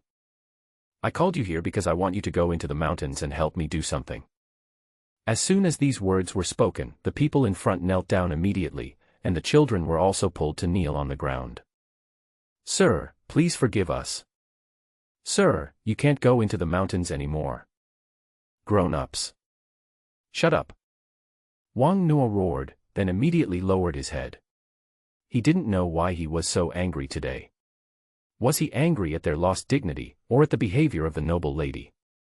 But no matter how angry you are, you shouldn't transfer your anger to these poor people. Sorry. Wang Nuo took out a bag full of gold coins from his body, put it on the table in front of him, and then opened the bag. Seeing the table full of gold coins, the crowd was stunned. They had never seen so many gold coins in their lives. I don't want you to go into the mountains to hunt. I just want you to help me move the things out. I found some iron in there, and I need you to help me move it out and burn it again. Wang Nuo said. When Wang Nuo went down the mountain, he had a plan in his mind. He was going to do something for the village. It is difficult to change the world, but it is not difficult to change a village, and I have the ability to do it. Ali, tell them, did I lie to them? As they were going down the mountain, Wang Nuo and Ali explained what they wanted to do. Ali walked to the front and said, yes, there are some pieces of iron that the adults want to get out. The crowd was whispering, and many people still didn't believe it. It was really too scary because what happened a few years ago was too scary. No need for a man, a woman will do. Wang Nuo said. He knew that the villagers would not let down their guard, so he might as well use a woman. At most, they would have to make a few more trips. Not only that, if you help me do the work, I will pay you. This is 1 gold coin. I will hire 15 people to help me do the work. Each of the 15 people will receive 1 gold coin a day until the work is done. I can give you today's wages first. Wang Nuo gave the gold coins to Ali and asked Ali to change them into silver coins and put them on the table. Now those who are willing to do so stand up. Under the temptation of money, several men came out. Some of them wanted to come out, but were held tightly by the clothes by the women behind them. They still don't dare to trust Wang Nuo. This is the sadness of the times. Once hurt, no one knows how long it will take to heal. Women can do that, too. Finally, some women came out of the crowd. After all, the job of a few silver coins a day was too tempting, and soon there were 15 people. Now I still need 2 people who can cook. The wages are the same as theirs. They don't have to go up the mountain. They can cook in the village and wait for us to come back. Who is willing? Wang Nuo asked. I do. I do. Hearing that they didn't have to go into the mountains, more people came out this time, and several women rushed to speak. It's just the 2 of you. You are responsible for the gold coins. Take out your bacon. The more the better. It should be enough for the 15 of them. Wang Nuo handed the gold coins to an auntie. Seeing the child kneeling on the ground, he said, make more. The child will eat for free. I will live here for a long time. If you don't have enough money, come to Ali or me. It's okay. When the villagers heard that they could get such high wages for working for Wang Nuo and even get meat to eat, they found it unbelievable. You know, every time they put the goods in the village together and sold them, it was just a few silver coins. Thank you, sir, for your kindness. Ali was the first to take the lead, kneeling on the ground and shouting the master's name, and the others followed suit. Now that I've finished talking about the good things, let me tell you some bad things. After Wang Nuo said this, the crowd quieted down again. They thought, how could pie fall from the sky? Don't be nervous. The bad thing I want to say is that no one is allowed to kneel down to me at every turn. If anyone kneels down to me, 1 silver coin will be deducted each time. Now stand up. Everyone looked at Wang Nuo strangely, not understanding what the rules were. Wasn't it normal to kneel down to an adult? Under the class system, slavery has been deeply engraved in their bones. For these villagers, kneeling is just a common thing. Under Ali's command, the villagers went home to get their equipment, and then followed Wang Nuo into the mountains. Ali, don't kneel down easily.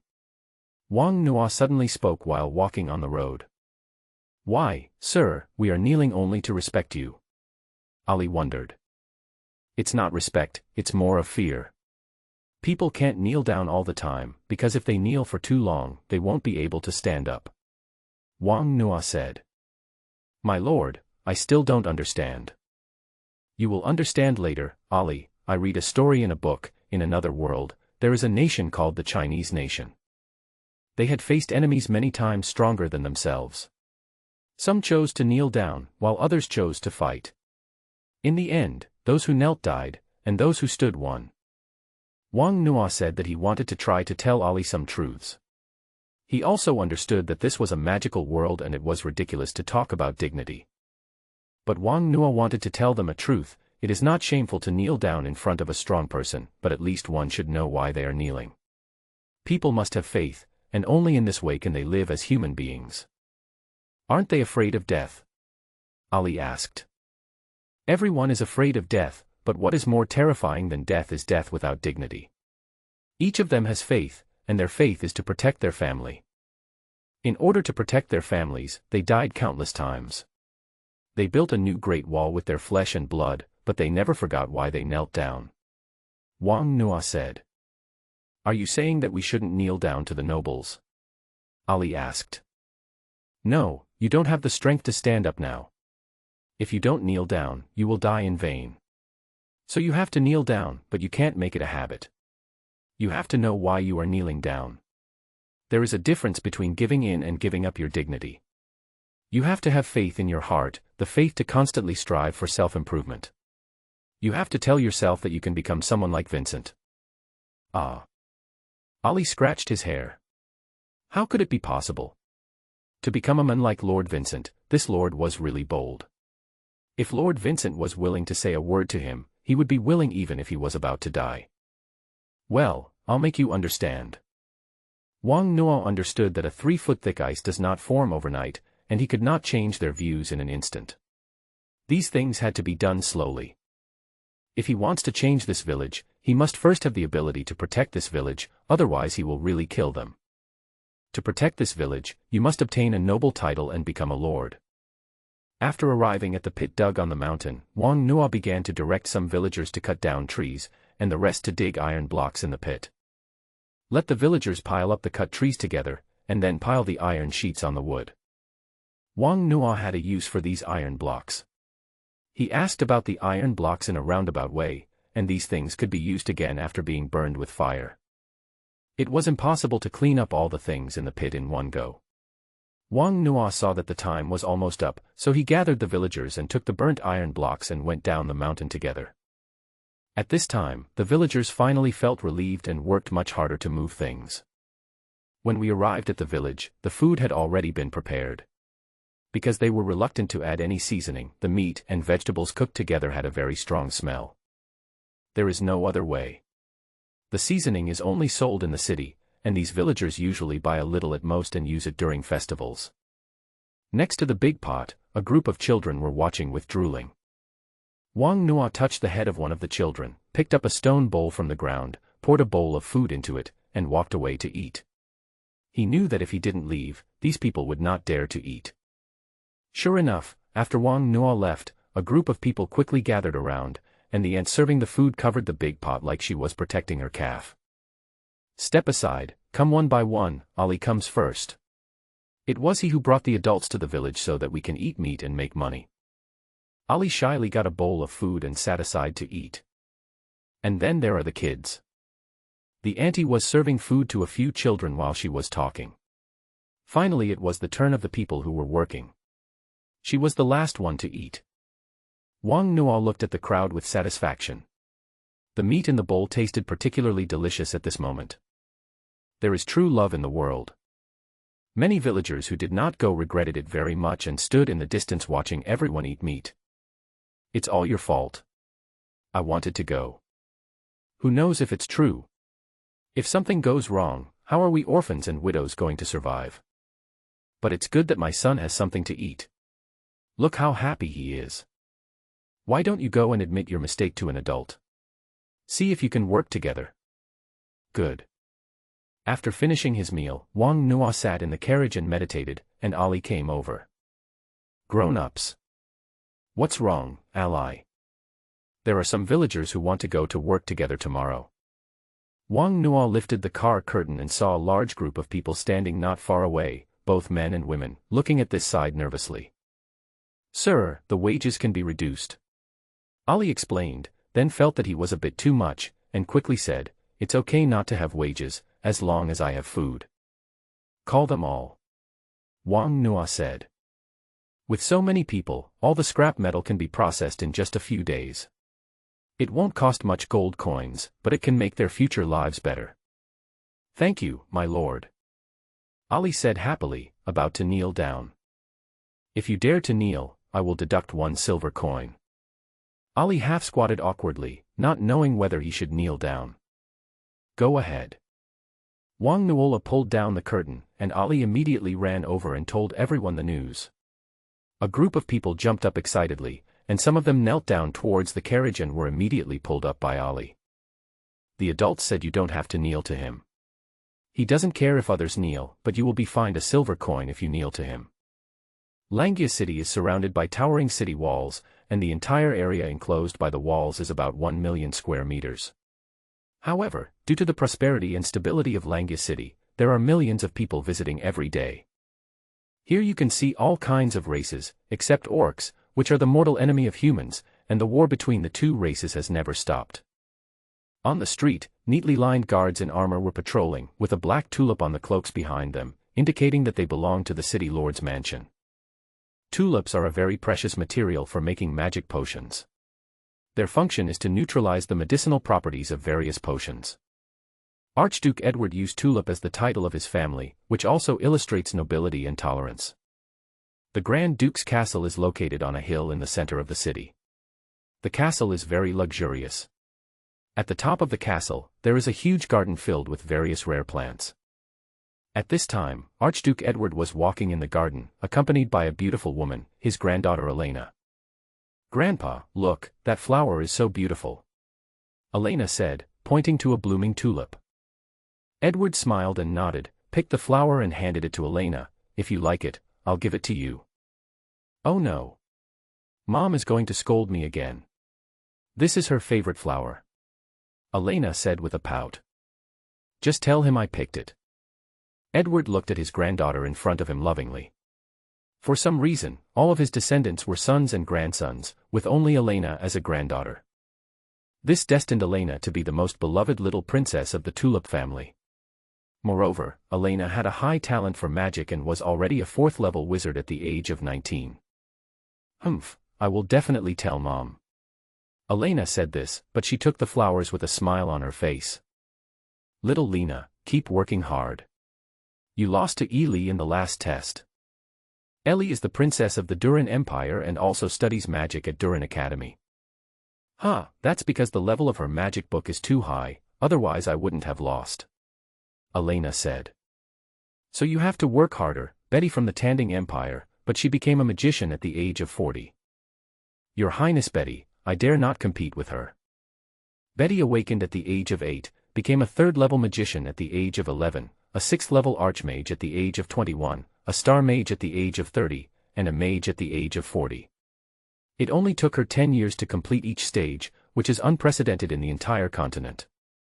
Betty and Vincent are the two brightest stars in this world. On your birthday, Grandpa will give you a valuable gift. What gift? Elena asked quickly. She was very curious. Even her grandfather said it was valuable. So what could it be? Secret. No, tell me, Grandpa. Elena held Edward's hand and kept acting coquettishly. In the entire empire, only Elena dared to do this. All her brothers and sisters were like quails when they saw Edward. At this moment, there was a sudden strong wind in the sky and a dark cloud covered the sky. Edward looked up and saw a giant blue dragon several dozen feet long circling in the air, its huge wings bringing up gusts of wind. Elena quickly cast a magic spell to avoid falling. Vincent, do you want to destroy my estate? Edward shouted. In the entire Durin Empire, Vincent was the only one who dared to break into his manor like this. In the sky, a black dot slowly grew larger and then fell to the ground at a very fast speed. The man was wearing a thick suit of armor, had short brown hair, and a short stubble that was full of mature charm. His entire face seemed to be carved by a knife, full of heroic spirit, and with a pair of deep eyes. He was simply a knight from a fairy tale come to reality. Meet Master Vincent. Elena saluted quickly. As one of the top powerful humans and the holder of the title of Dragon Knight, Vincent was not only an idol of knights, but also an idol of everyone in the Durin Empire. Elena, you've grown up. You were only this big the last time I saw you. Vincent raised his hand to his shoulder and gestured, then walked straight to Edward, picked up the glass bottle from the stone table next to him, and started drinking. The last time you saw Elena was 3 years ago. Of course you have grown up in such a long time. As expected of the Duke's mansion, this wine is not available outside. Vincent put down the empty bottle and spoke. I'd like to take some away later. Forget it. What if I get used to it? How can I drink other alcohol in the future? You never come here for nothing. Tell me, what's the matter? Edward asked. As Vincent's good friend, he knew him too well. Grandpa, Mom asked me to help. I'm going over now. Elena said, and then bowed to Vincent. Sir, I'm going down first. Elena left tactfully, as she couldn't eavesdrop on the conversation between her grandfather and Lord Vincent. Very good. It's not easy to get your praise, but it's really good, haha. Edward laughed happily. You old man, you are so shameless. Tell me what's the matter. Money. How many? Have no idea. Have no idea. Yes, I have no money left. I can't even take out a single silver coin. Please help me get the equipment for the civilian knights that will be recruited when the academy opens. Good. Edward answered straightforwardly. Because of his relationship with Vincent, the Tulip family became the largest family in the empire, and even the royal family had to give them some courtesy. This was very similar to Betty and Lister. And Vincent is not only his good friend, but also his idol. He admired his best friend very much, who broke the system and destroyed the rules with his own strength. He gave all the civilians in the empire a chance and gave hope to those civilians who had dreams of becoming knights. Over the past 40 years, this close friend has never forgotten his original intention and has covered all tuition fees, including equipment, for all civilians entering Durin College. A dragon knight who couldn't even take out a few gold coins. You can imagine what price he paid. Thanks. Vincent said that whenever he asked, Edward never refused him. There is no need for this word between you and me. Edward said nonchalantly. Thank you for what you did for them, said Vincent. The reason why he and Edward became best friends was not because of Edward's identity, but because Edward once supported the admission of civilians and agreed with his ideas. In Edward's territory, although he treated civilians well, at least there was no oppression. Edward allowed civilians to enjoy the laws of the empire. Are you tired? Edward asked. Of course I'm tired. Vincent said as a matter of course. Of course he was tired, but he couldn't stop. Everyone in the empire was waiting to laugh at him. How arrogant it is to want to break the rules and regulations by one's own strength. At the beginning, with Edward's support, the nobles signed an agreement under Vincent's coercion and agreed to allow commoners to enter the college. But they have to pay twice the tuition of the nobles, and the academy will not provide equipment for commoners. Vincent didn't care. I'll pay for the tuition and the equipment. Vincent was originally a divine knight, and the resources needed for his training were extremely precious, so all the remaining gold coins were used to sponsor the academy. Over the past few decades, Vincent had no idea how many gold coins he had spent. He traveled around the snow-capped mountains and the sea all year round, capturing high-level monsters and searching for precious materials. Fortunately, his partner Xiao Hai is a dragon and has a talent for treasure hunting, otherwise he would have gone bankrupt long ago. Even so, the money was not enough. In the past few years, Edward has been providing himself with gold coins. Over the years, with Vincent's funding, many civilian knights have left the academy, and most of these knights eventually entered the territories of the nobility. This made the imperial nobles full of ridicule. Aren't you, Vincent, awesome? The knights you spent money to train ended up being our subordinates. What a travesty. Vincent once had doubts, but when the academy received the first gold coin one day, he became determined and knew that what he was doing was right. Those knights who graduated became either mercenaries or noble knights, but they repaid Vincent's efforts with their own efforts. Vincent firmly believes that as long as he persists, one day, these sparks will set the whole prairie on fire. What are your plans next? Edward asked. What's up? I want you to do me a favor. Just say it. I want a branch from the ancient tree of life. Okay, but there's no guarantee that we can get it, said Vincent. Gaia, the ancient tree of life, lives in the elf forest of the North Sea. It is the god of the entire elf race. Its branches are equivalent to its body. Vincent is not sure if he can get them. You don't have to rob me. I can buy it. I just need you to be a middleman. You know, Her Majesty the Queen won't give me face. Oh, I can talk to her then, but what do you want that thing for? Vincent asked curiously. Elena's birthday is at the end of the year, and this is a gift for her. Vincent looked at Edward helplessly. Gaia's branches were the best material for staffs in the entire continent except for dragon bones. Even for those who practice life magic, it surpasses the magic book made from dragon bones. Among all the wizards in the entire Tianen continent, who would not desire to possess such a staff? You know, even among magicians, not many have one. And now Edward asked for his help. It was for his granddaughter who was less than 20 years old. This is the difference between nobles and commoners. I'll try my best. Let's go. The North Sea is not close to here. Vincent blew a whistle, and Xiao Hai, who was parked in the distance, flew over. Vincent pushed hard with his feet and flew into the sky like a cannonball, landing steadily on Xiao Hai. Thank you for your hard work, buddy, Beihai. A loud dragon roar resounded throughout Langia City. Xiao Hai and Vincent dived into the clouds and disappeared. To travel back and forth between the Durin Empire and the North Sea in 4 months, apart from the magician, only Vincent could do it, because his partner Xiao Hai was a wind dragon. On the other side, Wang Nuo had taken out all the iron sheets and set up a storage room to put them all away. Because the construction period was over, Wang Nuo stopped paying wages and cancelled meals. This was his first pilot project, and he didn't want these people to develop a habit of getting something for nothing. There were many words written on the open space in front of Wang Nuo. Iron, grain, fruit, wine, dwarves, goblins, secrecy, gold coins, merit, title, papermaking. Lines connected these words together, and finally Wang Nuo crossed out the word food. Wang Nuo wants to turn this place into a modern rural area where everyone can be self-sufficient, help themselves make money and improve their quality of life. Vincent's approach is to directly treat the symptoms and achieve the goal quickly, while Wang Nuo's approach is to treat the root cause, starting from the source and taking it slowly, but this will take a long time. To accomplish this, you first need gold coins and then titles.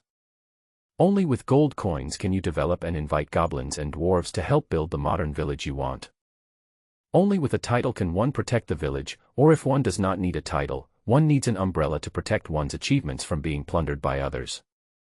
As for wine, Wang Nuo thought about it for a long time and finally decided to make distilled wine. Using grain to make wine is too luxurious, and too many things need to be prepared, and grain operation is not easy. So the best way is to distill it, then dilute it with water and add juice to taste. Wang Nuo was a winemaker in Sancha village. At that time, List often mixed his wine with his and praised the wine brewed by Wang Nuo highly. List was a great nobleman, and even he praised it highly, which proved that this wine was very marketable, and fruit wine would only taste better. As a time traveler, making money is not as difficult as he thought. Now he has dozens of gold coins, enough as starting capital. In the next few days, Wang Nuo made a very detailed 3-year plan, and he wanted to complete the village transformation within 3 years. AI Muti still hasn't woken up for almost 15 days, which makes Wang Nuo a little worried. But there was no point in worrying because he was learning how to kill zombies, not save them. Besides, who would have the time to rescue zombies? Wang Nuo could only take the most common approach and let AI Muti continue to absorb the moonlight to heal himself. Now AI Muti's body has turned completely silver, and there is even a hint of gold on her fingernails. I wonder how strong MT will be when he wakes up. Wang Nuo walked out of the room. Life in the town was still going on. A group of women were sitting by the river, making handicrafts with animal skins and branches in their hands. When the iron sheets were first made, the villagers felt very sorry and hoped that Wang Nuo would continue to find work for them, but because the things had not arrived, Wang Nuo did not ask. But no matter how regretful they were, life had to go on, and in less than 2 days they returned to their normal lives. After more than 10 days of getting along, the villagers finally relaxed their guard against Wang Nuo. They found that not only was Wang Nuo not arrogant, but he would also say thank you when he asked them something. Wang Nuo sometimes played with some children, picking them up and throwing them around. Everything he did seemed strange to others. The villagers discussed him privately and said he was a weirdo. Grown-ups. Seeing Wang Nuo walk out of the room, a young man guarding the door hurried over.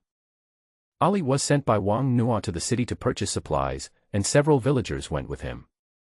Wang Nuo had originally planned to rush to Langya City when the school year at Dulan College started, but now because of AI Muti, he had to put his plan on hold. The road to Langya City was not safe. Without AI Muti, he was afraid that he would not be able to reach Langya City alive. Wang Nuo decided to build the framework here first so that the town could operate normally, and then go to Langya City to find a market for the first batch of wine. Karen, where is the fruit nearby? There are some in the back hills, but not many. Take me to see it. Yes, sir. The entire Taiping village is surrounded by majestic mountains and rivers, so the surrounding vegetation grows very well. It is spring now, and the leaves on the ground have not completely rotted yet, so they have piled up in a thick layer, which is very comfortable to walk on. There is a small path leading to the back mountain. The sound of your feet stepping on the leaves and the chirping of insects around form a special kind of music, which is unique. According to Karen, it was because of an incident a few years ago that everyone accidentally discovered an orchard while looking for food. After arriving at the destination, Wang Nuo was so surprised that he was speechless. The round fruits that Karen mentioned turned out to be peaches, and there were still many on the tree that had not fallen. Wang Nuo walked back and forth in the jungle excitedly, stopping every few steps and stroking the peach tree as if he was stroking a peerless beauty. Magic books and magic wands are the wizard's weapons that can amplify the power of magic. Peach wood is the Taoist's weapon, and it can amplify Taoist magic. Wang Nuo picked a peach, wiped it on his body, and started eating it directly. The fruits in this world are much more delicious than those on Blue Star and are very juicy. What he ate these days was either barbecue or stew without any seasoning. Wang Nuo's mouth was dry and tasted bland. Now he finally tasted the sweetness. Go find 10 villagers and get to work. Bring baskets and axes. Yes, sir. When she heard about the start of work, Karen's eyes immediately lit up. As one of the first people to start work, he earned more money in those few days than he had earned in half a year. He thought that there would be no such good thing again, but unexpectedly Wang Nuo was going to start work again suddenly. Wang Nuo found a thick peach tree and climbed up. He immediately discovered a very tall peach tree in the distance and rushed in excitedly. Looking at the peach tree in front of him that was so big that even two people couldn't hug it, Wang Nuo was so happy that he almost cried. This peach tree was at least 1,000 years old. After coming to this world for more than 10 years, I can finally change my equipment, and directly from white equipment to purple equipment. As expected, Taoism believes in cause and effect. If I hadn't thought about helping the villagers here, I wouldn't have discovered this peach forest. Every sip and every bite is determined by fate. In the village, when the villagers heard that they had to go to work again, they signed up enthusiastically. In the end, it was decided that 10 people would come per day, taking turns. When they arrived at the back mountain with their tools, Wang Nuo had been waiting for a long time. 7 of you, pick peaches, pick the big ones, and fill the baskets up. 3 of you, peel the bark, like this. Wang Nuo demonstrated with an axe.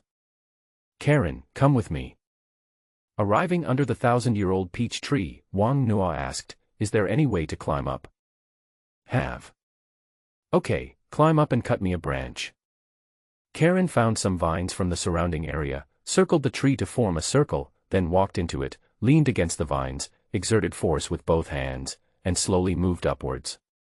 2 hours later, the villagers had finished picking and the bark was almost gone. They probably wouldn't be able to carry any more. What surprised Wang Nuo was that he didn't expect the 1,000-year-old peach wood to be so hard. Karen chopped for 2 hours but still couldn't cut it through. Karen, how long will it take? My lord, it will take about 4 more hours. Karen sat on the tree, gasping for breath. She thought it would be a good opportunity to show off, but she didn't expect the tree to be so hard. You guys move the things back first, and 2 of you go up to help him. With the concerted efforts of the 3 people, it took them 3 hours to finally cut off the branch that was as thick as a thigh. The branch fell to the ground with a loud bang, and the entire branch sank into the soil. Wang Nuo walked forward and found that the heart of the tree was pink. It was indeed 1,000-year-old peach wood. It took the 4 men a lot of effort to get the cut branches into the village. Then making the ritual implements was a delicate job that had to be done slowly. Wang Nuo instructed the villagers to soak some of the bark in the river for a few days to make paper, and the rest of the bark was ground and used to make incense. With this peach forest, I will never be short of props. I washed all the peaches and brought them into the room. With AI Mu tea there, the peaches became a ready-made refrigerator. The temperature in the whole room was now terribly low. A few days later, Ali finally came back with 3 carriages full of low-quality liquor, a small distillation equipment, and various seasonings. Ali, how much did the equipment cost? This distillation equipment was made of iron. When Ali left, Wang Nuo gave him 10 gold coins and a letter. The letter contains drawings and requirements, and 5 gold coins are the labor fee for the iron block. 6 gold coins. Taikwai said that his minimum offer is 10 gold coins, but for your sake, sir, he will only accept 6 gold coins. Ali explained.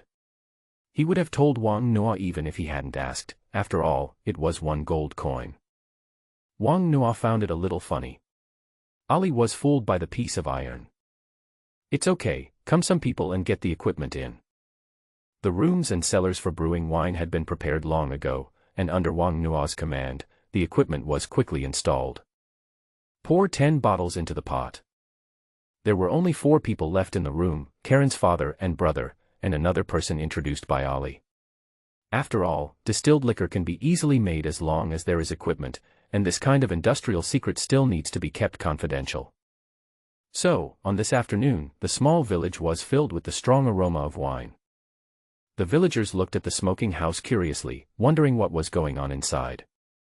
They had never smelled such a fragrant smell of wine before. Inside the bark grinding workshop, the men working there swallowed their saliva. Wang Nuo now has a total of 4 workshops, 1 for making paper, 1 for making incense, and 1 for making fruit juice.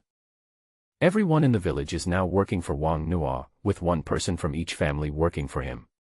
Each person gets 2 silver coins a day, which is much higher than the salary in the city. Wang Nuo picked up the spoon, looked at the clear distilled liquor, poured a little into his mouth, and a hot feeling went straight through his intestines into his stomach, and his whole body felt warm. Several people nearby swallowed their saliva. The aroma of the wine was so strong that they could feel it more directly from inside the room.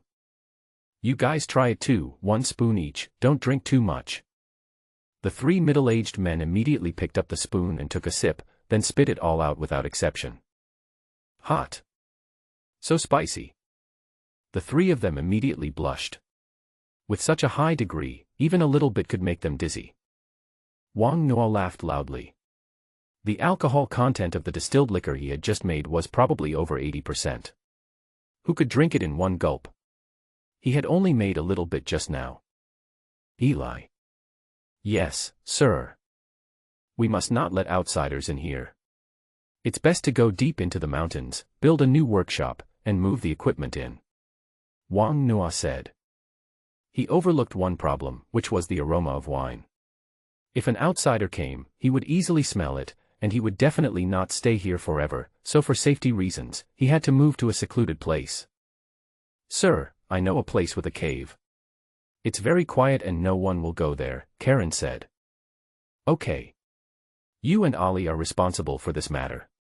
Remember, the wine produced here must not be leaked. No one except me can take it out of the village. Don't worry, sir. Seeing Wang Nuo's serious tone, several people quickly made assurances. It took another 7 days until everything was ready and the winemaking workshop was moved to a cave deep in the mountains. Wang Nuo also used this opportunity to mix a fruit wine suitable for this world, but he raised the alcohol content to 40 degrees. In addition, I also made a batch of rosehip wine suitable for women to drink, which has a very low alcohol content. The alcohol content of wine in this world can reach up to 30 degrees. Wang Nuo believes that these 2 types of wine will definitely open up the market, especially in a prosperous city like Langya City. By then, I will get a batch of exquisite glass bottles in Langya City and change the packaging. It will be completely high-end and classy. With this batch of wine, I will never be short of gold coins. Wang Nuo also prepared the magical weapons he needed, a brand new Bagua mirror and a 1,000-year-old peachwood sword. Large amounts of yellow paper and peachwood incense were neatly piled up in the room. There was still no sign of it waking up. As time passed, Wang Nuo had very few gold coins left, so he had no choice but to leave early. After a few more days, Ai Muti still showed no signs of waking up, so Wang Nuo had no choice but to return to the city. Without Ai Muti, it was inconvenient to get things, so they could only ask someone to carry 3 jars of wine onto the carriage, and take away some peachwood incense and talisman paper. This time, it was Karen who left with Wang Nuo, because Ali had to be responsible for the operation of the entire village, and Ali expressed his sadness about this. But when Wang Nuo handed a handful of gold coins to Ali, the young man was so moved that he burst into tears. He did not expect Wang Nuo to give him such great trust. Ali, you have to keep making wine until the gold coins are used up, and the villagers' wages cannot be reduced. If the gold coins are used up, stop. It won't be long, I will send gold coins.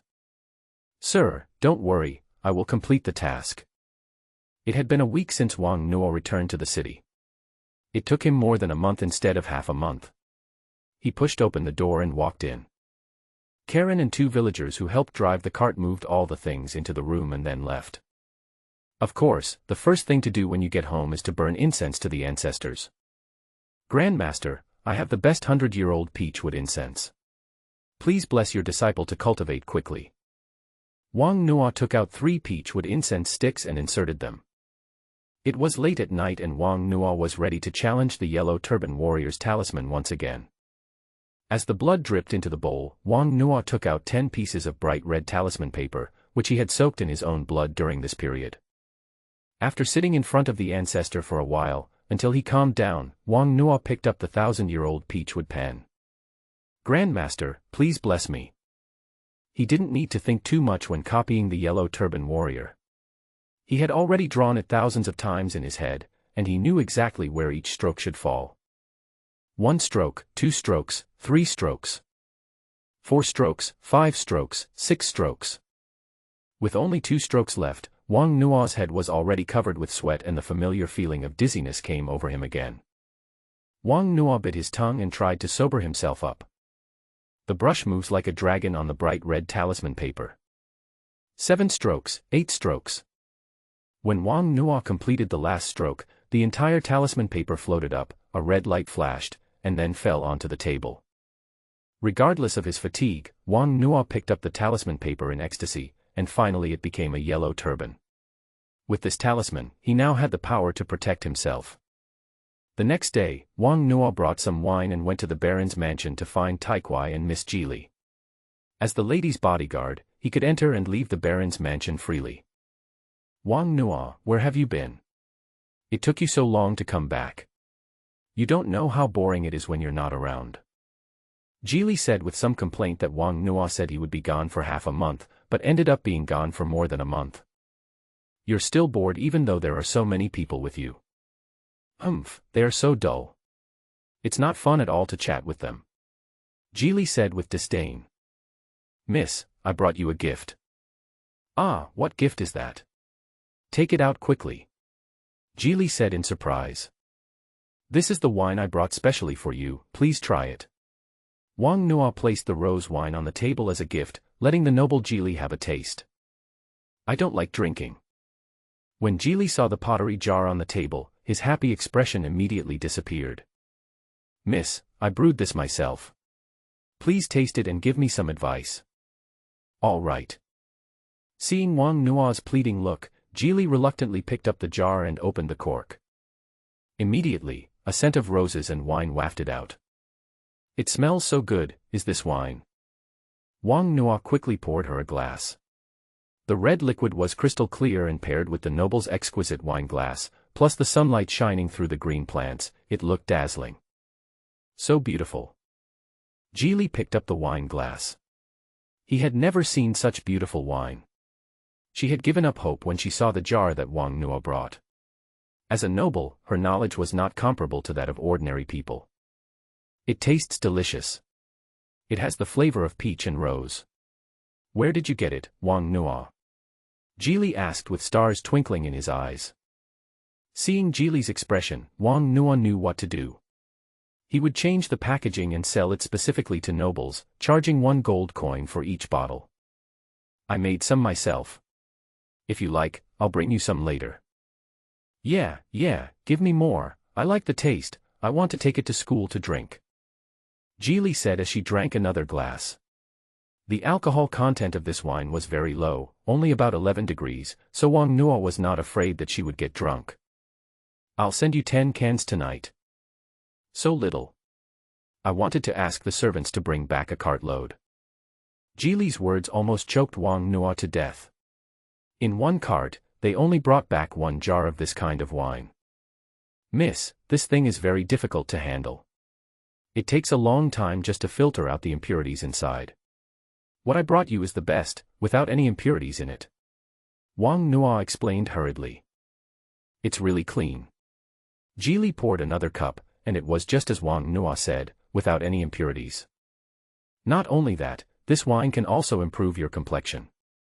The more you drink it, the prettier you will be. Wang Nuo is not bragging about this. Drinking fruit wine in moderation is indeed good for the human body and also has a beauty-enhancing effect. Is it true? Can drinking alcohol make you prettier? But this jar is ugly. There are some glass bottles in the warehouse. You can use them. Geely was a little skeptical and began to dislike the wine jar. Thank you, Mississippi. Wang Nuo happily accepted it. He didn't expect such a good thing to happen. Miss, when are you going to Langya City? Wang Nuo didn't know when Ai Muti would wake up, so he planned to travel with Geely, which would save a lot of trouble. Beta and the others will come to pick me up in 3 days. Yes, you are fine now and can go with me. Geely became happy. It's my pleasure. Why don't you go to the academy with me? Forget it, Mississippi. You know, my magic power is exhausted and I will definitely not be able to pass the exam. Wang Nuo said sadly. Yeah, I forgot. On the other hand, Baron Bailey got some information through investigation. The crossbow had been uploaded through layers and had reached His Majesty. It was rumored that His Majesty attached great importance to this weapon and might promote Gita to a higher rank. As a shrewd businessman, Bailey must of course show goodwill to Gita at this time. So, when Baron Bailey learned that Geely was also going to school, he immediately arranged for someone to deliver a letter to inform her that Beta would come to pick her up at that time. Baron Gita readily accepted it. Bailey was much stronger than him, and Gita would be safer following his team. After saying goodbye to Geely, Wang Nuo came to the blacksmith shop. He came to inspect the goods. After such a long time, his armor should have been finished.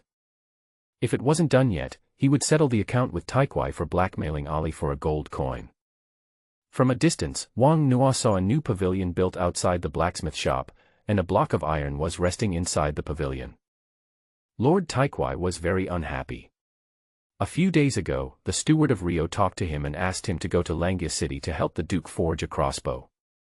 Of course Taikwai refused. His ideal was to drink when he was tired of forging, sleep when he was tired of drinking, and continue forging when he woke up. Lord Taikwai feels that he has achieved his goal now and can just lie down, shoot a few crossbows and drink some wine every day. Why should he go to Langya City? Because of the reward of the crossbow, Baron Gita had long since returned Taikwai's slave contract to him, and he now has an employment relationship with the Baron's mansion. In this aspect of life, it is quite nourishing. Facing the iron block's refusal, the butler Rio showed his hands kneading raw iron. You know, it was Grand Duke Edward's idea to let the iron block go to Langya City, so he would never allow others to refuse. Watching the iron block turn into a lump in the hands of Rio's housekeeper, the iron block felt a chill in his body and finally accepted the assignment reluctantly. Rio's butler used both soft and hard tactics to tell Taikwai that there were many kinds of wine in Langya City that he had never tasted, and he could earn more gold coins. Moreover, when he goes to Langya City, he will meet many tribesmen.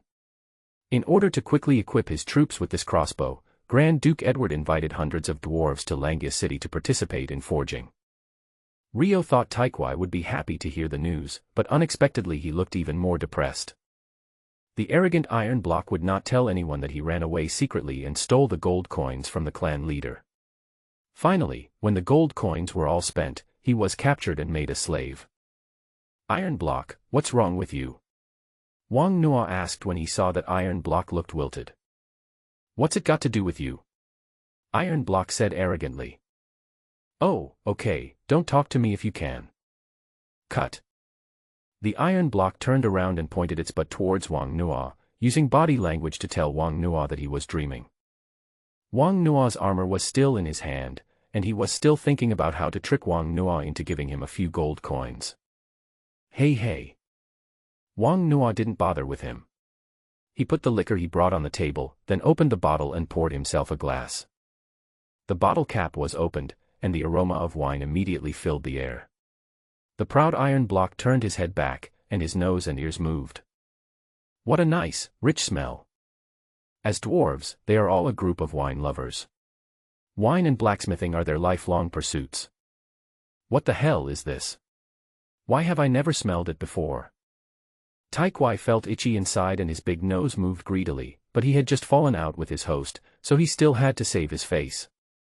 Oh, good wine. Really good wine. Wang Nuo's voice came over at an inopportune time. What a shame, such good wine can only be drunk by me alone. What a pity, there is too little wine. Taikwai couldn't bear it any longer and turned around quickly. His eyes were immediately attracted by the pink liquid in the cup in front of Wang Nuo. What kind of wine is this? What's it to you? Wang Nuo hit back at him with Taikwai's words. Bring me my armor, I'm leaving. In front of Taikwai, Wang Nuo poured the wine in the cup back into the pottery jar and pretended to leave. The iron block looked at the clear spring, which brought the rich aroma of wine back into the jar, and his saliva flowed. No. Seeing Wang Nuo was about to leave, Taikwai quickly reached out and hugged Wang Nuo with the pottery jar in his hand. What? Do you still want to steal my things? Wang Nuo said with a frown. Taikwai let go of his hand, pretending not to care, and said stubbornly, this is definitely not a good wine. It just looks good, but it may not taste good.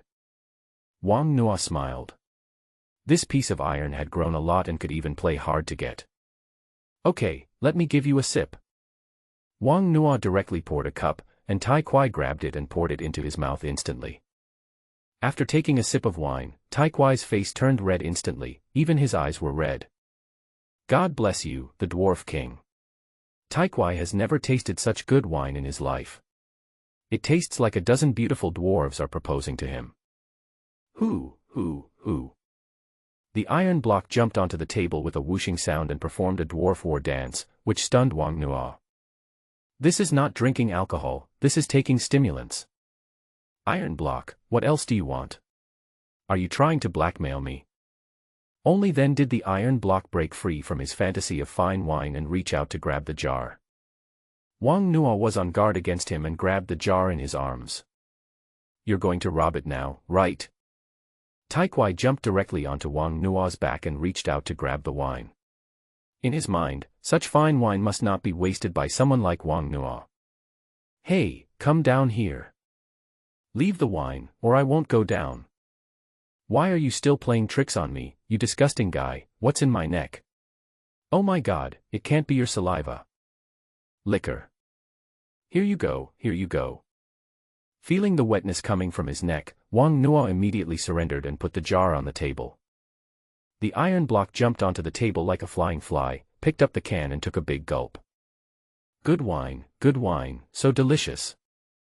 Give me my armor, or I won't give you any water. Wang Nuo stretched out his hand to block the jar. Okay, wait. Tai Kwai ran into the shop quickly with his short legs and took out Wang Nuo's armor. He had long forgotten his plan to cheat Wang Nuo out of his gold coins. The blue armor was thrown onto the table by the iron block. Wang Nuo picked up the armor, it was simply perfect. Each green scale looks like it was made by a machine, and all appear to be exactly the same size. Each scale shines with a black luster, and is obviously a high-end product. Wang Nuo put on all the armor, covering himself tightly. The spikes on his head and shoulders flashed coldly, and he looked like someone who was not someone to be trifled with. Handsome. Wang Nuo pointed at the ground, pulled the trigger in his hand, and a crossbow arrow instantly shot into the ground. Wow, cool. Iron block, your technique is amazing. Wang Nuo wanted to praise Tai Kwai a few words, but when he turned around, he found that Tai Kwai was drunk, holding an empty can in his hand and sitting aside with a silly smile. Confronting Empire. In a room in the Li family's house, List picked up 3 incense sticks and respectfully burned them to the portrait in front of him. If Wang Nuo were here, he would be shocked. The furnishings of the entire house are exactly the same as where he used to live. Grandmaster, may Weilin succeed. Li Weilin carefully took out a few crumpled talisman papers from the box next to him, then picked up the brush and copied it. The mysterious sky is boundless, the universe borrows the power. Li Weilin threw the talisman paper in his hand, but it was useless. The talisman paper fell lightly to the ground without any reaction. Picking up the talisman paper, Li Weilin compared it left and right. It's exactly the same, why doesn't it work? Li Weilin opened the door unwillingly and walked out. He felt that Lister must have missed some details.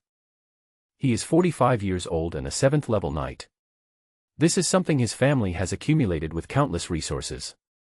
He does not have the talent to learn magic. A few years ago, Li Weilin personally witnessed the magic of Wang Nuo. Just a portrait of him was enough to burst the magic device, which directly shocked him. From then on, he set his sights on Wang Nuo's Taoism. Unfortunately, something happened to Wang Nuo, which made it impossible for him to learn anything. So, Li Weilin found List and forced him to tell him everything he knew. He even went to Sancha village again and brought back all the things Wang Nuo used for the ritual. Li Weilin has conducted experiments one by one over the years, but not a single bubble has appeared, which makes him very frustrated. When List came to the room and saw the layout of the room, he was stunned. He thought he had returned to Wang Nuo's room in Sancha village. After looking carefully, he found that many places were different. It is obvious that this was done by his second uncle. Look, it's the same paper, why doesn't it react when I use it? Li Weilin pulled Lister into the room and asked. Uncle, why are you still learning these things? I've told you that no one else can learn Wang Nuo's skills. Betty and her teacher have tried, but it's useless. Besides, he uses them in conjunction with the formulas. List said speechlessly, he felt that his second uncle was really possessed by a demon. I know the formula, too. Didn't you tell me? Li Weilin picked up the talisman paper and typed out a formula in a serious manner: mysterious heaven and infinity, Qianquan borrows the law. The yellow paper flew out, but it was still useless. It's different. He has something else to say.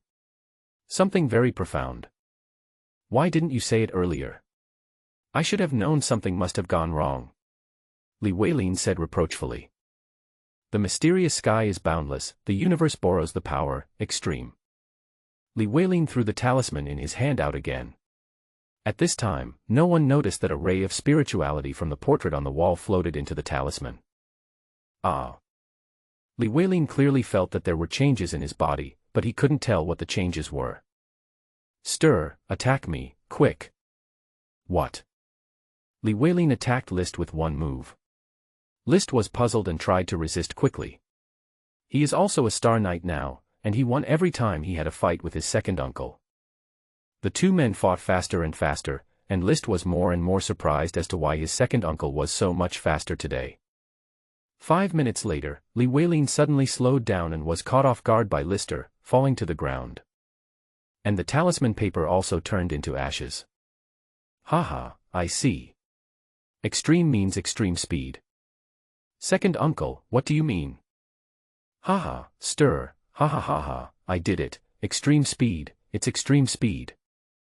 Li Weilin knelt in front of the portrait and said, "Thank you, Your Majesty, for your help. You have been bowing down for 3 years. Your sincerity is commendable.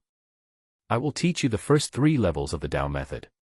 You are not allowed to teach others. Find senior brother Wang Nuo and you can practice the rest of the Tao method." A voice sounded in Li Weilin's head. "Thank you, Master. Thank you, Master." Li Weilin kowtowed in ecstasy, and this action stunned Lister, who was standing next to him. "Uncle, what happened to you? I'll go call a doctor now." "No, Stir, I'm fine. My second uncle has something else to do. You go out first."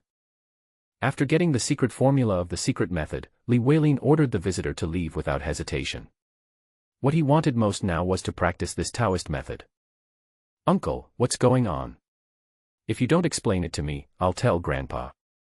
List said seriously that his second uncle's condition was really too abnormal, as if he was possessed by a demon. "Stir, I'm fine, really fine. There are some things I can't say, but I'm definitely not crazy," Li Weilin said excitedly. At this time, List suddenly saw the ashes on the ground. What his second uncle had thrown before was talisman paper, which now turned into ashes. Thinking about how my second uncle suddenly asked me to attack him, and then my strength increased significantly, and what he said later, all these things. "Second uncle, you." "Stir, be careful with your words." Li Weilin quickly interrupted List and glanced at the portrait. "Second uncle, please help me ask about Wang Nuo," Li Si asked impatiently. List had already gotten the answer he wanted from Li Weilin's eyes. Although it was incredible, all the signs told him that this was true. My second uncle has really learned everything from Wang Nuo. "Stir, there are some things I can't tell you, but I know Wang Nuo is still alive." Li Weilin spoke carefully, and took another furtive look at the portrait. He was relieved when he saw that the Grand Master did not stop him. "Are you telling the truth?" List grabbed his uncle's shoulders with both hands and asked excitedly. It has been almost 4 years and he had given up, but he didn't expect to get news from Wang Nuo today. "It's true." Li Weilin nodded. "I'm going to tell Betty the news." "Hey, don't tell anyone about me." Before Li Weilin could finish his words, List had disappeared. In the past few years, Betty has been living in self-blame every day. She feels very guilty. If she had been more careful at the beginning, Wang Nuo would not have gotten into trouble. In the past few years, Betty has encountered danger several times in order to study space magic. If it weren't for her teacher Caston, who always stood by her side, Betty would have been in trouble long ago. In a room in the magic tower, Betty's desk was covered with books, all of which were related to time and space. She was reading the books seriously. I have to admit that time and space are indeed the most difficult magic. There are only rumors of these 2 types of magic in history, but there has never been a space magician. Betty spent 3 full years but still couldn't get started. Caston told Betty that if her mind was not calm, she would never be able to achieve success in her life. Time magic has nothing to do with aptitude, but with opportunity. Betty was thinking when someone opened the door of the room. She frowned, because she hated being disturbed when she was studying. She looked up and saw that it was List. "Lister, why are you here? What happened?" Looking at the impetuous Lister, Betty thought something had happened. "Betty, Wang Nuo is not dead." "What did you say?" "Lister. Did you find Wang Nuo? Where is he?" Betty stood up happily, walked excitedly to Lister, and asked anxiously. "We didn't find him, but Wang Nuo is not dead, really." "How did you know?" Betty's face was full of disappointment. She thought List was trying to comfort her. "Betty, you know the portrait in Wang Nuo's room, right?" "Of course I know." Although more than 3 years have passed, the search for Wang Nuo's soul still makes her feel scared. That was the closest she had ever been to death. How could she forget it? Moreover, she knew more than others. That was a god walking among the humans. He was so powerful that he even surpassed the goddess of magic. "My second uncle." List recounted the whole story, and Betty found it incredible after listening to it. She and her teacher spent a whole year racking their brains but still couldn't understand even a little bit of Wang Nuo's magic. "You know, Caston is a famous wise man in the mainland. His knowledge is as unfathomable as his strength. However, after studying for a year, he still has no idea about Wang Nuo's stuff." And now List told her that his second uncle Li Weilin had learned it. How was this possible? "Betty, it's absolutely true. I've seen Wang Nuo cast spells, and every time he casts a spell, the talisman paper will turn into ashes. I just saw with my own eyes that my second uncle's talisman paper turned into ashes, and his strength has increased significantly in a short period of time." Lister continued to explain. Betty finally believed that Wang Nuo was still alive, and 2 lines of tears flowed down her cheeks. "Street, I'm so happy. I'm really happy." "Me too, Betty. I'm very happy too. Since Wang Nuo is still alive, we will definitely meet. Promise me that you won't do anything dangerous again." List hugged Betty and said affectionately. Dulin Empire, Langia City. A large group of dwarves carrying food on their backs walked into Langia City, attracting a crowd of onlookers. Dwarves live in tribes. A tribe has about 2,000 people. Excluding women and children, there are about 400 people who can actually forge iron. More than 100 people appeared at once, which was quite rare. Walking in the front was an old dwarf with gray hair and beard. His beard was tied into sections with branches and dragged to his belly. "Chief Ironhammer, why did you come here in person?" John, who was standing at the city gate, came forward and said with some surprise. "John, long time no see." Tietue greeted with a smile. "Yeah, it's been years." John is the Tulip family's butler.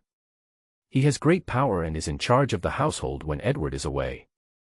He is the one who arranges the family's normal operations and purchases. Dwarves are natural blacksmiths, and the Tulip family, as the top nobles in the Durin Empire, has always had dealings with them. "Come with me, Hammer, I've prepared dinner." "My friend, you know I have no requirements for food." "Haha, don't worry, there's plenty of wine," John said with a big laugh. Having worked with Tietue for so many years, how could he not know their habits? Oh. Upon hearing that there was good wine, more than 100 dwarves excitedly danced on the city gate tower. Their movements were funny and bursts of laughter came from the surrounding crowd. The dinner was held in the castle on the top of the mountain, and John gave Hammer enough face. After eating and drinking, a large group of dwarves lay in all directions in the banquet hall. Dwarves like to be free and basically sleep wherever they get drunk. You can tell how lazy they are from the fact that iron block can be taken away drunk. Of course, this laziness is directed at things they don't like. It's really good wine. You can't drink such good wine in the tribe. "John, where is the Grand Duke?" Tietue patted his round belly, burped, and asked. "The Grand Duke has gone to the imperial capital and it will be some time before he returns." "Oh, I thought you didn't even see your old friends when they came. How could that be, Tietue? We are friends. Where is that thing you said that only we dwarves can forge? Take it out and let me see it. You described it in the letter as so magical that I'm itching to get it. Iron Hammer said. John said in the letter that a dwarf had invented a very powerful weapon that could cause huge damage to third-level monsters. And this weapon can be used by a child, which aroused Tietue's interest. The letter also said that only dwarves had the skills to make this kind of weapon. The requirements for craftsmen were very high, and John hoped that he could ask the elites of the tribe to come to Langia City to help. Of course, the reward was very generous. Tietue rarely does any blacksmithing work anymore. He now focuses more on training offspring. However, the weapons John mentioned made him itchy, so he came to Langia City in person. John took out the drawings that the Grand Duke had sent back and handed them to Tietue. Tietue took the drawings and looked at them carefully. It took him 10 minutes to look at the 7 drawings. What a genius idea, and an exquisite structure. The person who designed this thing is really a genius. Tietue exclaimed, and then said, "It is true that only dwarves can use this. This thing called a crossbow has very high requirements for materials and craftsmanship. That's why I wrote to invite you over. How about hammer? Is it okay?" The Archduke attaches great importance to this kind of weapon. John asked. Ordinary materials won't work. We need black iron and silver ore. Don't worry, there are enough materials. You just need to write a list and the materials will be in front of you within an hour. John said confidently. The Duke's palace will not be short of materials, and since this matter was initiated by His Majesty, the National Treasury will also provide some materials. John, you underestimate this weapon. It can not only cause damage to third-level monsters, but if it is made of good materials and its size increases by 20 times, it can even threaten 7th-level monsters. John is worthy of being one of the 2 master craftsmen of the dwarf tribe. He can see a lot of things at a glance and is even thinking about the advanced version. A 7th-level magical beast. How is that possible? That's not. John didn't say the next words. To be able to sit in his current position, his vision and perspective are incomparable to others. The main fighting force of an empire is composed of knights, while the highest fighting force is composed of magicians. On the battlefield, every star magician would cause huge damage to the soldiers. Just one spell from them would kill hundreds of people. A 7th-level magical beast is comparable to a human star wizard. If the crossbow that Tietue mentioned can cause damage to a 7th-level magical beast, then what about a great wizard? Among the 3 empires, the Tantan Empire is the strongest because it has the largest number of magicians and mages. There is no peace between the 3 empires. Although no national war has broken out in recent years, friction has never stopped. Every war between the Dulan Empire, the Kongding Empire and the Tanding Empire ended tragically, as those noble great magicians caused them to suffer unimaginable losses. If there is a weapon that can pose a threat to the Star Mage, then the power structure of the 3 empires will be completely changed. Iron Hammer, tell me if you need any materials. I will send someone to find them if the Duke's mansion doesn't have them. There's no rush for this. I still need to study it slowly. By the way, who invented this weapon? Tietue asked curiously. It is said to be a dwarf named Iron Block. A block of iron. That little beast. Impossible. Tietue exclaimed. Taikwai was his grandson, who stole his gold coins and ran away from home a year ago, leaving a letter saying that he was going to find a place to lie down and didn't need to look for him. At that time, Tietue angrily punished Taikwai's father. Taikwai had a talent for blacksmithing, and Tietue wanted to pass on all his skills to Taikwai, so he was a little strict with Taikwai. How strict is it? You only have to exercise for 20 hours a day. If you don't complete the task, you won't be allowed to drink and you will be beaten up. What is unexpected is that the iron block couldn't stand the exercise and ran away. Now John said that this weapon was forged from a block of iron. Of course he didn't believe it. It's not that the iron hammer looked down on the block of iron. The block of iron did have some talent for blacksmithing, but it definitely couldn't design such a weapon. Little bastard. John looked at the hammer strangely. Yes, that little bastard is my grandson. He ran away from home. John, where is he? So it's your grandson. No wonder he can create such a weapon. It turns out he has inherited your true teachings. He is not here, but he is on his way now. Tietue's face turned red. He was sure that this thing had nothing to do with him and the iron block. John, please stop laughing at me. We dwarves are good at forging, but not at design. This kind of weapon could not have been designed by dwarves. By the way, is the iron block okay? After all, he is his grandson. Tietue still misses him very much after not seeing him for more than a year. He is living a good life, running a blacksmith shop in a baron's mansion. Your grandson is quite a character. I heard that when he was invited, he was reluctant to come, saying that he wanted to lie down. John said jokingly. Lie down. I'll make him lie down. Tietue said with his fist as big as a casserole. After arranging the dwarf tribe, John called a guard. Take a team of people and go south to pick up a caravan. The owner of the caravan is called Geely. There is a dwarf called Taikwai in the caravan. Be sure to protect his safety and return as soon as possible. Yes, sir. The importance of this weapon has now risen to the first place in his mind, and John will never allow any mistakes. In the capital of the Durin Empire, Duke Justin returned to his mansion and whipped several servants to death. He was very angry. He was the one who offered the new weapon, but he didn't expect that His Majesty the King would let Edward's army use it first. Damn Edward! Justin cursed. The butler at the side lowered his head, as if he didn't hear it. He had no right to interrupt the feud between the Duke and Edward. Deng Luan. Grown-ups. Can you contact the orcs? Justin whispered. Yes, sir. Let the orcs kill the dwarf named Iron Block. Okay, I'll send the message now. The order given by His Majesty the King cannot be changed, but he can disgust Edward. Who would have thought that the Duke of the Empire would have a relationship with the orcs? Justin controls 40% of the slave business in the Durin Empire, which is also his most important business. Where are the most slaves? Of course, the orcs.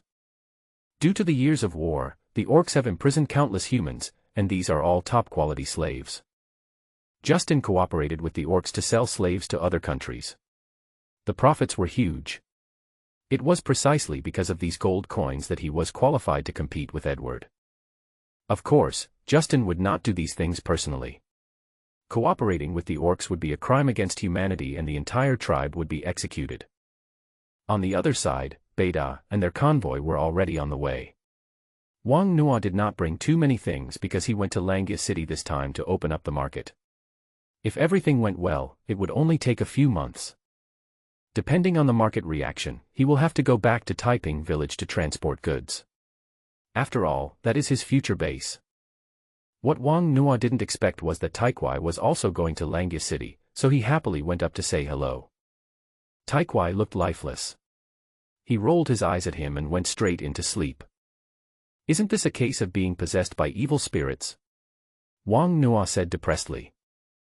The entire convoy consisted of more than 40 people and 4 carriages. One of them belonged to Wang Nuo, which was filled with wine and armor. Karen was the coachman. Of course, the public statement was that the things belonged to Miss Gilly, and as a guard he was not worthy of riding in a carriage with the nobles. As Geely's bodyguard, Wang Nuo followed Geely's carriage on horseback. The distance to Langia City is very long, and we have to pass through 6 small cities on the way, but we have only passed 2 of them. Wang Nuo's crotch hurt a lot, and he felt that he needed to learn how to ride a horse. His riding skills were so poor that his thighs were bruised from trying to keep up with the main group. 4 days later, they finally arrived at the territory of a nobleman. As the carriage arrived at the gate of the village, they saw a very strong young man waiting. There was still some distance to go when Geely jumped out of the car and called out happily, "Senior Charlie." "Hi, Geely, nice to meet you." The strong young man was also very happy and gave Geely a hug. "I thought you were already at school. I heard that you and Beta were passing by, so I waited for you." Charlie touched Geely's head and said with a smile. Geely had a smile on her face and she deliberately stood on tiptoe to let Charlie touch her hair. Wang Nuo looked at the man next to Geely curiously. He was very strong, like a chimpanzee, and was probably about 1.9 meters tall. He had never seen Gilly laugh so happily. It was a smile from the heart, which made him interested in this Charlie. What Wang Nuo didn't know was that what he had said to Gilly was also said by another person, Charlie. When Gilly was ostracized by the nobles, Charlie often helped her to get out of trouble. Charlie also comforted Gilly, telling her not to care about other people's opinions and just be happy. In Gilly's eyes, Charlie is like an older brother. Beta, and the knights who have come from afar, you are also welcome. Charlie said with a gentle smile on his face. Thank you for your hospitality, sir. A group of people quickly dismounted and responded. Wang Nuo's face showed even more curiosity. When he came here, he had a very bad impression of the nobles he met. He had never seen such polite nobles. Beta looked unhappy. He felt that Charlie was being disrespectful to him by putting him together with others. The fact is, Charlie doesn't need to respect him, even his father has to bow when he sees Charlie. Because Charlie is not only a favored child of the Durin Knight Academy, but also a lord. Of course, this title is not based on military achievements, but is hereditary. Charlie's father died while fighting orcs, and Charlie, who was only 15 years old, inherited the title. In Durin College, Charlie is a very special person. He can be friends with everyone, even if you are a commoner, he doesn't care. He not only inherited his father's title, but also his responsibilities. Although he only had a small fiefdom, the civilians in his territory lived the best life. He followed his father's wishes and treated civilians kindly. He follows the code of chivalry and is brave and upright. Archduke Edward once said, Charles is a true aristocrat.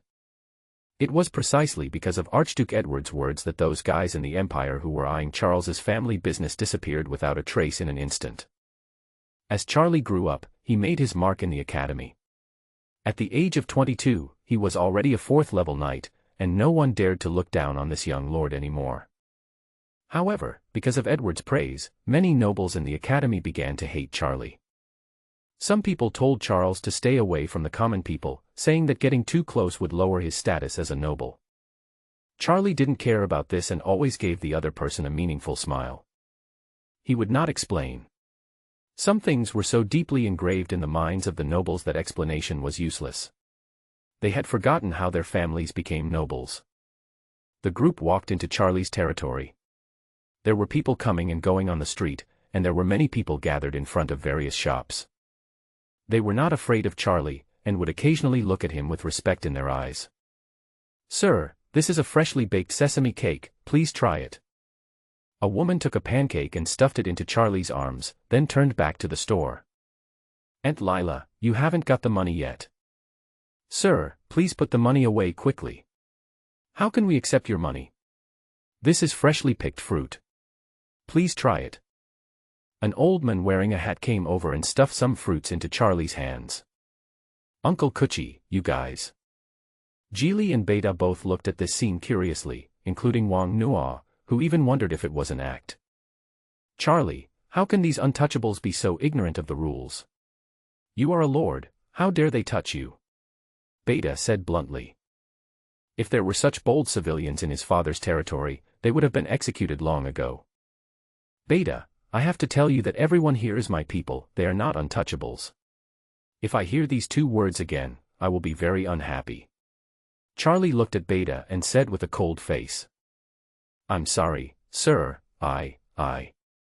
Beta was a little at a loss. He was too presumptuous just now and completely forgot his identity. He was actually teaching a lord how to do things. Seeing Beta apologize, Charlie's expression changed and he patted Beta on the shoulder. Beta, don't be so reserved. Let's go. Dinner is ready. Yes, sir. Beta never dared to act rashly again and followed Charlie into the castle obediently. The castle is not big, nor luxurious, but you can see that everyone inside the castle has a smile on their face, as if the work in the castle makes them very happy. After entering the castle, the butler took Wang Nuo and the others to another place to eat. Beta followed Charlie to the banquet hall, where 2 servants and a kind middle-aged woman were standing. Mother, let me introduce you. This is Geely, the daughter of Baron Gita. Hello, ma'am. Geely pulled her skirt and bowed nervously. Good boy, don't be so polite. Charlie told me about you. Come here to play and talk to me when you have nothing to do. Daisy held Gilly's hand and spoke softly. She knew Gilly from her son, a child without a mother who was isolated at school. Finally, I couldn't stand it anymore and ran back home and stopped going to school. Yes, ma'am, I will. Geely was a little at a loss. She didn't expect the lady to be so enthusiastic towards her. The way the lady looked at her made Geely think of her deceased mother, and her eyes became red. This is Beta, the daughter of Baron Bailey. Charlie introduced Beta to his mother. Hello, Beta, welcome. Your father is a shrewd businessman. Daisy praised. Thank you for your compliment, ma'am. Beta thanked her quickly. The servants brought in silver tableware, and the prepared ingredients were placed on the dining table. One of them took out a bottle of wine and was about to open the lid. Geely suddenly thought of the wine that Wang Nuo gave him, and wondered if his wife would like it. Madam. Gilly stood up and said to Mrs. Daisy, I have a few bottles of good wine that I want to give to you. Thank you, Geely, but you have come such a long way, let's eat first. It's not tiring. I'll get it now. After a while, Geely came in with 6 bottles of wine. This was all the wine she had left, but at this moment, she wanted to share the good stuff with her wife. Geely, when did you start liking to drink? Ma'am, this is a delicious wine I found and I want to give it to you. Oh, okay, but I can't drink much. Daisy said with a smile. Try it. It's delicious. Chelsea, use Gilly's bar. Yes, ma'am. Chelsea took the bottle, walked over to Daisy, and poured the wine into the glass in front of her. The scent of roses filled the air, and a faint aroma of wine wafted out. It smells great. Daisy said. It smells so good, I can't help it. Charlie picked up the wine glass and took a sip. It's too light, but it tastes nice in the mouth and has a strong alcohol taste, Charlie commented. This is wine for women. It has a very low alcohol content. Drinking it can improve your complexion and is good for your health. Geely explained. This was what Wang Nuo told him. There is also wine specially for women.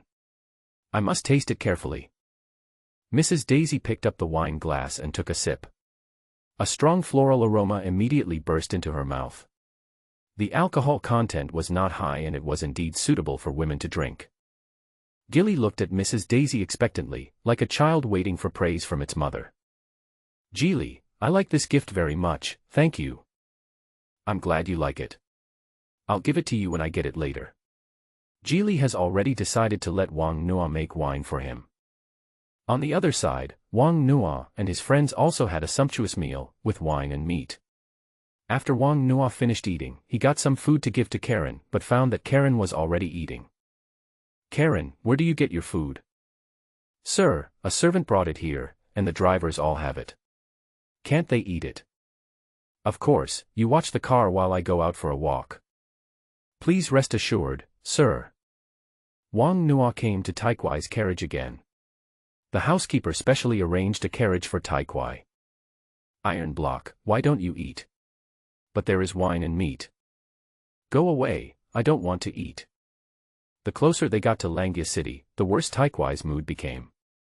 The dwarves were relatively united and knew many people. Once he arrived in Langya City, his family would definitely find out. Oh my God, Taikwai felt like he was dying of pain. The tone of his letter when he left it was very arrogant. Thinking of that grumpy and strict grandfather, Taikwai felt a little scared. As for the wine, ever since he drank Wang Nuo's bottle of wine, other wines had no taste to him. He suspected that Wang Nuo had drugged him, but he had no evidence. Wang Nuo didn't care that his face was cold. He walked up to a guard and asked, "Can I go out?" "Of course, you are guests of the city lord's mansion, please do as you please," said the guard. Wang Nuo was full of curiosity about this territory, and he wanted to go out and see if it was real. Or rather, he longed for this to be true, at least to prove that there were people doing the same thing as him and were far ahead of him. Wang Nuo strolled along the way. The people here were really leisurely. Some children were running around on the street, and there were all kinds of shouting in the shops. When passing by the sesame cake stall, Wang Nuo saw the housekeeper standing at the door of the shop where the auntie who delivered the sesame cakes lived. The housekeeper put the money on the aunt's stall and went to the fruit stall opposite and did the same thing. Wang Nuo thought thoughtfully, this Charlie is a true aristocrat. Wang Nuo wandered around the city until dark before returning to the mansion. The housekeeper thoughtfully arranged accommodation for everyone. At this time of year every year, Charlie would return to the academy, and many villagers in the territory would follow Charlie on the journey. Because the vendors who come here to buy things keep the prices very low, Charlie suggested that the villagers can store the things and sell them in Langia City every year. In this way, the villagers can make more money and also go to Langia City to broaden their horizons. The villagers rented a horse-drawn carriage, which was filled with various game and medicinal herbs that they had saved during the year. They climbed onto the carriage and waited for the Lord's instructions. Charlie, wearing neat armor and carrying a broadsword, stood at the front of the convoy, saying goodbye to his mother. Be careful on your way, Charlie. Mom, you too, please take care of yourself when I'm not around. Daisy reluctantly let go of her son's hand and said, Go, Charlie.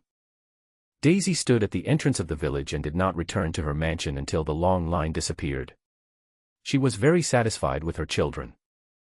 With the addition of villagers, the original team of 40 people expanded to more than 100 people, and the number of carriages increased from 4 to more than 30. As a result, the speed slowed down completely. Because Beta brought a lot of guards, Charlie only brought 10 guards with him. After driving for a day, the convoy stopped to rest. Wang Nuo sat on the grass and massaged both sides of his thighs. It was really painful. Be patient, the road will be easier once we cross the mountains ahead, said a guard. After a brief rest, the group set off again. Wang Nuo didn't know why, but he felt very nervous and had an indescribable feeling. The whole team was like a long dragon, with Beta and Geely's carriages leading the way in the front, with 4 guards standing beside each of them. The other guards were divided into 2 rows, standing on both sides of the convoy. There were the largest number of guards in the rear, more than 20 in total. Deep in the mountains, a group of orcs hid deep inside, looking at the convoy in front of them with cold eyes. I didn't expect there was any more cargo. Isn't that just right? Why are there so many guards? Do we still need to take action? Humans are really unreliable. Luckily I'm prepared. Don't take action yet. Just follow from a distance and wait for the werewolf tribe to join us. After driving for another 7 days, Wang Nuo felt more and more anxious. He circled the convoy many times but did not find any problems. He believed in his feelings and believed that something would happen on a whim. Wang Nuo pulled the horse to the back and found Charlie. Grown-ups. Guard, what can I do for you? Charlie asked. Wang Nuo was not a knight. He had noticed long ago that no knight could not even ride a horse. I feel something is going to happen, it might be dangerous. Wang Nuo said. What did you find? Charlie asked quickly. No, but I'm very nervous and something might happen. Wang Nuo had no evidence, all he had was panic, and he didn't know whether Charlie would believe it. Don't be afraid, you're just too tired from riding. Have a drink and nothing will happen. Charlie patted Wang Nuo on the shoulder and handed him a wine bag. Wang Nuo refused and went back to the front of the convoy. The feeling was getting stronger and stronger, as if his heart was about to jump out. No, something is bound to happen. Wang Nuo walked to his compartment and asked Karen to take out her backpack. Wang Nuo took the backpack, put it on his back, and put the wooden sword on the horse. Take out 2 pieces of talisman paper and stick them on your eyes. A wooden sword slays demons, and a magic talisman predicts good and bad luck. The mysterious sky is boundless, the universe borrows the law, the eye of heaven, open. As the talisman paper fell, Wang Nuo turned around and looked at the people around him. What he saw was a sea of blood red. Everyone was red, and the color became redder as he looked further back. After more than 10 seconds, the third eye time was up and the eyes returned to their original state. Great disaster, great calamity, bloody disaster. Wang Nuo didn't care about anything else and rushed to the back to find Charlie again. Sir, we must speed up, it's dangerous. Charlie looked at Wang Nuo with some confusion. You said there is danger, but you can't tell where the danger comes from. How can he believe it? My lord, I'm not kidding. The mysterious sky is boundless, the universe borrows the law, the eye of heaven, open. Wang Nuo picked up a piece of talisman paper and swept it across Charlie's eyes. The world in Charlie's eyes immediately changed, and he saw what Wang Nuo saw. Why did everyone turn red? What kind of magic is this? Charlie asked. Sir, this is not magic. The redder it is, the more dangerous it is. It's reddest behind us, which proves that the danger is coming from behind. We need to speed up. Wang Nuo explained. Seeing that Wang Nuo was serious, Charlie still didn't believe it, but he still followed Wang Nuo's advice. Notify them to speed up the journey. Thank you for believing in me. No, you are doing this for everyone's good. Charlie said, and then said to a guard next to him, go to the back and take a look. Wang Nuo felt relieved when he saw Charlie's arrangement. However, what they didn't expect was that Beta's guard just walked around and found a place to sleep. Sir, no one is following us. Everything is normal. The guard didn't believe Wang Nuo at all and felt that Wang Nuo was crazy. Wang Nuo was a little suspicious. Was he really overthinking? But Taoism would not lie. Wang Nuo cast a spell again, and all he saw was blood red. Not far away from them, a werewolf was staring at them closely. When do we start? Asked the bear leader. Let's take action tomorrow morning. I want all the goods, said the werewolf leading the team. No problem, I want the dwarf and the woman. There was a hint of greed in the bear man's eyes. Good. Because the next city was still far away, Charles ordered them to rest on the spot and set up tents. Wang Nuo suggested traveling overnight, but Charlie refused because both the horses and the people needed rest. Wang Nuo asked Karen to set up the tent next to the carriage, and set up Geely's tent next to it, and then he moved the carriage to the front. In this way, if something goes wrong later, at least there will be time to escape. Wang Nuo didn't sleep the whole night and stayed guarding beside the tent. He saw the sky turn dark red and the sun was about to rise. At the moment of dawn, countless arrows suddenly flew towards the convoy. Enemy attack, the guard on guard shouted loudly. Then, dense arrows fell, and more than a dozen villagers fell in a pool of blood in an instant. The sudden attack caused the entire crowd to explode. The crowd fled in all directions. However, if they ran to the road at this time, they would only become targets.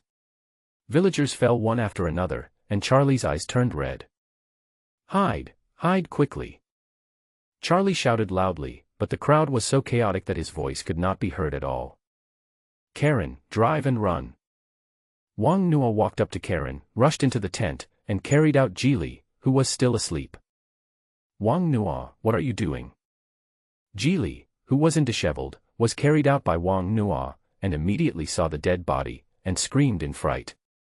Wang Nuo threw the men directly into the carriage and said to Karen, protect him, run, don't look back, keep running. Wang Nuo stabbed the horse's butt with a sword. The horse felt the pain and ran away like the wind. Wang Nuo picked up the sword again and stabbed the butt of the horse riding in the carriage. The boy was short and was sleeping in the carriage. He probably hasn't woken up yet. Seeing Wang Nuo's behavior, Charlie hurriedly shouted, quick, climb onto the carriage and run, don't take the goods, go. The frightened villagers hurriedly climbed onto the horse-drawn carriages, but they could not move at all with so much cargo. Go to the front, the carriage in front, and rush over, otherwise we will all die. Wang Nuo said loudly. There were only 6 carriages that could take them away, and the horses in the carriages behind were all old and could not run away at all. Hurry, where are the guards? Protect me, and get away quickly. Beta finally came to her senses from the shock and shouted like crazy. Beta, stay. You are a noble. Protect the civilians and leave. Charlie shouted. No, go quickly, protect me, quickly, you are my guards. Beta no longer had any noble demeanor, her whole body was shaking. Most of the knights were brought by him, so they naturally obeyed his command and followed him to the front carriage, which was already full of people. Untouchables, damn untouchables, throw them down, quickly. In order to save their lives, the villagers were naturally unwilling to go down. Beta became anxious and took out his sword and started chopping. Several villagers fell directly into a pool of blood. Beta, you dare. Charlie stood up and was about to rush over, but was pushed to the ground by Wang Nuo, and immediately more than a dozen arrows fell on the open ground. You're crazy, how are you going to rush over now? Wang Nuo quickly opened the box next to him, took out his exclusive hedgehog armor, and put it on quickly. In sight, Beta had already driven away, followed by a large group of guards. Don't go, stay, we can win. Charlie didn't expect Beta to be so timid that she wanted to run away without even figuring out her opponent. More importantly, judging from the arrows, there were at least 50 enemies, and Beta took away all the guards. Damn it. Shame, shame. Charlie punched the ground and cursed loudly. Sir, we swear allegiance to you until death and we will never back down. The 10 guards led by Charlie spoke from behind the stone. Okay. Charlie said, and then looked at Wang Nuo who was dressed strangely beside him, and said, you had a chance just now, why didn't you leave with Geely? Because I'm crazy. You have earned my friendship, guard. What is your name? My name is Wang Nuo. When you get a chance, run with the villagers, okay? Why should I run? Wang Nuo asked. I admire your courage, but this armor and this wooden sword cannot protect you. Ha ha ha. A group of guards looked at Wang Nuo and laughed. Get lost. Wang Nuo cursed and said that whether he could survive today depended on fate. Wang Nuo, help me escort them out. Okay. Wang Nuo nodded in agreement. At this time, several villagers who tried to escape were shot to death.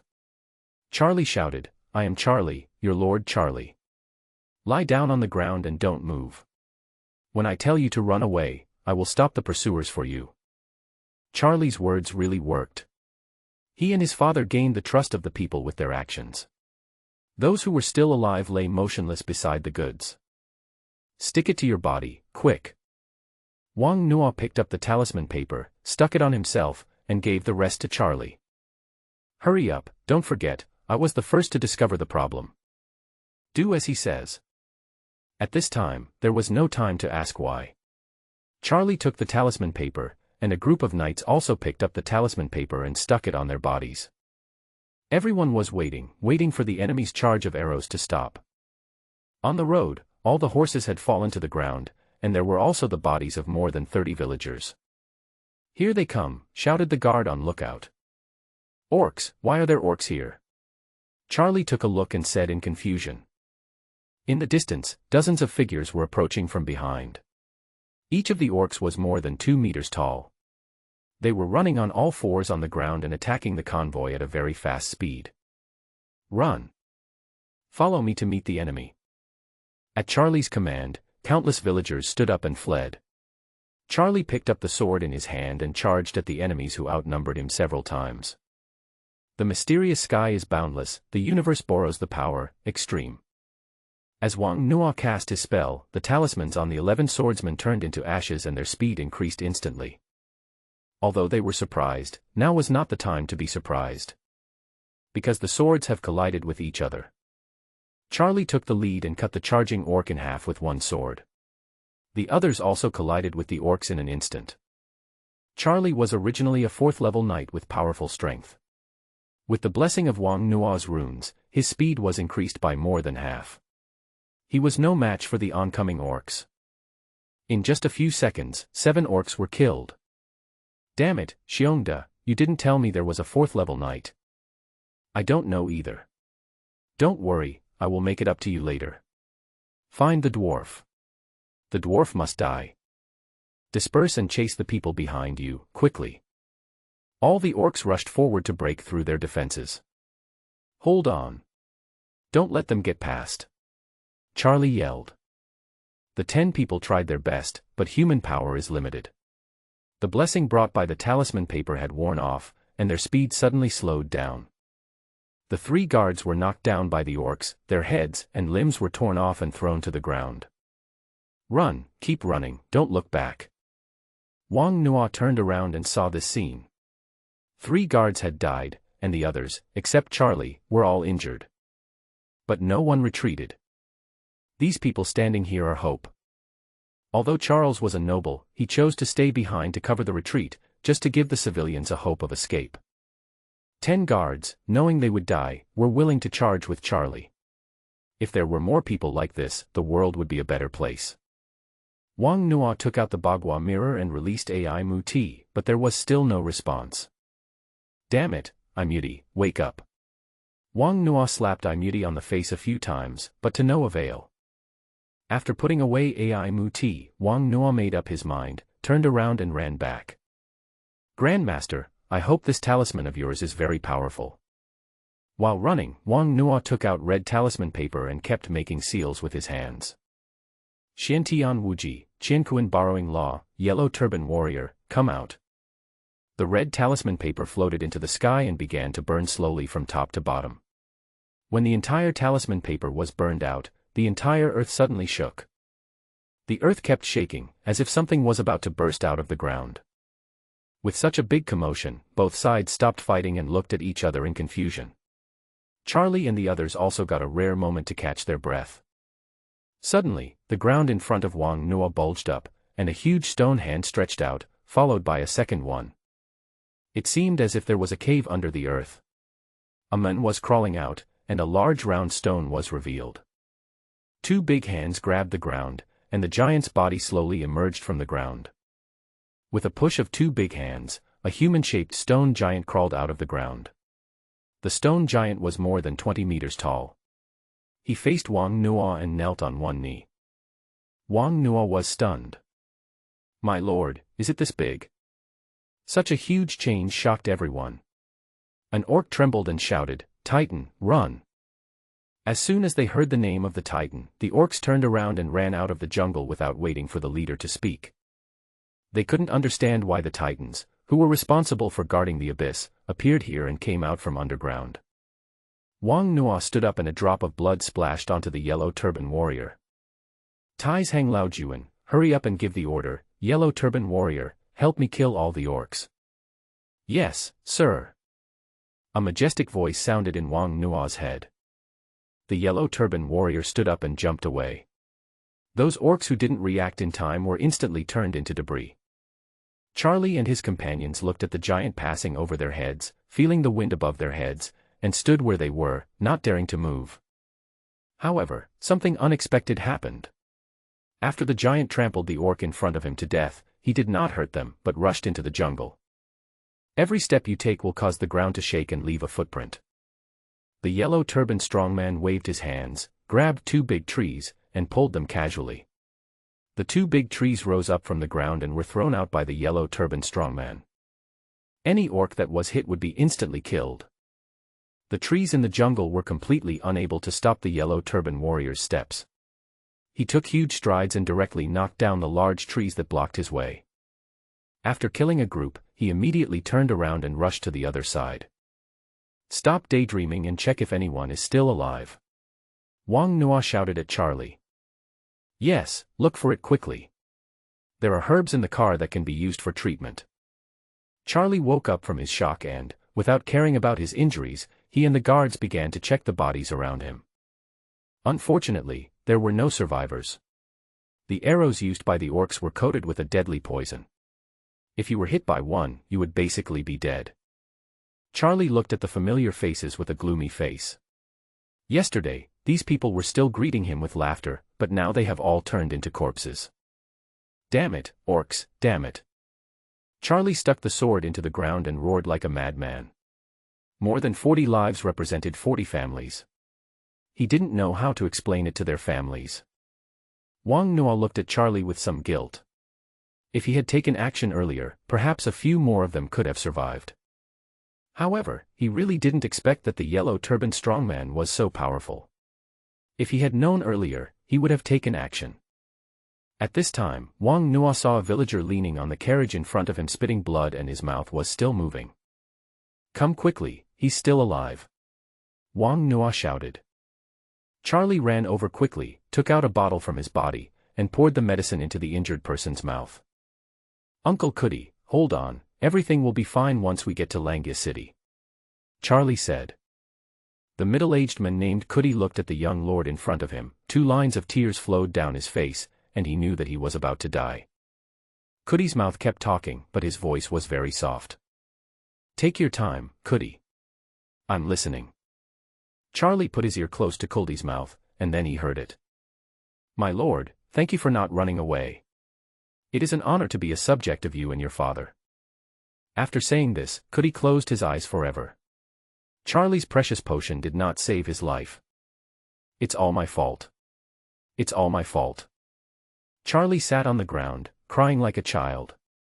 If everyone was not allowed to go to Langia City, this would not have happened. Charlie, we Taoists believe in cause and effect. If they hadn't followed you on this trip, they might not have died. But without your care for them over the years, they might not be alive today. Wang Nuo said. Thanks. You're welcome. We are all doing the same thing. Only when we become stronger can we protect more people. Wang Nuo was speaking when the ground shook again. Looking up, he saw that it was the golden warrior who was rushing towards him after dealing with the orcs. Back off and take cover. Charlie and his group retreated quickly. It was true that the giant killed the orcs, but who knew if he would kill them in the next second? With just a few of them, they could not stop it even if they tried their best in their prime, not to mention that everyone was injured now.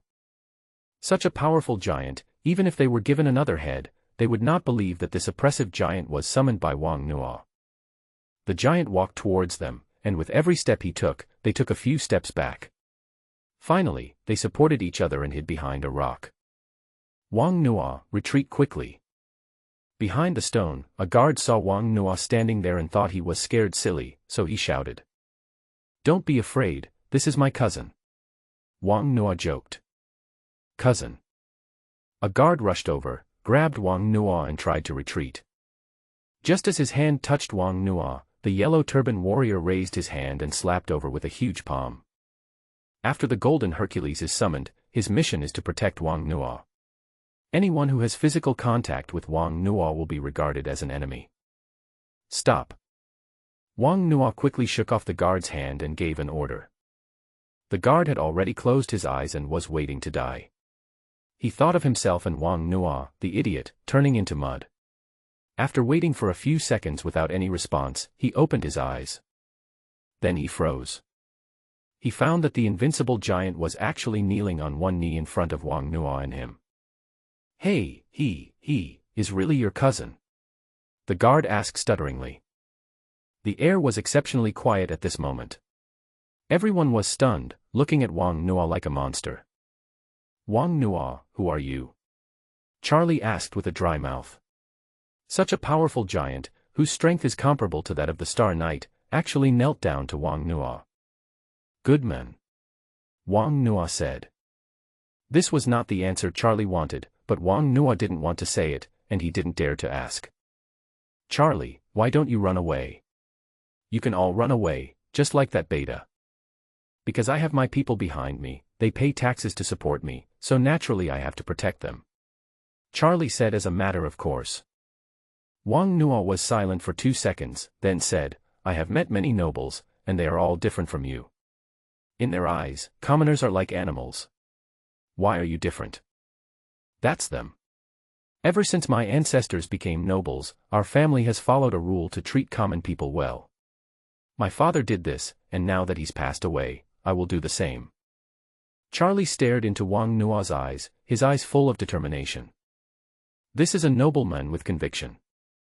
Charlie, you are a true nobleman, and it is a pleasure to be your friend. Wang Nuo stretched out his right hand, and Charlie also stretched out his hand and held Wang Nuo. Facing danger, Wang Nuo did not run away, which also won his respect. As a friend, can you tell me who he is? Charlie asked curiously. My summoned beast. Wang Nuo answered casually. You're not honest with your friends, Charlie said. Such a powerful summoning creature can only be done by a star mage. Wang Nuo was wearing an incomprehensible set of armor and his whole body revealed the fear of death. He didn't look like a star wizard at all. I was just kidding. This magic device was given to me by His Majesty the Mage. It can only be used once, and it's also for saving my life. Wang Nuo found a passable excuse and told Charlie.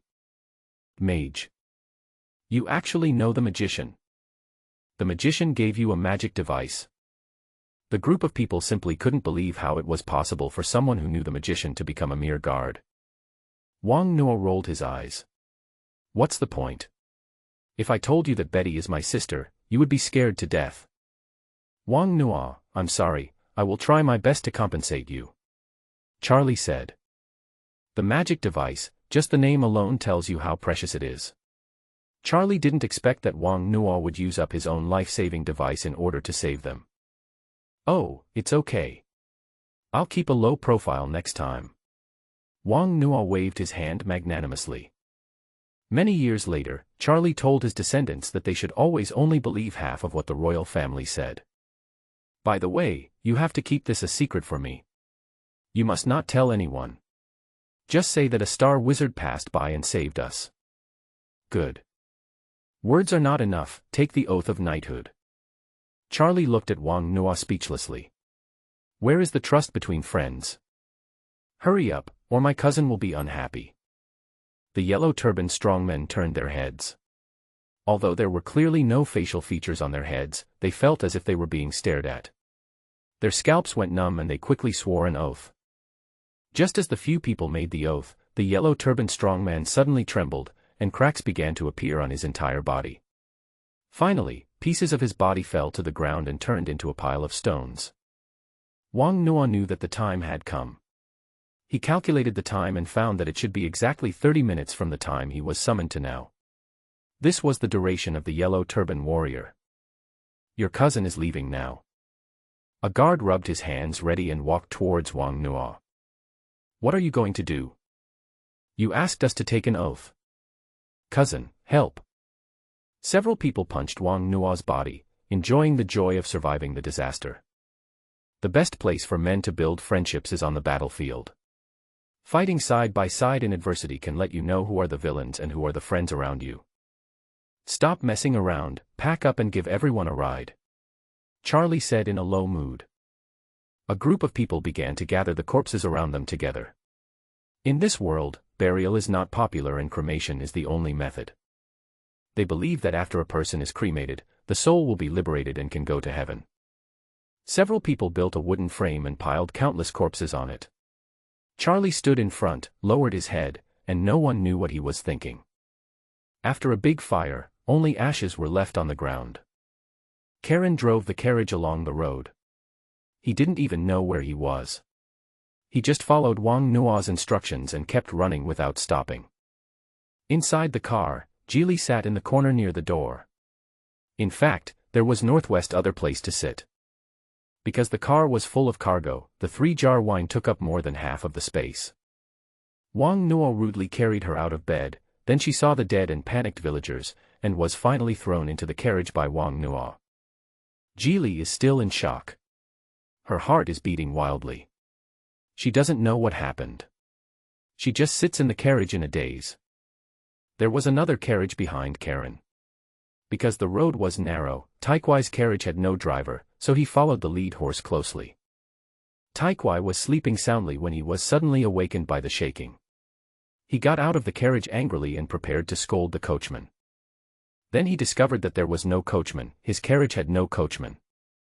And there was only one carriage in front, behind, and on both sides. What's going on? Where is my driver? Damn it, who stabbed my horse's butt? Seeing his horse's butt bleeding, Taikwai cursed.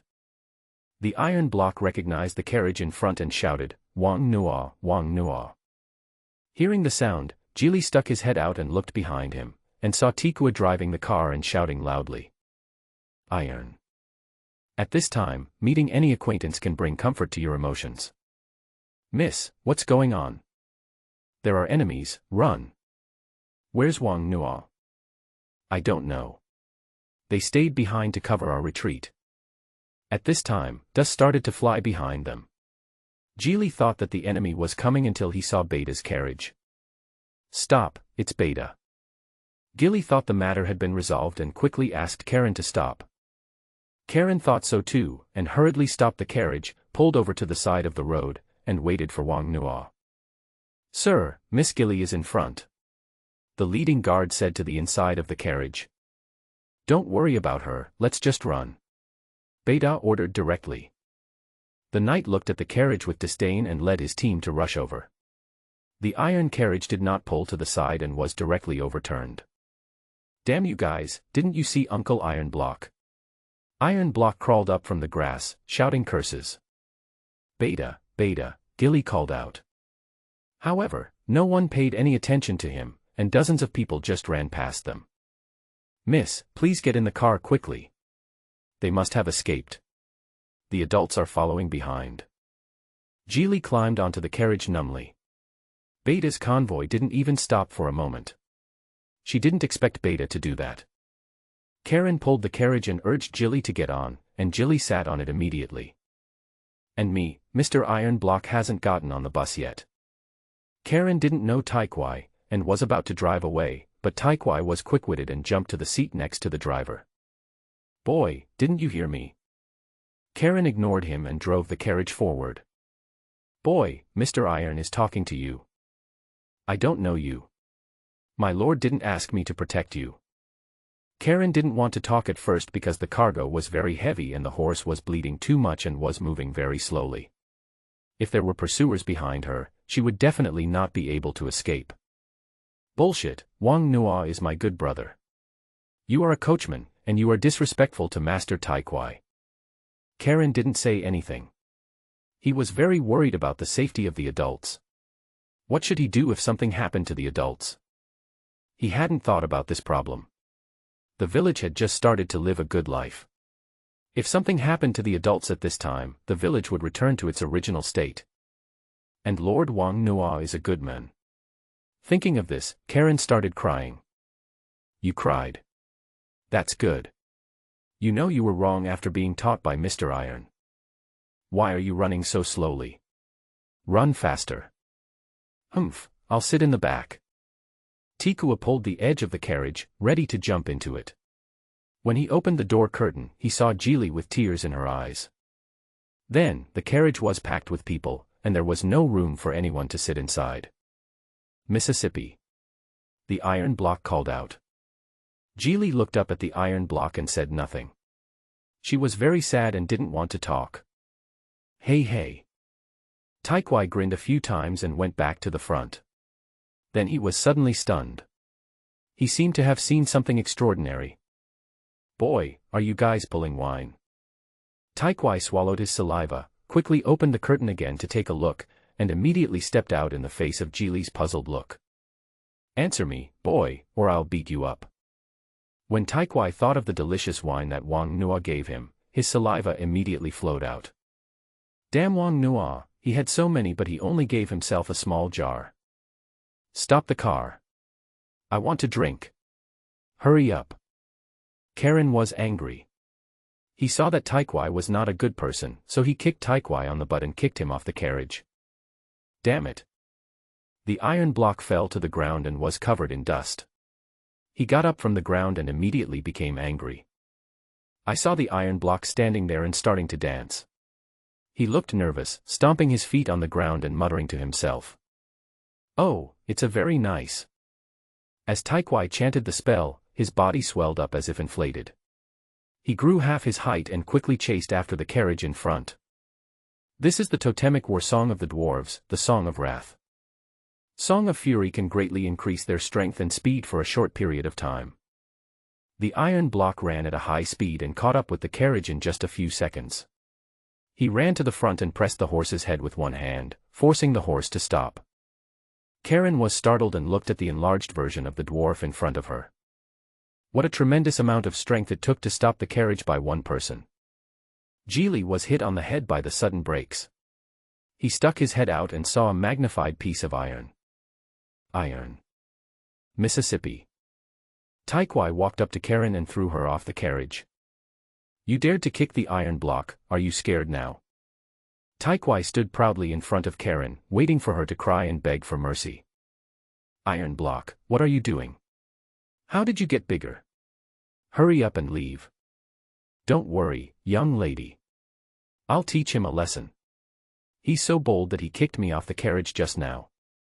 Only then did Geely look at Karen. She was in a daze and had no idea what was going on. Don't hurt him. Who will drive if something happens to him? Geely got out of the car and stood in front of Karen. Okay, I'll give you some face. After Taikwai finished speaking, he walked towards the carriage. He didn't intend to kill anyone, he just wanted to scare the coachman. What are you doing? You can't touch the adult's goods. Karen stood up to stop it, but was knocked over by the iron block. The iron block ran to the side of the carriage and got in directly. He used the totem war song for the sake of the wine. When the wine jar was opened, Taikwai smelled the scent of roses and took a sip. Such a nice fragrance, so light. Taikwai said something in disdain, then opened the second jar and took a sip impatiently. That's the taste. Good wine, good wine. Taikwai looked at the third jar with satisfaction, opened it, and found it was still 40-degree fruit wine. Haha, so many, so cool. With so much fine wine, Taikwai felt like he was dreaming. At this moment, he didn't want to care about the danger of pursuers. Just when Taikwai was about to drink, he saw a small jar placed at the innermost part, very hidden. Taikwai quickly took it out. It must be a better tasting wine if it's hidden so tightly. It was inconvenient inside the carriage, so Taikwai just walked out holding the wine jar. When Karen saw the small jar held by the iron block, she said quickly, "You can't drink this." The iron block contained freshly distilled puree, which was over 80 degrees. Wang Nuo brought it for advertising purposes, so he didn't bring much. In order to prevent people from drinking it by mistake, Wang Nuo put it at the very back, but he didn't expect that the sharp-eyed Taikwai found it. But Karen remembered that the adults had told her not to drink this because it would cause stomach bleeding and be life-threatening. Hey, it must be a good wine. The more Karen tried to stop him, the more Taikwai wanted to drink. He opened the lid directly, and a horrible aroma of wine rushed straight to his head. It smells so good, so pure. Taikwai picked up the jar of wine and started drinking it. As the liquor entered his stomach, the iron block immediately sprayed out. So spicy, so hot. The iron block screamed and swayed, and in his eyes, Karen and Gilly became three people. Seeing the iron block tilting here and there, Karen ran over and grabbed the wine. Only 2/3 of the wine was left in the jar. The dwarf had a very big mouth and drank 1/5 of the wine in one gulp. Karen loaded the wine and put it in the car. She also covered the other wine barrels. When Karen came out, she found Taikwai lying on the ground with a silly smile on his face. Are you kidding? He drank 2 kilograms of liquor with a concentration of over 80% in one go. Only a dwarf can do this. If it were an ordinary person, he would have vomited blood long ago. Miss, get in the car, I'll take you away. Karen still remembered what Wang Nuo said, to protect the young lady. What happened to the iron? Drunk. Are you really drunk? Geely asked suspiciously. I don't know either. He must be drunk. Let's go, miss. Karen urged, it had been a long delay. Don't care about the iron. Forget about him, he must be a liar. Let's go quickly. Once he wakes up, we won't be able to leave. Karen said. He didn't lie to you, he is indeed Wang Nuo's friend. Geely said. Ah. Karen said in surprise, then why did he steal my wine? He just likes to drink, take him with you, believe me. Geely said. Good. At this time, the block of iron lying on the ground began to shrink, and soon returned to its normal size. Karen walked over, put the iron block on the top of the carriage, then went to the jungle to find some vines, and wrapped them around the carriage dozens of times. After making sure it was firm, she started to drive away. What's your name? Geely asked while sitting in the car. After all this commotion, her nervousness and anxiety were relieved a lot. My name is Karen, Mississippi. Where are you from? Karen didn't say anything. There were many secrets in the village. He was not stupid and there were some things he couldn't say casually. Miss, please take a rest. Geely didn't expect that a servant would refuse to answer her questions. She felt very uncomfortable but didn't say anything. I turned around and looked at the things in the car. There was a strong smell of alcohol and the scent of roses in the car. This liar. Geely clenched his fists, but Wang Nuo patted his chest and assured himself that there was no more. Wang Nuo said that he only left a little bit. Is this a big jar? Just a little bit, he said. Thinking of Wang Nuo and Charlie, she couldn't help but worry. The guards were led by Beta. If Beta ran away, could they repel the enemy? As night fell, Karen didn't know where to go. She could only stop the carriage, move some things out, and make room for Gillette to sleep. Miss, you should take a rest. Geely did not despise and got into the carriage to sleep. She had not slept all day and was indeed very sleepy. Karen opened the raw wine, got some, climbed onto the car, pinched open the iron block's mouth, and poured it directly into the car. This guy is so mean. He dare not let Taikwai wake up before the master comes back. On the other side, Wang Nuo and his group gathered all the goods together, found some branches, and made a fire. Several people gathered together, with bandages tied around their bodies, skewering the hunted prey and roasting them on the rack. The villagers had too much goods, and without horses, they couldn't transport them all with just a few people. Charlie arranged 2 people to look for the villagers, and another person to go back for help. The 3 of them and Wang Nuo stayed here to guard the goods. Charlie, let me ask you a question. I want to make a village my fiefdom. What should I do? Wang Nuo asked. Become a noble. Do I have to become a noble? Of course, only nobles are qualified to own fiefdoms. Charlie said as a matter of course. Okay, so here comes the question, how can I become a noble? The easiest way to make meritorious service is to go to the battlefield, and then you can get military merit like what we did today. Tess said, looking at Wang Nuo with some envy. Not far behind them, there were a lot of orcs' heads. These were the ones they chopped off later. They were all military exploits. Is today's military achievement enough for me to become a noble? Wang Nuo asked. How is that possible? It's not that easy to become a noble. You have to do this 20 times before you can succeed. Tessa's words poured cold water on Wang Nuo. Wang Nuo looked at Charlie inquiringly. He had the most say in this matter. What Tess said is true. Not only that, military merit requires a guarantor from a viscount or above. My father told me that in order to become a noble, my family worked hard for 3 generations, and it was not until my grandfather's generation that they became nobles. The empire strictly controls the number of nobles. After all, with every additional noble, they have 1 less tribute. Well, if the military merits are useless, why should we just keep them? Of course not. Military merits can be exchanged for gold coins. How is military merit calculated? Wang Nuo became interested when gold coins were mentioned. By level, orcs like these are also divided into levels. You can tell their level by looking at their bones. Charlie said. I saw that there were 2 4th-level orcs, and the rest were all 3rd level. Wang Nuo, you've made a fortune. You must treat us to a meal when we get to Langia City. Tess said enviously. How many gold coins can I get? A 4th-level orc has 10 military merits, and a 3rd-level orc has 10 military merits. There are more than 50 orcs in total, totaling 700 military merits. 10 military merits can be exchanged for 1 gold coin. Tess explained. More than 70 gold coins, that's fine, where can I change them? There is a military and political hall in Langia City. You can exchange it by bringing the orc heads there. Mercenaries also go there frequently to exchange them. Every large city will have a military and political hall established by the empire, which is the place where military merits are counted and exchanged. Okay, now the question arises. With my strength, if I bring these orcs' heads to exchange, will they believe me? Won't. Several people looked at Wang Nuo. This was true.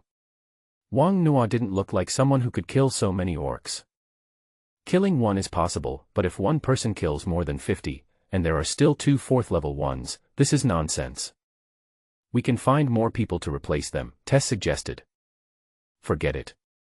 That would be so troublesome. Charlie, you go and change it. I guess they will definitely not suspect a noble. Wang Nuo said. Military merit cannot be transferred. Charlie reminded Wang Nuo. It doesn't matter. I'm not qualified to be a noble anyway. Wang Nuo said. Do you want to own a village? Charlie asked. Yes. What do you need a village for? Charlie asked curiously. A few years ago, a noble went to Taiping village to hunt. Wang Nuo recounted the events of Taiping village. Brute. Charlie cursed directly. He could imagine that those villagers were definitely not all killed by the monsters. Instead, most of them were probably killed by people ordered by the noble lady. The nobles did not mind doing this in order to maintain their reputation. So, I want to make it a dream city. A city of dreams. Yes, a city where there is no noble deprivation or oppression. A city where everyone is happy. Tess glanced at Charlie and said, Your Excellency's territory has not been deprived or oppressed. I know, that's why I turned back to save you, otherwise I would have run away long ago. Wang Nuo said. Wang Nuo, let them move to my territory. I swear on the honor of a knight that I will never let them be deprived or oppressed. Charlie said. The dream city that Wang Nuo mentioned was also what he was working hard for. No, your territory is too shabby. I've been looking around for a whole day and found nothing. I tell you, I want to make my city very luxurious. I want to have banks, mercenaries, magicians, and all kinds of taverns. Anyway, I want to have everything that other cities have. Wang Nuo said shamelessly. Charlie did not refute Wang Nuo's words. The people in his territory lived well, but they were not rich. He had thought about what Wang Nuo said, but he had no money. These things required a lot of money. Didn't this incident happen because of the gold coins? Seeing Charlie's disappointment, Stir said unhappily, Your Excellency has done a good job. How many nobles have you seen who can do what Your Excellency has done? I didn't say it was bad. Then what are you talking about? Look at what you said. Mercenaries are fine, but also magicians. Have you ever seen a magician go into the village? Tess felt that Wang Nuo was just bragging. In their hearts, Charlie was the best nobleman, so they would follow him to the death. Hey, I've actually seen him. He's a magician who owns a tavern. Wang Nuo said. Cut. Now, no one could listen to it anymore and gave him the middle finger. Mage, how could such a noble being go into the village and open a tavern? The more he talked about it, the more outrageous it became. Well, Wang Nuo compromised, he knew no one would believe him. I'll take it step by step. I'll make money first. I'm afraid that after I'm done, a noble will come and rob the village. So that's why you want to become a noble? Asked Tess. Others want to become nobles because they want to live a good life, but Wang Nuo wants to transform the village and let the common people live a good life. On this point, he and the adults are surprisingly consistent. Yes. You don't have to become a noble, you can find a backer. Charlie thought for a while and said. Backer. How about you be my backer? Me. I can't do it. Even though I'm a lord, I don't have much strength. The Baron may give me face, but others may not. Charlie said. The Grand Duke's words saved his property and safety, but they could not bring him strength, unless he could break through to become a Star Knight. At that time, if he raised his arms and shouted, many people would surely come to join him. If you have no strength and no money, who will join you? Charlie never doubted his talent, but a genius that grows up is called a genius, and one that dies young is called a dead person. It's okay. I'll use you as my backer in the early stages and I'll think of a way later. Wang Nuo said, and his words were very shameless. Good. Charlie responded and took out an iron block from his pocket and gave it to Wang Nuo. This is my lordship certificate. Take it and return it to me when you don't need it. How can I accept this?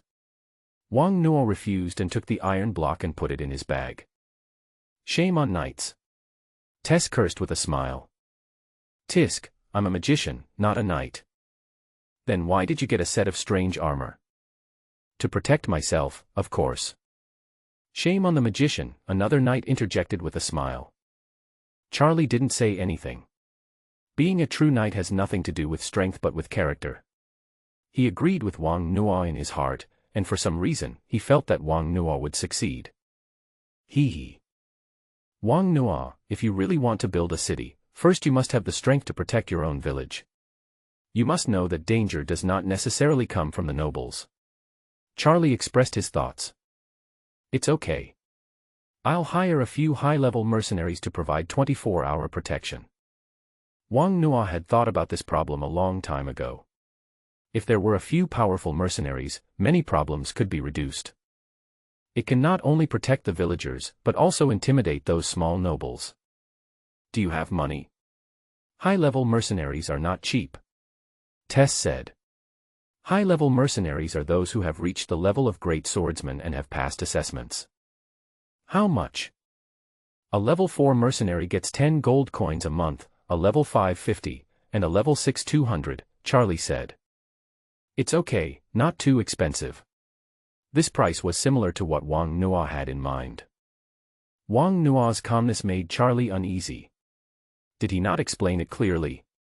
He was talking about gold coins. Gold coin is a person. Charlie reminded. I know. Wang Nuo replied. Are you rich? Stir asked curiously. No, you can earn money. Brother, I give up. Do you know how hard it is to make money? If it were that easy, you would have hired someone long ago. Stir was speechless. Looking at Wang Nuo, he didn't look like a rich man at all. I'm not good at anything else, but I'm good at making money. Go to sleep. I don't want to listen to your bragging. Steve said and lay down. Don't believe it. Look at what this is. Wang Nuo picked up the armor next to him and introduced it, fish scale armor, which can dissipate force. It was made by a dwarf master. Charlie took the armor and found that it was made up of pieces of iron and was very light. He squeezed it hard and it didn't seem to be deformed at all. This thing is a good one. The master spent a month to make it. It can remove 30% of the direct force. How to unload it? Charlie asked curiously. He only knew that the armor made of materials researched by the goblins could weaken magic damage, but he had never heard of unloading force. If a force acts on this structure, it will spread along the fish scales. You won't understand even if I tell you. You will know once you try it. Then I'll try. Charlie called up 2 guards, one of them put on fish scale armor and the other put on ordinary armor, and then he attacked with the same force. Don't defend yourself. Charlie clenched his fists and attacked with the same force, but one of them retreated 7 steps and the other retreated 6 steps. Change it. The 2 men switched armor, and this time Charlie attacked with force, but the result was the opposite. What's the principle behind this? This is physics. I can't explain it to you. So, do you believe it? Several people gathered together to admire Wang Nuo's armor, and Charlie proved its function in the most direct way. How much is one? Tess asked. If he could wear this kind of armor, his speed and strength would be improved to a higher level. 120 gold coins, full set. Sleep. Tess lay down immediately. 120 gold coins, how many years would it take to save them? Not counting the dwarf's craftsman's fee. Wang Nuo continued. At this point, Charlie could only breathe a sigh of relief. The labor cost of a dwarf master was more expensive than the materials. How do you have so much money? Charlie asked curiously. First it was the magic device, and now it was the special armor made by the dwarf master. You like it? Certainly. Charlie nodded. What knight doesn't like armor and sword? He was considering buying a set. Wang Nuo's set cost 300 gold coins, which was too expensive. The gold coins he saved were used to recruit knights, and since this incident happened this time, he also had to take out some gold coins to compensate the villagers. Do me a favor when you get to Langya City, and I'll give you a set. Real. Certainly. Do what? You'll know when the time comes. Wang Nuo spoke in a riddle. He had already figured out how to break into the market, but he just needed a gate god. With Charlie here, he would just stand at the door and see who dared to make trouble. At dawn the next day, the guards Charles sent out to look for the villagers returned, and with him came more than 30 villagers. The villagers didn't run far. They didn't know the road, just like Karen. They could only run along the road. When they couldn't run anymore, they all hid in the mountains. The guard sent by Charles was an old soldier who had done reconnaissance in the army and found them easily. Upon learning that the crisis had been resolved, the villagers hugged each other and praised Lord Charlie's bravery. "Who is it?" Charlie sensed movement and immediately opened his eyes, turned over and picked up his sword, then saw the villagers approaching. Grown-ups. All the villagers knelt down and kept calling Charlie's name to express their respect and gratitude to Charlie. Wang Nuo and others woke up and saw this scene. Faced with the villagers' gratitude, Charlie felt ashamed. "Are you all alone? Are there any others who survived?" "My lord, no, we were all together when we ran away, no one separated." Although he already knew the result, Charlie still felt uncomfortable. "Sorry. Sir, you don't have to apologize. We are the ones who are holding you back. Grown-ups." Woo woo woo. Some people in the crowd started crying. Some of the dead were their friends and some were their relatives. In just one day, they were separated forever. How could they not feel sad? "I will compensate them for the dead. If there are children at home, I will help them raise them. If there are elderly people at home, I will also help them support them. At present, this is all Charlie can do. Get up, organize the goods and wait for people to come." The villagers found their goods and began to sort them out, mainly cleaning the arrows on them. Because the animal skins are placed on the top, they are more damaged and the damaged furs become worthless. The nobles in the city will not like furs with holes. But none of this matters anymore. Compared to the damage to the goods, the loss of their loved ones and friends is more painful to them. 2 days later, early morning. All the food was gone, so Karen went into the jungle to look for food. He wanted to hunt some prey, but he didn't have the right tools. There were really few fruits in this season. He walked around for a long time before picking 7 or 8 fruits. After washing them, he returned to the car and put the fruits in it. "You bastard driver, let me go. Cowardly human, do you dare to fight a block of iron in an open duel? Damn you, I swear by the Dwarf King that I will destroy you. You rickshaw driver, the iron will teach you a lesson." The iron block woke up and yelled. Karen didn't say anything back. She poured herself a bowl of wine and prepared to go up and pour it over the iron block. At this time, Geely came out of the carriage. "Does this medicine have no effect on the body?" Geely asked. He saw Karen feeding iron block this thing countless times in the past few days. As soon as Taikwai woke up, he would immediately become quiet after drinking 1 bowl of medicine. Geely thought it was a sleeping pill and he was a little worried that Taikwai could not hold on. "Miss, save me, I'm so hungry." "Miss, you are as beautiful as a gorilla." "Praise you, beautiful woman." Taikwai was imitating Wang Nuo. He remembered that the shameless Wang Nuo said this when he first arrived at the Baron's mansion, and it always made Geely laugh. If Wang Nuo were here, he would definitely despise Taikwai, the gorilla, and the woman. But what he said was as beautiful as the stars. "Praise you, beautiful goddess." When Taikwai heard Geely's voice, he immediately shouted for help. He hadn't eaten for 2 days. The wine was too strong and he felt dizzy after drinking just a little. If he refused to drink, the driver would pinch his nose and force him to drink. He hadn't eaten for 2 days, or more than 2 days, 3 days. Even Taikwai had lost a lot of weight due to hunger. "It's all right, miss," Karen said. "Miss, please save me, I'm starving to death." The piece of iron cried pitifully. "Let him go." Geely asked tentatively. "Absolutely not, miss. The wandering bard said that the dwarf is as cunning as the midget. If I let him go, he will definitely beat me up and drink up all the adults' wine." Karen said. "I absolutely won't do that. Let me go." Iron Block said hurriedly, but in his mind he was calculating how to deal with Karen, the coachman, who dared to compare the noble Iron Block with the dwarf. Then give him something to eat. "We have nothing to eat." Geely was surprised for a moment, then immediately smiled and said, "It's okay, go get some prey. Without a bow and arrow, I can't hunt." Karen lowered her head in shame. The master had entrusted the young lady to her, but she couldn't even satisfy her with food. She felt really ashamed of herself. "Ha ha ha, rookie. Let go of Mr. Ironblock, I know how to hunt. Iron is a master hunter." Taikwai said this with a gloating look on his face. In fact, he didn't know how to hunt at all. He just wanted to trick Geely into letting him go. Karen is not stupid. She said that dwarves have no tools to hunt. That's just a joke. What can those short legs catch? "Miss, please wait a moment." Karen climbed onto the roof of the car with the wine. "Boy, what are you doing?" Don't pinch my nose. If you have the guts, have a fair duel with me.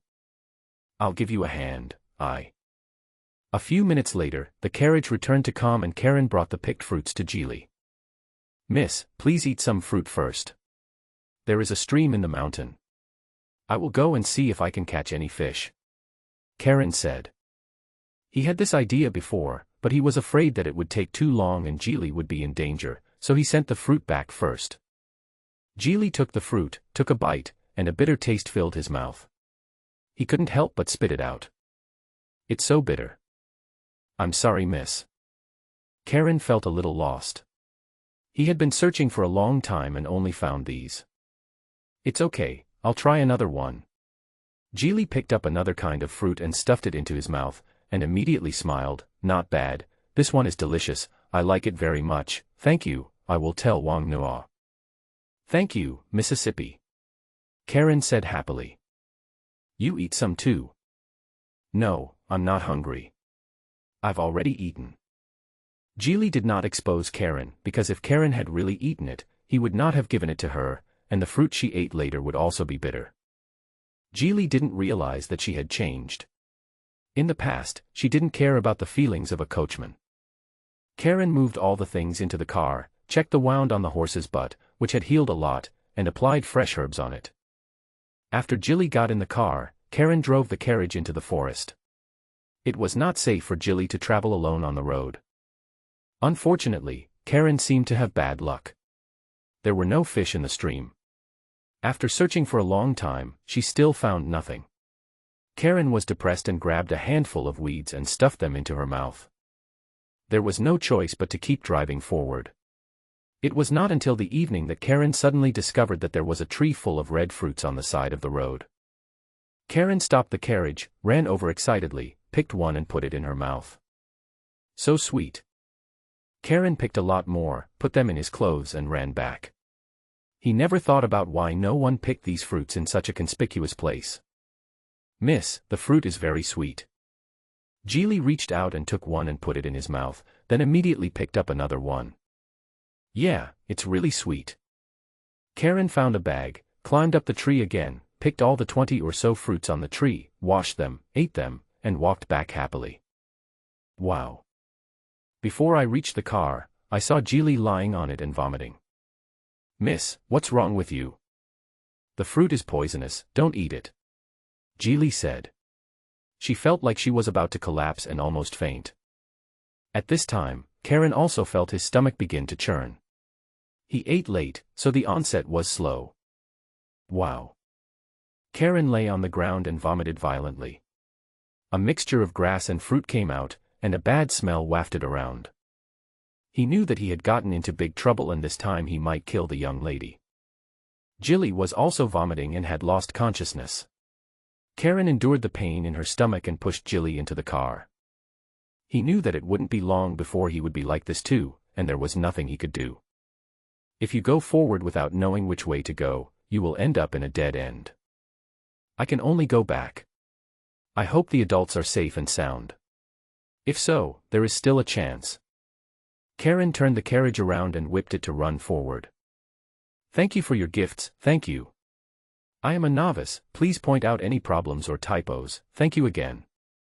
Edward was holding a crossbow in his hand. With this thing, the melee survival rate of the swordsman below would be much higher. "How many are there?" 320. Edward drummed his fingers on the table. He was not very satisfied with this number.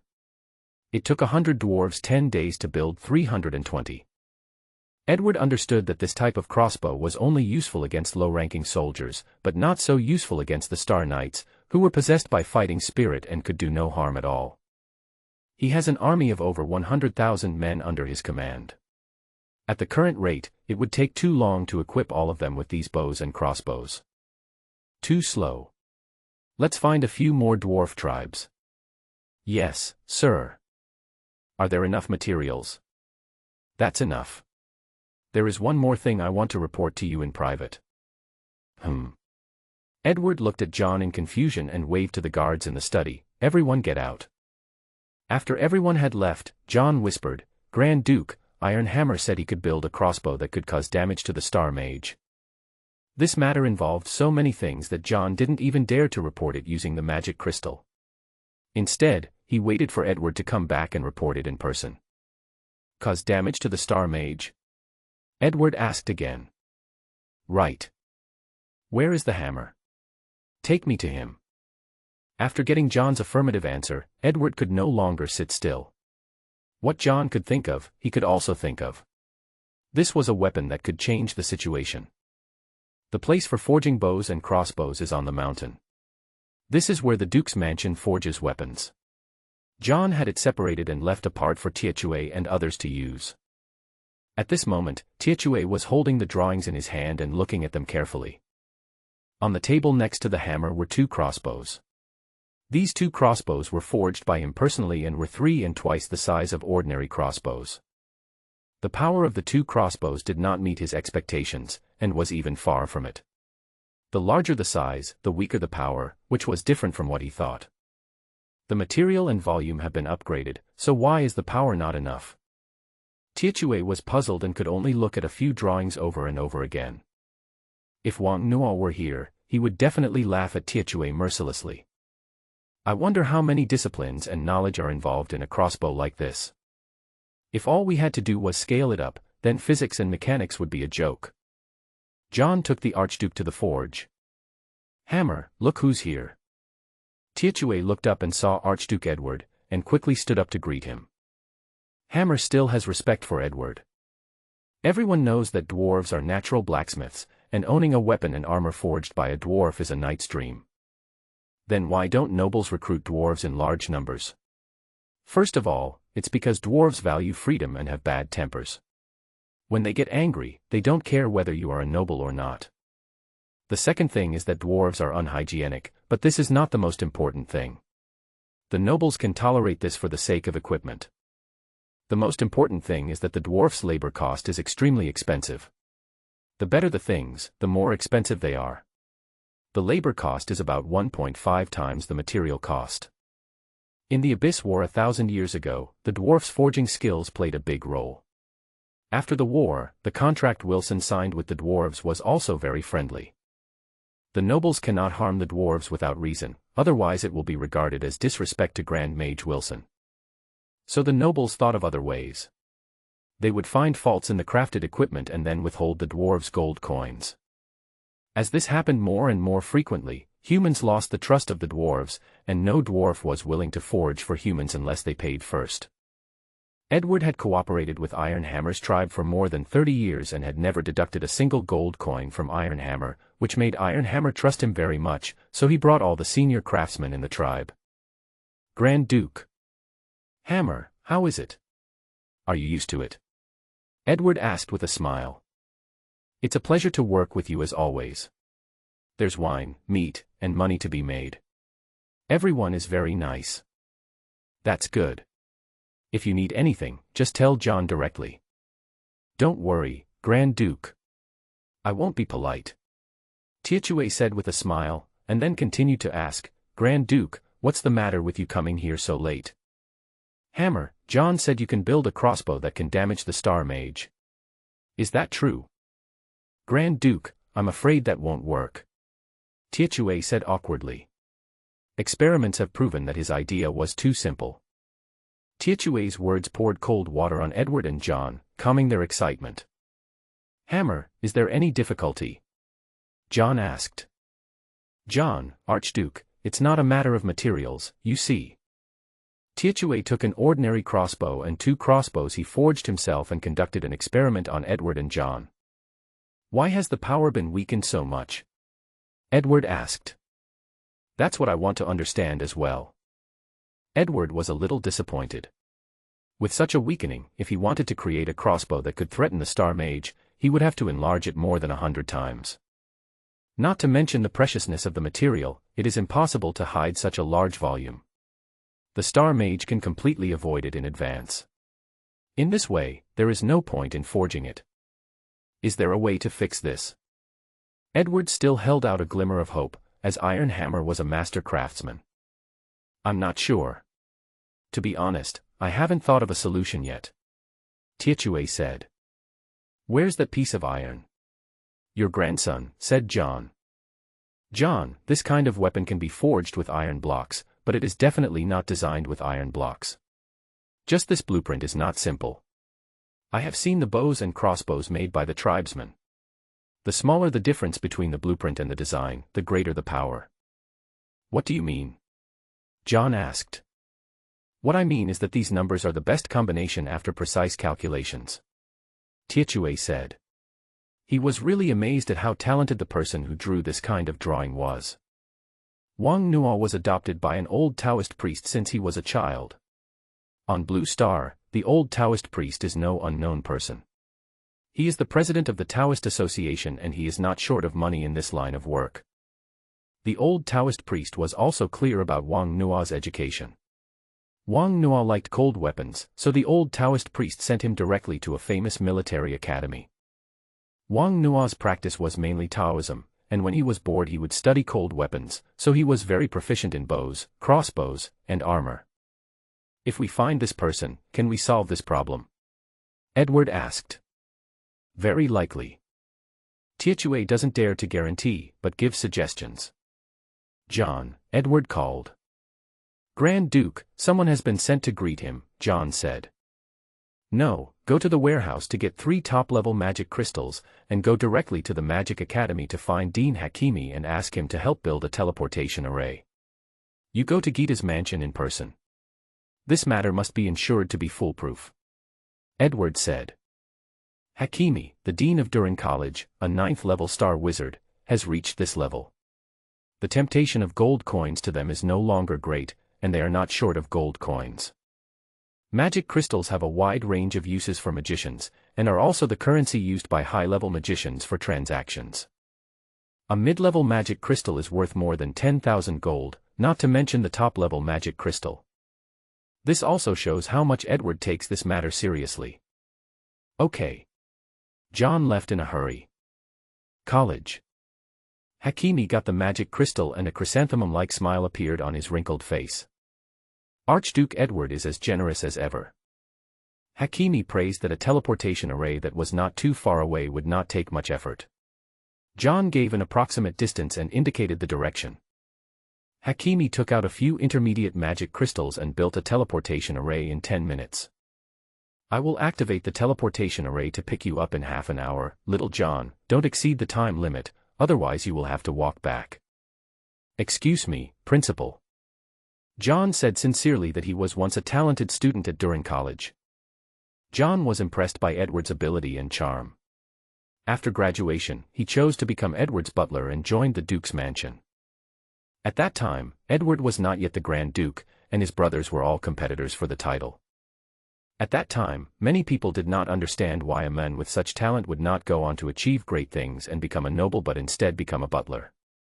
However, after Edward inherited the dukedom, everyone shut up. Today, John is the chief steward of the entire Duke's mansion, second only to the Emperor himself. Edward's children must treat him with courtesy. The teleportation array built by Hakimi was very accurate, or rather, the location given by John was very accurate. The location of the teleportation array appeared directly within Gita's territory. John walked out of the teleportation array and headed straight for the Baron's mansion. After a few jumps, he was already inside the mansion. To be able to become the butler of the Duke's mansion, one must naturally have the strength to match it. John is a genius, and with the help of Edward, he is now an 8th-rank Star Knight. Baron Gita, come out and see me. John's voice spread throughout the castle, and the first people to appear in front of him were the guards and Rio. Who are you? This is a noble territory. My name is John, the butler of the Tulip family. Call Gita over immediately and follow me to Langya City. The Grand Duke wants to see him. As soon as these words were spoken, the people around immediately laid down their weapons. Sir, please wait a moment. Gita, who was resting, was just woken up. When she heard Duke Edward summoning her, she just put on some clothes and ran out. He was honored to be summoned by the most powerful Grand Duke in the Empire. As to whether it would be a bad thing, he never thought about it. There are also differences between nobles.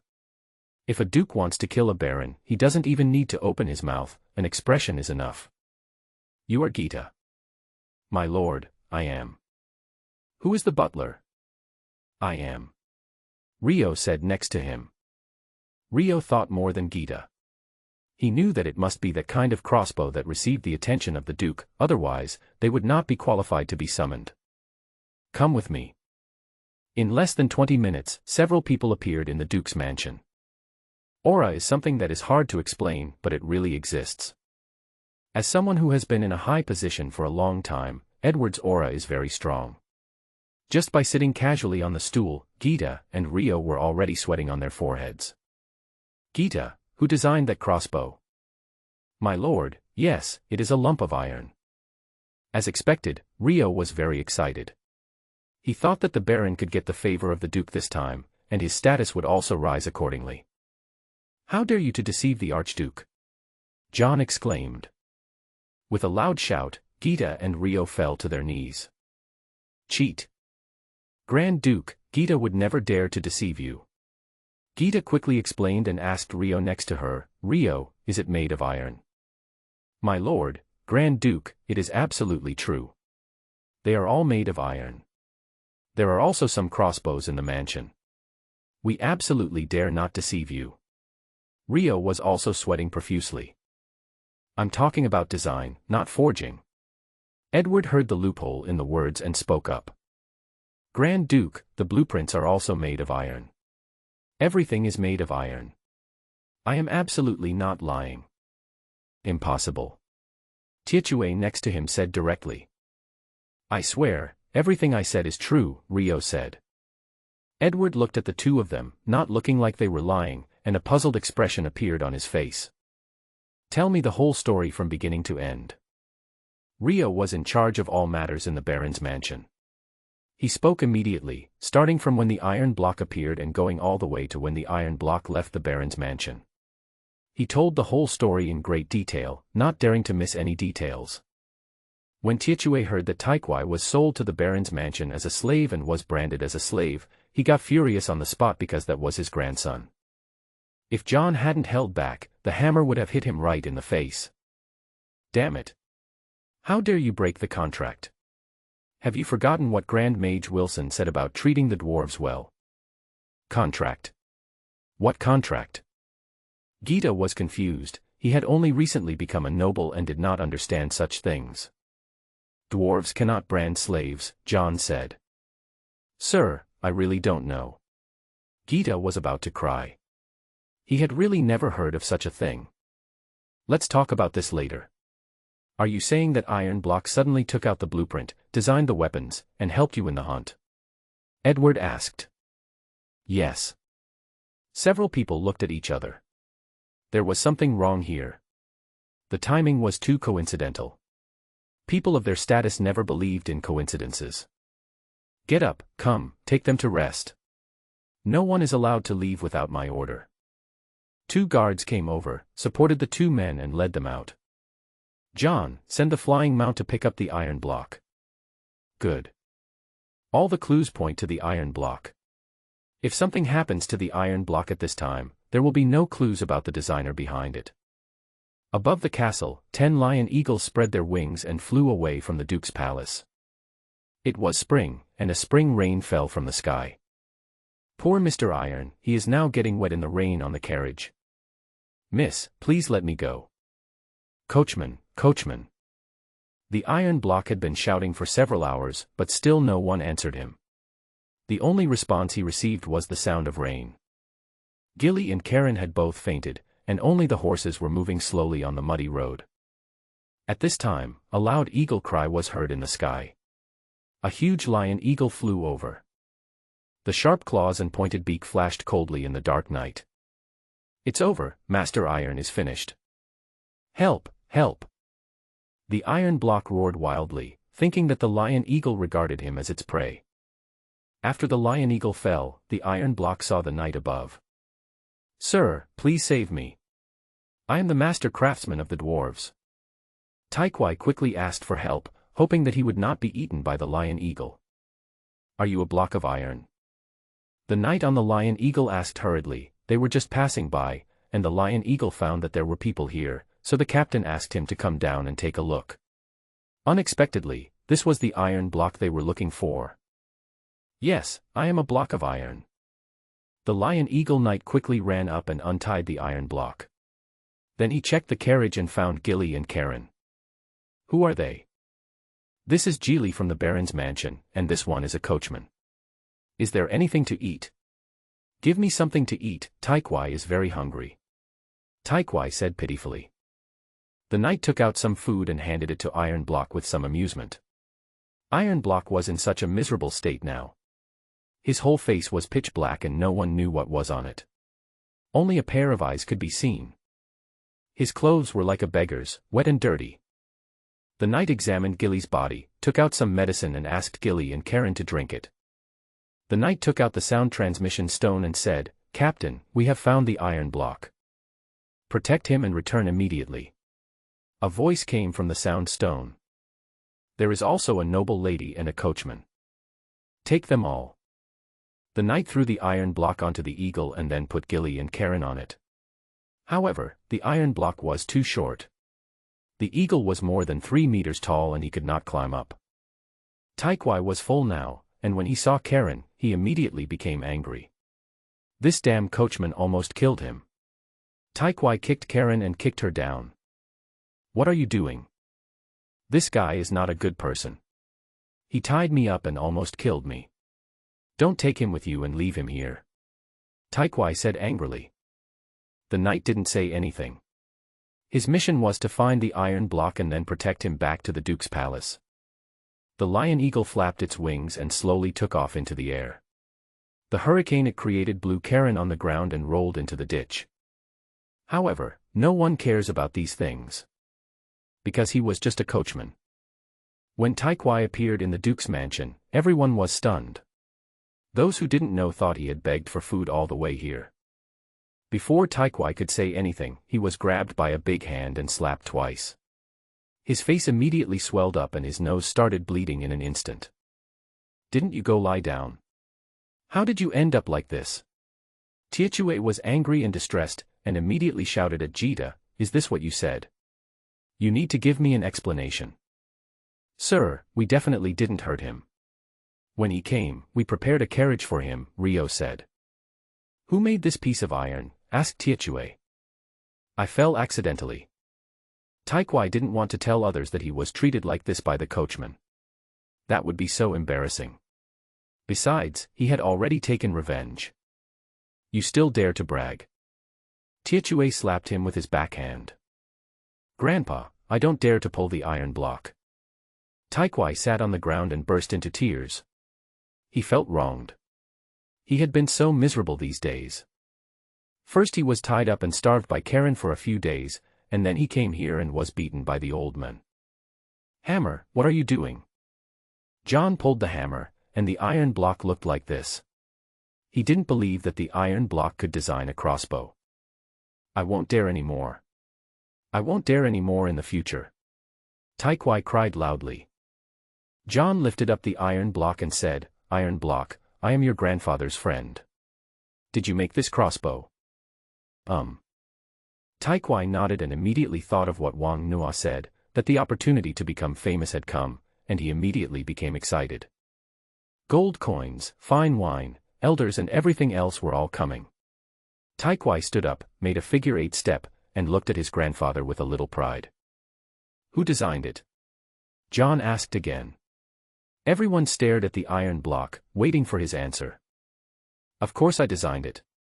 Tai Kwai admitted it without hesitation. He immediately pulled it up and looked at his grandfather with great pride. You little bastard, how dare you tell lies?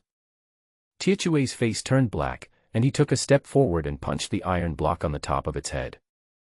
The proud piece of iron hadn't reacted yet, stars appeared in his head, and he sat down on the ground with a plop. John was stunned and quickly pushed the hammer away. This is a real grandson, are you really beating him like your grandson? Iron block, we know it wasn't designed by you. Tell me, who designed it? John asked. I knew he was lying to me. Liars, all of them are liars. The iron block shouted loudly. The talk of becoming famous, the talk of being an elder, the talk of being a master craftsman were all lies to him. Who is he? It was that bastard Wang Nuo. He gave me the drawings. Tai Kwai confessed immediately. Wang Nuo. Who is Wang Nuo? Sure enough, there was someone behind the iron block, John asked hurriedly. A despicable, ugly, and extremely cunning human being. Let me ask you who Wang Nuo is. Tietue asked with a dark face. Edward and John are both human beings. He is a guard of the Baron's mansion. He was sold to the Baron's mansion together with me by the slave traders. Tai Kwai said hurriedly. Go and bring Gita and the butler over here. A few minutes later, Gita and Rio came into the room and saw Geely fainted, so they ran over immediately. Geely, what's wrong with you? Gita was heartbroken. Her daughter had lost so much weight in just a few days since she left.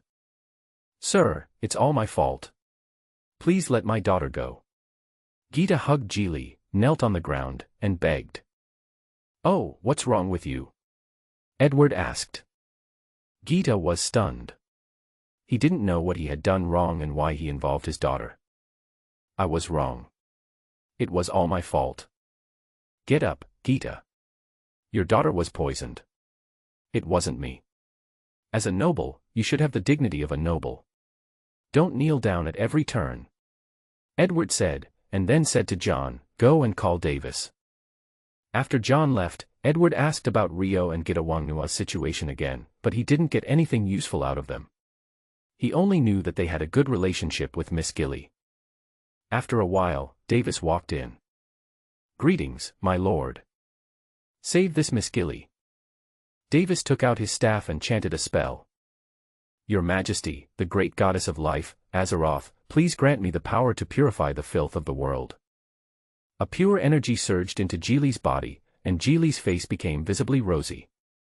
Geely opened his eyes and saw his father. Dad, where is this? I'm so hungry. Davis, you go down first. Yes, sir. John, bring some cakes over.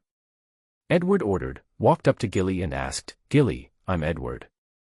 Ah, Grand Duke. Gilly hurriedly stood up to salute, but Edward held his shoulders. No, let me ask you, where is Wang Nuo? Yes, Wang Nuo.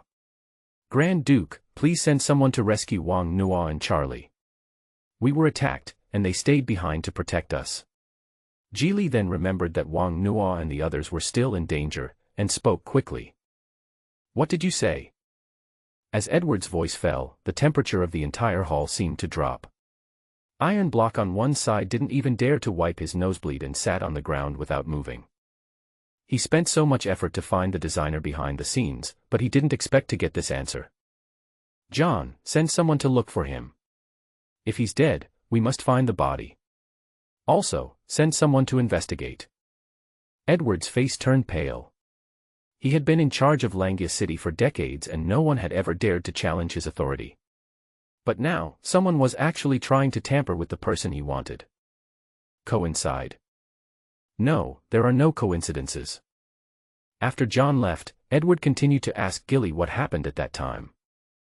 Unfortunately, Geely didn't know much, and she was thrown into the carriage by Wang Nuo at the first opportunity. What kind of arrow? Edward asked, grasping the key point. This long, this thick, and black. Geely gestured. Orc, said Iron Hammer. Asshole. The table in front of Edward turned into pieces. He didn't expect that some people could be so cruel. He had long suspected that someone in the Empire was colluding with the orcs, and now he was sure that someone was doing so. Without the help of the nobles, how could the orcs appear here? More importantly, the weapon designer Wang Nuo is also inside. If something happens to this person, all his ideas will be in vain. Geely, was the crossbow design made by Wang Nuo? Edward asked. Geely looked at the iron block and then at her father. She knew that the secret could no longer be kept. Yes. I heard you have a good relationship with him. Why? Because Wang Nuo is a good person, said Geely. Good man. Yeah. Geely said, he is very nice to the people around him, and he knows a lot of things and often makes me happy. You know a lot of things. What are they? Except what a knight knows, he knows a little bit of everything else. Geely said truthfully.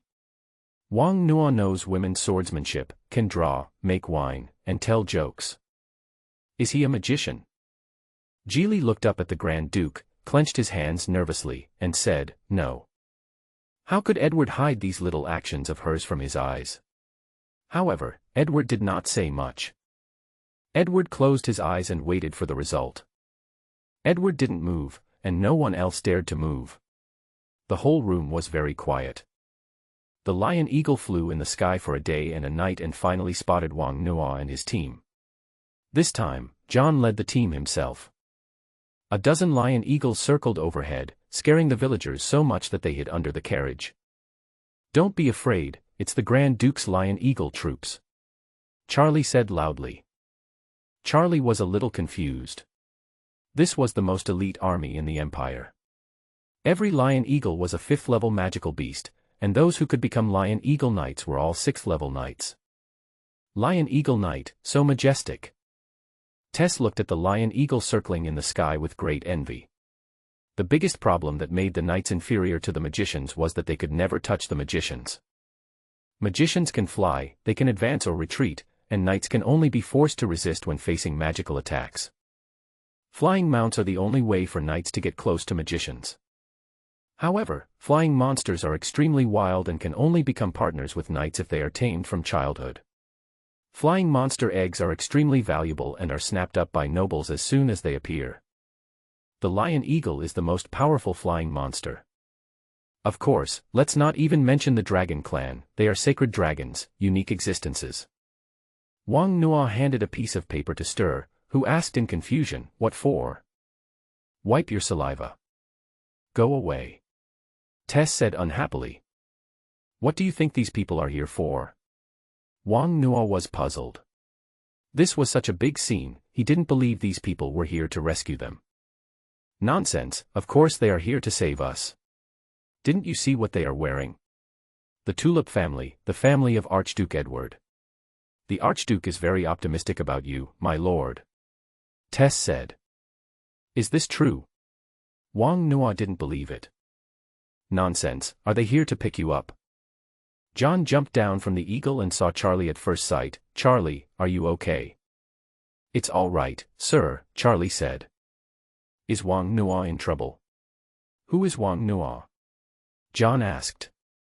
This was the main purpose. Tess on the side was confused, and Wang Nuo was also confused. Why did he really come to find them? Did I do something wrong? That's not right, I didn't do anything wrong. Sir, what happened? Charlie gave Wang Nuo a look and spoke. Charlie, tell me quickly, is Wang Nuo okay? The Grand Duke wants to see him. Charles was a little conflicted. On one side was Archduke Edward who had done him a favor, and on the other side was Wang Nuo who had just saved him. Sir, he is Wang Nuo. He is not a bad guy, he is a good guy. He killed all these orcs. Charlie explained. Hearing Charlie's words, John finally breathed a sigh of relief. Wang Nuo, please come with me, the Grand Duke is waiting for you. Charlie's tone was very good. What are you waiting for me for? Wang Nuo looked at John warily. Don't worry, it's not a bad thing. You should know why it is. John said. Didn't the blueprint give the iron block? Wang Nuo asked doubtfully. Don't be nervous. When I heard that you were attacked, the Grand Duke sent me here to pick you up. John was talking about you, not you all, which shows the importance of Wang Nuo. Tess looked at Wang Nuo in disbelief. Who on earth is this guy? Archduke Edward even sent out the Lion Eagle to meet him. I'll go with you. Charlie stood up and walked in front of Wang Nuo. Good. Wang Nuo also experienced the feeling of flying, but the wind was so strong that he couldn't open his eyes. John saw it and took the initiative to stand in front of Wang Nuo, which made Wang Nuo feel somewhat favorable towards him. The group traveled day and night and finally arrived at Langia City. The Lion Eagle landed directly on the top of the mountain. The two followed John and walked into the castle. The luxury of the castle made Wang Nuo dumbfounded. It was completely different from the buildings he had seen when he came to this world. It was even more magnificent than the castle he had seen on Blue Star TV. The ground was paved entirely with white jade-like stones. Senior Charlie, Grandpa John, Ms. Elena. An extremely beautiful woman came over and greeted John. It was the Tulip family's most beloved little princess, Elena. Wang Nuo wanted to return to secular life again. This woman, except for her body not as hot as Zhou Qin's, had a face that was even more beautiful. If this face were on Blue Star, even the Earth Flower would be eclipsed by it. The Grand Duke is still waiting for me, I'll go over first. John said. Okay, Grandpa John, you're busy. Elena looked at Wang Nuo curiously and said politely. Without giving Wang Nuo time to sigh, several people came into the room. As soon as he entered, Wang Nuo saw Jili and Taikwai. Wang Nuo was very happy, as it seemed that they were saved. However, the appearance of the iron block made Wang Nuo couldn't help laughing. Seeing Wang Nuo making fun of him, Taikwai looked at him angrily. Wang Nuo, this is Archduke Edward. After Charlie finished his introduction, he bowed to Edward, and Wang Nuo followed suit. Edward nodded. He received the news when Charlie confirmed that Wang Nuo was alive, and looked at Wang Nuo in front of him. He has black hair, yellow skin, black eyes, and is not tall, unlike ordinary people. Edward didn't take it seriously. Although there were not many people with this look, there were quite a few. Wang Nuo, did you design the crossbow? Yes. Can a more powerful weapon be designed? Edward asked. Okay, just zoom in. Bullshit, I tried it, and the power bonus is not high. Tiechue said. Of course it's not just a general enlargement, many structures need to be remodeled. How to transform it? Asked Tiechue. Wang Nuo didn't say anything. He already knew what was going on. It seemed that Duke Edward had set his sights on the chariot crossbow. No wonder the Lion Eagle was sent to pick him up. He originally had no intention of releasing more powerful weapons. These things were his foundation, and he planned to install them in his village in the future. Now it seems impossible not to take the things out. But this is also a good thing. By using the design drawings of the crossbow and getting Edward to nod, the difficulties he faces will be solved. Boy, why don't you speak? Tiechue asked. Grandpa, he will definitely make some demands. Taikwai said. He knew Wang Nuo too well. He knew that Wang Nuo was a guy who would not do anything without benefits. Edward looked at Wang Nuo without saying anything. No young man had dared to make any request in front of him. Any young person who could be called by him would be grateful. He wanted to see whether Wang Nuo was pretending to be calm or was really calm. Wang Nuo said nothing but looked up at Grand Duke Edward. He was betting that Edward was a law-abiding nobleman as rumored. Charlie and Jili's hearts were about to jump out of their chests. They kept winking at Wang Nuo, but Wang Nuo pretended not to see. After staring at each other for about a minute, Edward said, "Are you very brave?" "Not much, I'm already sweating," Wang Nuo said. The pressure from the Duke was so great that his waist was wet. Edward didn't expect to hear such an answer, and asked with a smile. "What do you have to talk to me about?" "The bed crossbow is the size of a table and is 100 times more powerful than this ordinary crossbow." "Impossible," Tiechue said directly. The size of a table and the power is 100 times, that means it is less than 20 times the original size. You are an expert in blacksmithing, but you don't understand this. Wang Nuo said shamelessly. Do you know the consequences of lying to me? Edward asked. Of course, I won't joke with my life. Are you sure? The size of a table, and 100 times more powerful. Edward confirmed again. Confirmed. However, I can design the blueprints. If you can't build it, it's none of my business. Wang Nuo said with certainty that the craftsmanship requirements for the bed crossbow have reached an extremely harsh level, and he is not sure whether the dwarves can make it. You're talking nonsense. Is there anything I can't make? As long as you take out the blueprint, I will make it for you immediately. Tiechue cursed. He didn't believe that there was any weapon in this world that he couldn't make. Wang Nuo, this is my grandfather, the god of craftsmanship, do you understand? If my grandfather can't make it, no one in the world can make it. The iron block boasted. But before he could finish his words, he was hit on the head by a hammer. I want you to say it. This made Wang Nuo laugh. The words of this craftsman god were too absolute. If I gave you the blueprint of an atomic bomb, could you build it? That shouldn't be a problem. Wang Nuo said. Tiechue did not appreciate Wang Nuo's words. As the god of craftsmanship of the dwarves, he was actually suspected. This was simply an insult to him. Where are the blueprints? Inside the head. Wang Nuo pointed to his head. Edward smiled. He had never seen such an interesting young man. Wang Nuo, tell me what you want. Wang Nuo, tell me what you want. Edward said this, proving that he believed Wang Nuo's words. Everyone in the room looked at Wang Nuo, curious about what request he would make. I want a fief, a village south of Barony Gita's territory. Sure. Edward said. It was a fiefdom, and he had the right to do so. No noble can enter my fiefdom without my consent. As soon as these words were spoken, the whole place fell silent. It was obvious that he looked down on the nobles. No, it was obvious that he was on guard against the nobles. Do you have any grudge against the nobles? Edward asked. No, not really. I'm just afraid that the nobles will plunder my achievements, and I don't want them to shoot the villagers in my fiefdom at will. Edward looked at Wang Nuo. Wang Nuo's words slandered all the nobles, and he was the noblest among the nobles. Wang Nuo's outrageous words made the temperature in the room turn cold.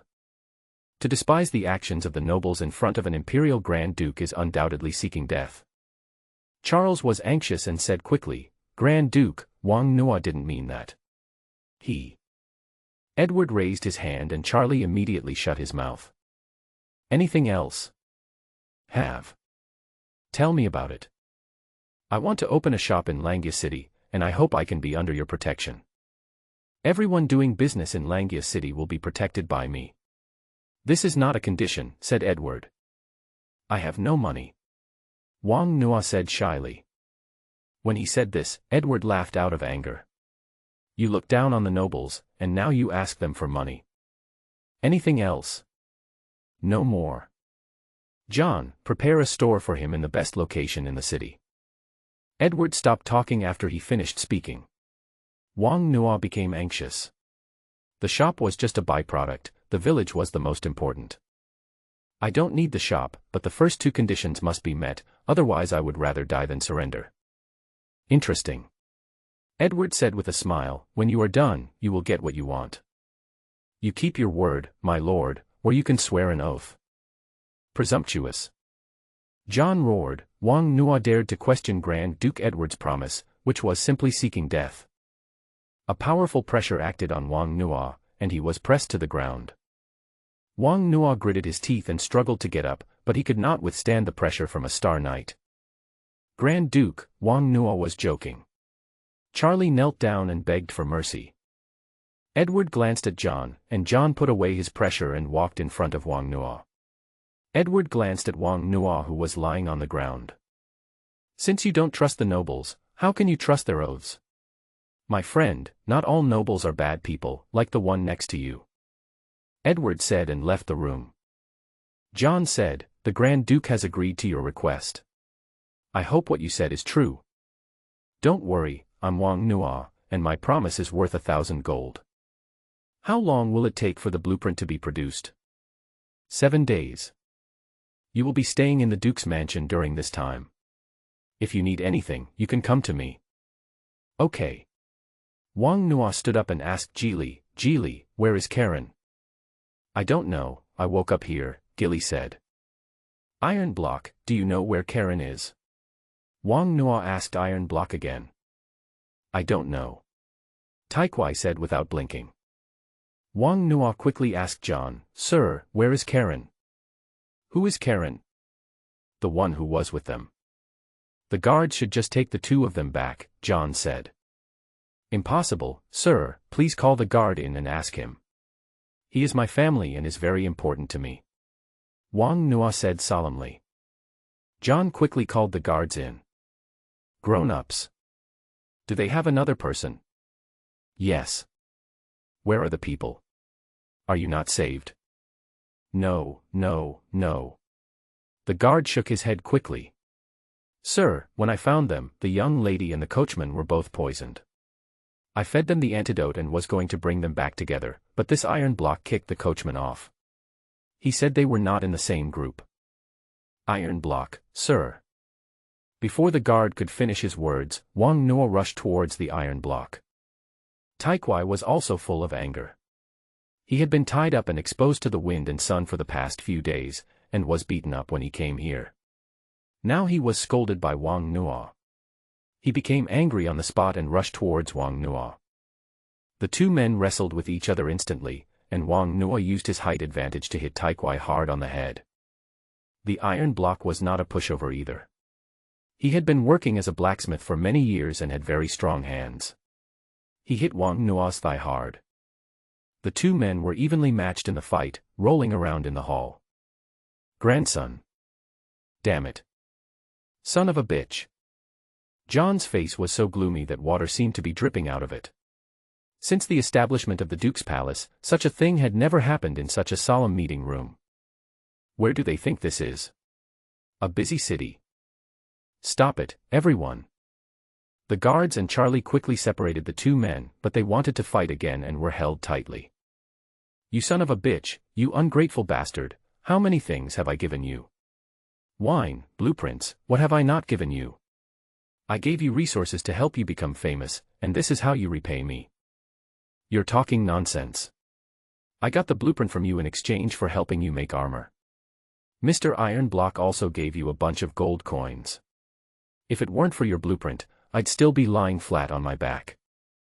When this was mentioned, Taikwai got even angrier. What a joke. Fame and fame.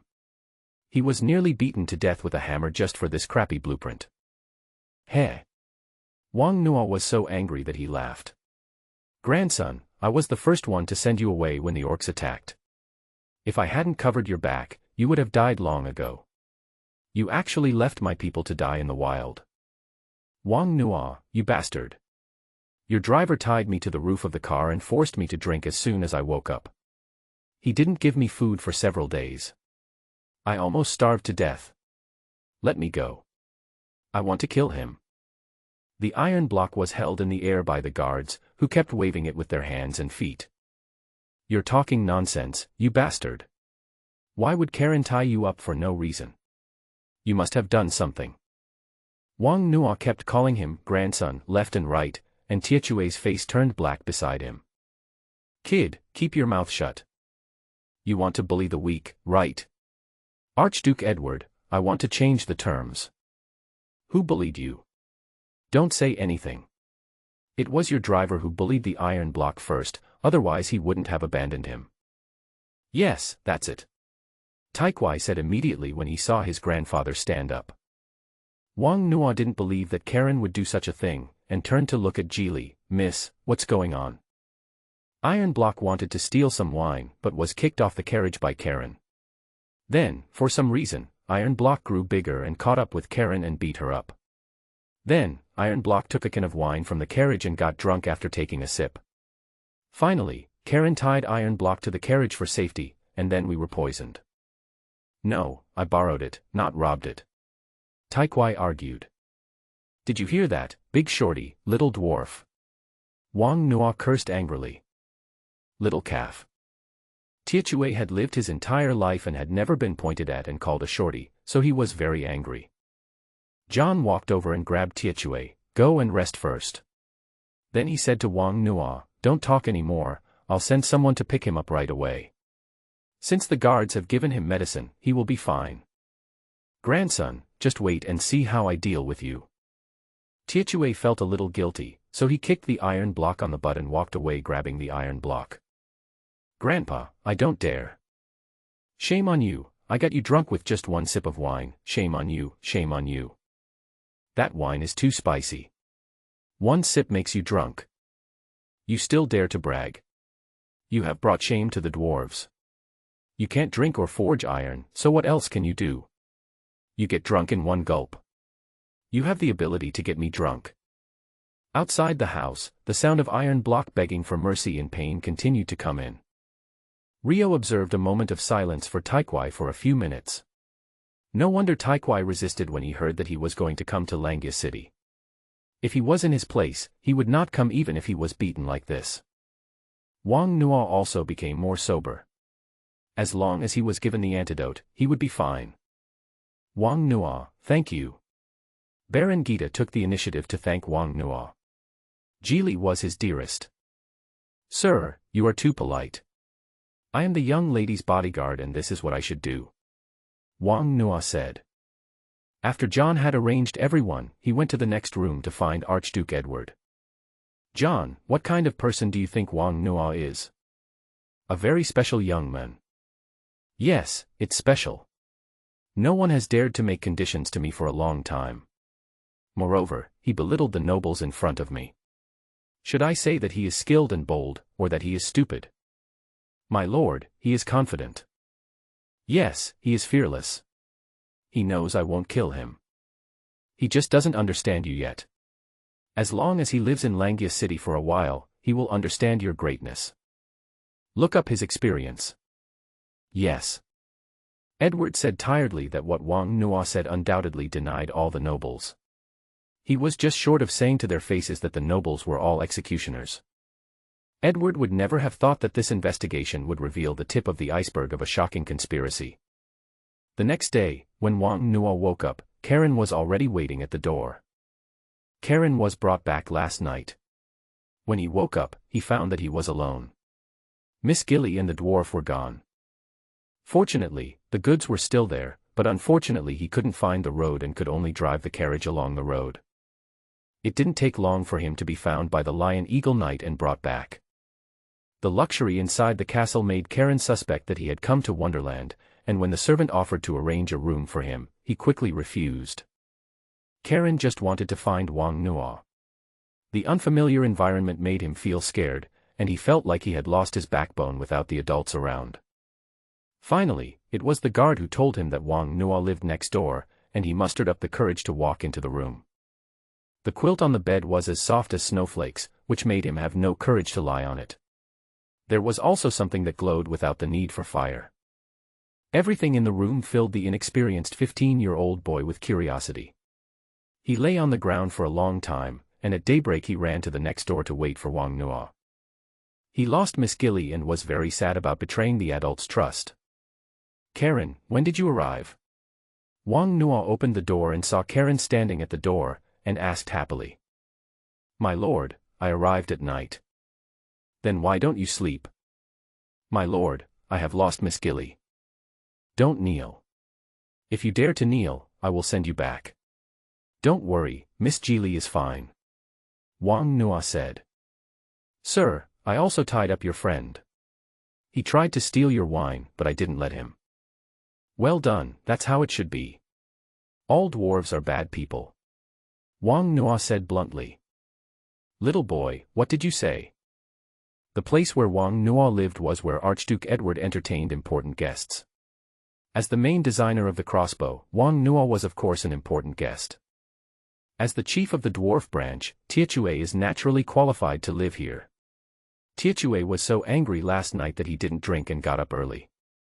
As a result, as soon as he went out, he heard what Wang Nuo said.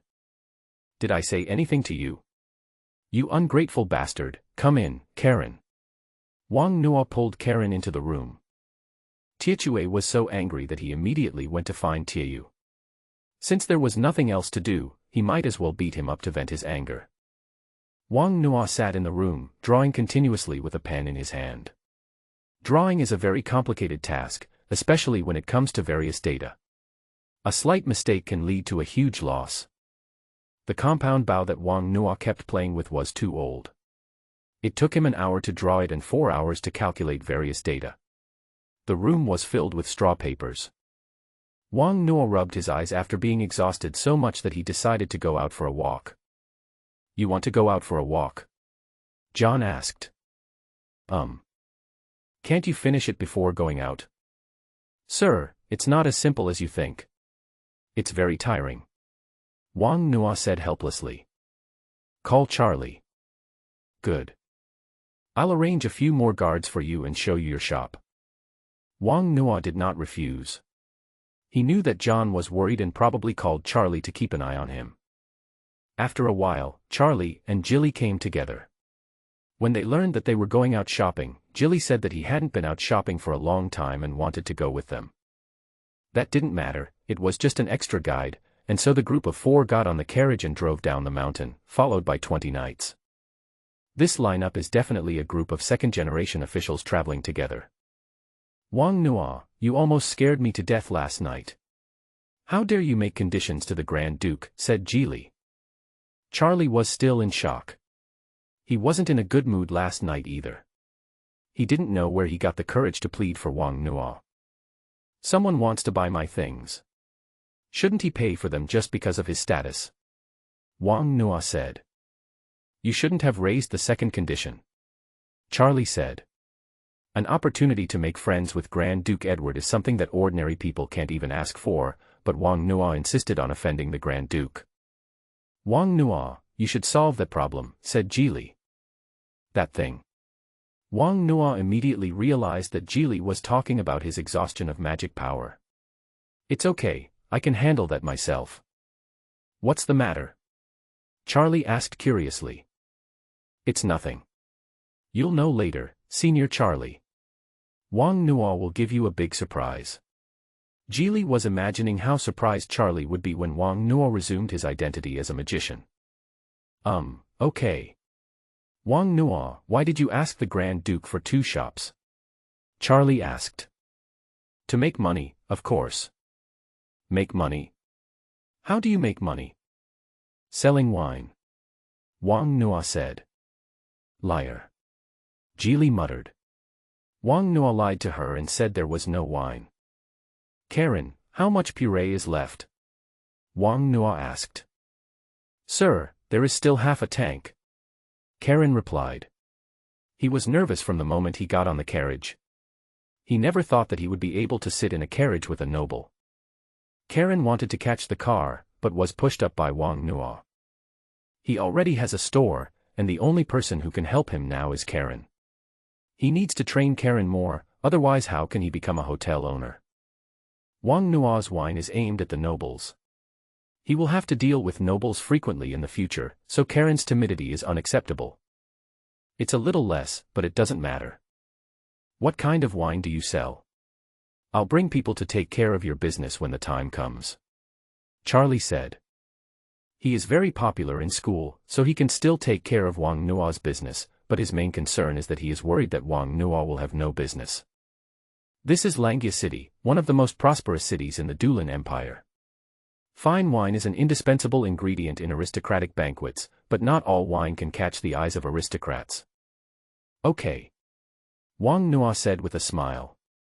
He was prepared to sell a bottle for 1 gold coin, and was just waiting to see Charlie's expression. "Senior Charlie, the wine I gave to my wife was brewed by Wang Nuo," Jilly said. "Oh, that's interesting indeed. Women will like it," Charlie said with sudden enlightenment. Wang Nuo didn't say anything, because he would know when the time came. When they got to the foot of the mountain, Wang Nuo suggested taking a walk. After getting off the carriage, the appearance of Langia City appeared before Wang Nuo for the first time. It's not that he was shocked. After all, Wang Nuo had seen what Shanghai and the port city were like in another world. The ground was paved with long strips of bluestone slabs. There were a lot of people walking across the white marble bridge and stepping into the city. The street was wide enough for 10 carriages to run side by side. There were all kinds of shops on both sides. Wang Nuo even saw shops run by dwarves. "Look at this," said Jili, pointing to a floating stone platform. Wang Nuo noticed early on that a piece of stone that was completely floating in the air was moving in the air along 4 rails made of unknown material. There were some people standing on the stone, pointing and talking below. "What's this?" Jili was a little disappointed. She thought Wang Nuo would be extremely shocked like she was the first time she saw it, but Wang Nuo behaved very calmly. "This is the magic sightseeing platform. You can move anywhere in the city by standing on it. It was built by goblins, and you can only ride it by swiping a card." As soon as Charlie explained it, Wang Nuo understood.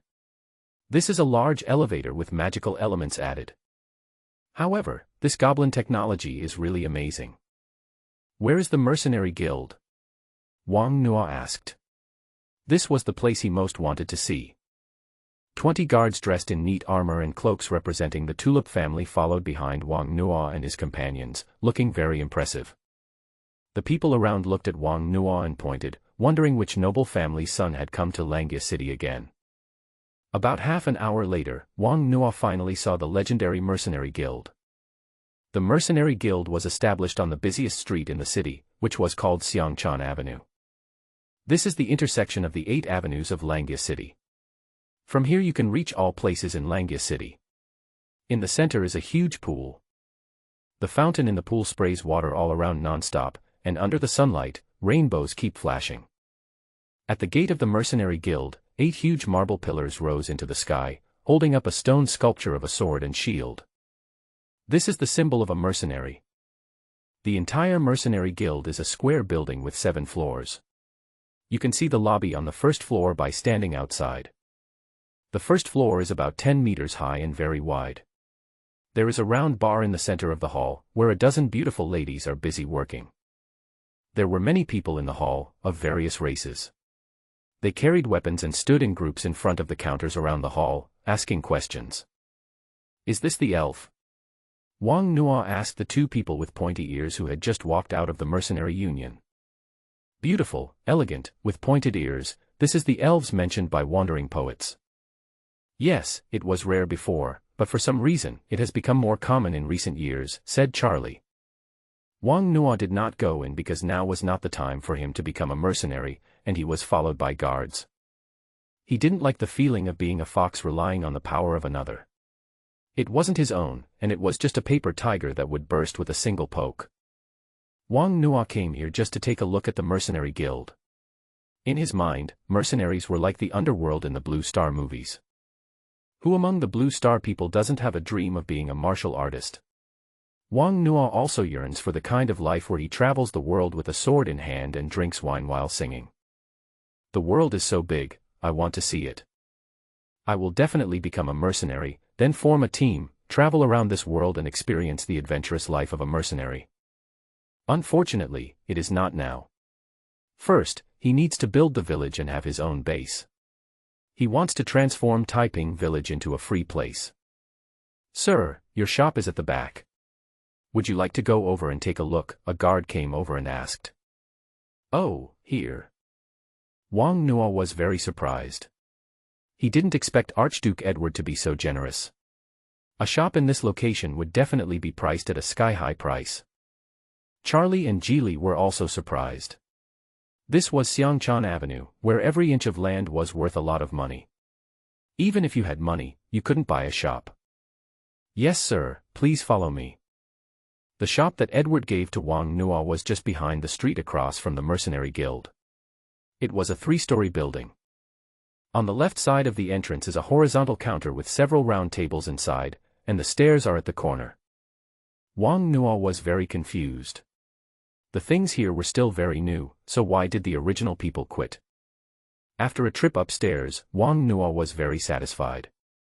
The 3rd floor was about 300 square meters, which was enough. He planned to sell liquor on the first floor and set up an arena for beast fighting on the second floor, just like the Red Peony Tavern. As for the third floor, he would keep it for himself. At this moment, several young men walked out from the door of the Magician's Guild. They were handsome and dressed in noble robes. "Jiali, doesn't your father want to open a shop in Langya City?" Kuchi said. "Yes, but it's so difficult and too expensive." Carrie sighed, looking pitiful. Learning magic is such a waste of money. Her father is not rich, and she has several brothers and sisters. The amount of gold coins she gets every month is not much. Fortunately, she is beautiful and has never lacked suitors around her, and Kuchi is one of them.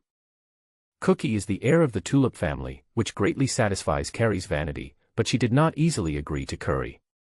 She is not a fool, and Cookie will not cherish things that are too easily obtained. Carrie didn't dare to hope to become Kuchi's wife. After all, the Tulip family was not something that a mere lord's daughter like her could cling to. The shops in Langya City are very profitable. If you can open a shop in Langya City on your own, then you don't have to worry about your own cultivation resources. So, Carrie mentioned it to Kuchi several times in a subtle way. "Haha, Jili, I've prepared a shop for you on Xiangchan Avenue. Do you want to go and take a look?" "Oh my god, Kuchi, are you telling the truth?" Carrie covered her mouth and said in disbelief. "Of course, this is my territory, this kind of thing is no small matter." Kuchi waved his hands pretending to be indifferent. In fact, for the sake of this shop, he used some tricks to scare away the original owner. "Great, I'll ask my father to send someone over right away." Jilly happily took out the sound transmission crystal and went aside to talk. "Kuchi, you are amazing. Look how excited Carrie is. You are so lucky. This is Xiangchan Avenue. You can get a house here. It's amazing." Everyone around was flattering him. They were all students of the Magic Academy, and all of them were nobles. Kuchi listened to the flattery from people around him with a smile on his face, and he enjoyed the feeling. "Kuchi, thank you. My father said he will send someone over right away." Carrie was very happy. Her father expressed high praise to her through the sound stone. As Carrie spoke, she put her lips to Kuchi's face and kissed him. The soft kiss on Kuchi's face made his heart melt, and he was already imagining what Carrie would look like when she took off all her clothes. "Can you take me to see it?" "I can't wait, Kuchi." Carrie took the initiative to hold Kuchi's hand. "Certainly." Kuchi brought Carrie and a group of people to Xiangchan Avenue. When they arrived at the door of the store, they found that the door had been opened and there were guards standing at the door. "Who told you to open the door here?" Kuchi walked up and shouted loudly. "Master Kuchi." They were all guards of the Tulip family. Of course they knew this young man. He was Kuchi, the fourth young master of the Duke's mansion. Kuchi ignored the guards and walked in, then saw Charlie and Gilly. "Charlie, Gilly, what are you doing here?" Cookie asked with a frown. Cookie doesn't like Charlie, and every time Edward compares them to Charlie, he says they are worthless. This made him very unhappy. A nobleman, talking and laughing with a group of untouchables all day long, did not act like a nobleman at all. "Shall we accompany Wang Nuo to see the house?" Charlie said. Geely didn't dare to say anything because Master Kuchi hated her very much. "What a bullshit, Wang Nuo, this is my house, you know that." Kuchi cursed. "I'm not shit," Wang Nuo said. "Who are you? How dare you talk to me like that?" Wang Nuo. "Never heard of it." "Come on, throw it out," said Kuchi. The guards did not take any action. Their mission was to protect Wang Nuo throughout the entire process and absolutely not allow any harm to occur. "Master, it was Butler John who ordered it." When John was mentioned, Kuchi felt even more unhappy. "Are you using Butler John to pressure me?" "I don't dare." "Then throw him out." The guards still didn't move. Kuchi looked at the guards, then at several classmates, with a look of embarrassment on his face. He picked up a piece of wood and threw it at Wang Nuo. Charlie took a step forward and raised his hand to knock the wood away. "Kuchi, don't be impulsive. Wang Nuo is the Grand Duke's distinguished guest." "Distinguished guest? Just him?" Kuchi smiled. Anyone who could be called a distinguished guest by his grandfather had to be at least an earl. But the man in front of him, wearing a strange-looking robe, didn't reveal any nobility at all. "Kutch, stop it," Charlie said. "Who do you think you are? If it weren't for what my grandfather said, it's hard to say whether you are a noble now." Kuchi didn't give Charlie any face at all. Charlie didn't take what Kuchi said seriously. Kuchi had said such things many times in the academy and he was used to it. "Young master, this shop was given to Wang Nuo by butler John. You should go back and ask." The guard spoke again, giving Kuchi a way out. When Carrie heard that her shop was about to fly away, she immediately came up and held Kuchi's hand. "Kuch, forget it. Don't worry, if I say it's yours, it's yours. It's better not to do that. It would be bad if you had conflicts with your family because of me," Jilly said sympathetically. Wang Nuo found it funny. Saying such things at this time, coupled with such a pitiful expression, was like adding fuel to the fire. She is really a complete green tea bitch. When Kuchi saw Carrie's expression, he no longer listened to the guard's words and directly took out a magic book. "Kutch, what are you doing?" Charlie yelled. "I'll count to 3 and it will disappear from my sight. Let's go." Wang Nuo stopped the farce and walked out the door, followed by Charlie and Jili. When passing by Kuchi, Kuchi raised his leg and kicked Wang Nuo. Wang Nuo fell down and scraped his hand on the broken wood. "As soon as the sharp wood touched my palm, I started bleeding immediately." "Kutch." Charlie was angry. Jili didn't say anything and just glanced at Wang Nuo. During that time, Wang Nuo taught him sword skills, and she knew that Wang Nuo's movements were very agile. After seeing Kuchi's light kick just now, she didn't believe that Wang Nuo couldn't dodge it. "It's okay, let's go." Wang Nuo stood up and stopped Charlie's confrontation. "Soft bones. Kuchi, you are so amazing. I didn't expect that a magician like you would be so strong." "Of course, I ate a lot of treasures to keep fit," said Kuchi. Kuchi was also wondering when he became so powerful. Maybe he didn't use much strength just now. Could it be that he is not only suitable to be a magician but also a knight? Not long after walking out, Wang Nuo started laughing. "What are you laughing at?" Charlie asked. "What do you think the Grand Guild will do if my hand is injured and I can't complete the task given to me by Archbishop Edward?" Wang Nuo said. "I thought Edward was so wise, but now it seems that he was just like this in educating his descendants." "Wang Nuo, you are so bad," Jili said with a smile. Well, Charlie then realized that Wang Nuo had done it on purpose. After returning to the castle, John immediately received the news. When he heard that Wang Nuo's hand was injured, he immediately arranged for a doctor to come and check on his injuries. At this time, Wang Nuo's safety is of paramount importance and there is no room for jokes. "Is there any problem?" John asked the doctor next to him. "It's nothing, just a common abrasion," the doctor replied. "That's good." "Not at all. My hands hurt now. I have no inspiration these 2 days and can't draw a design," Wang Nuo said. John's tone made Wang Nuo very uncomfortable. He was a human being, not a tool.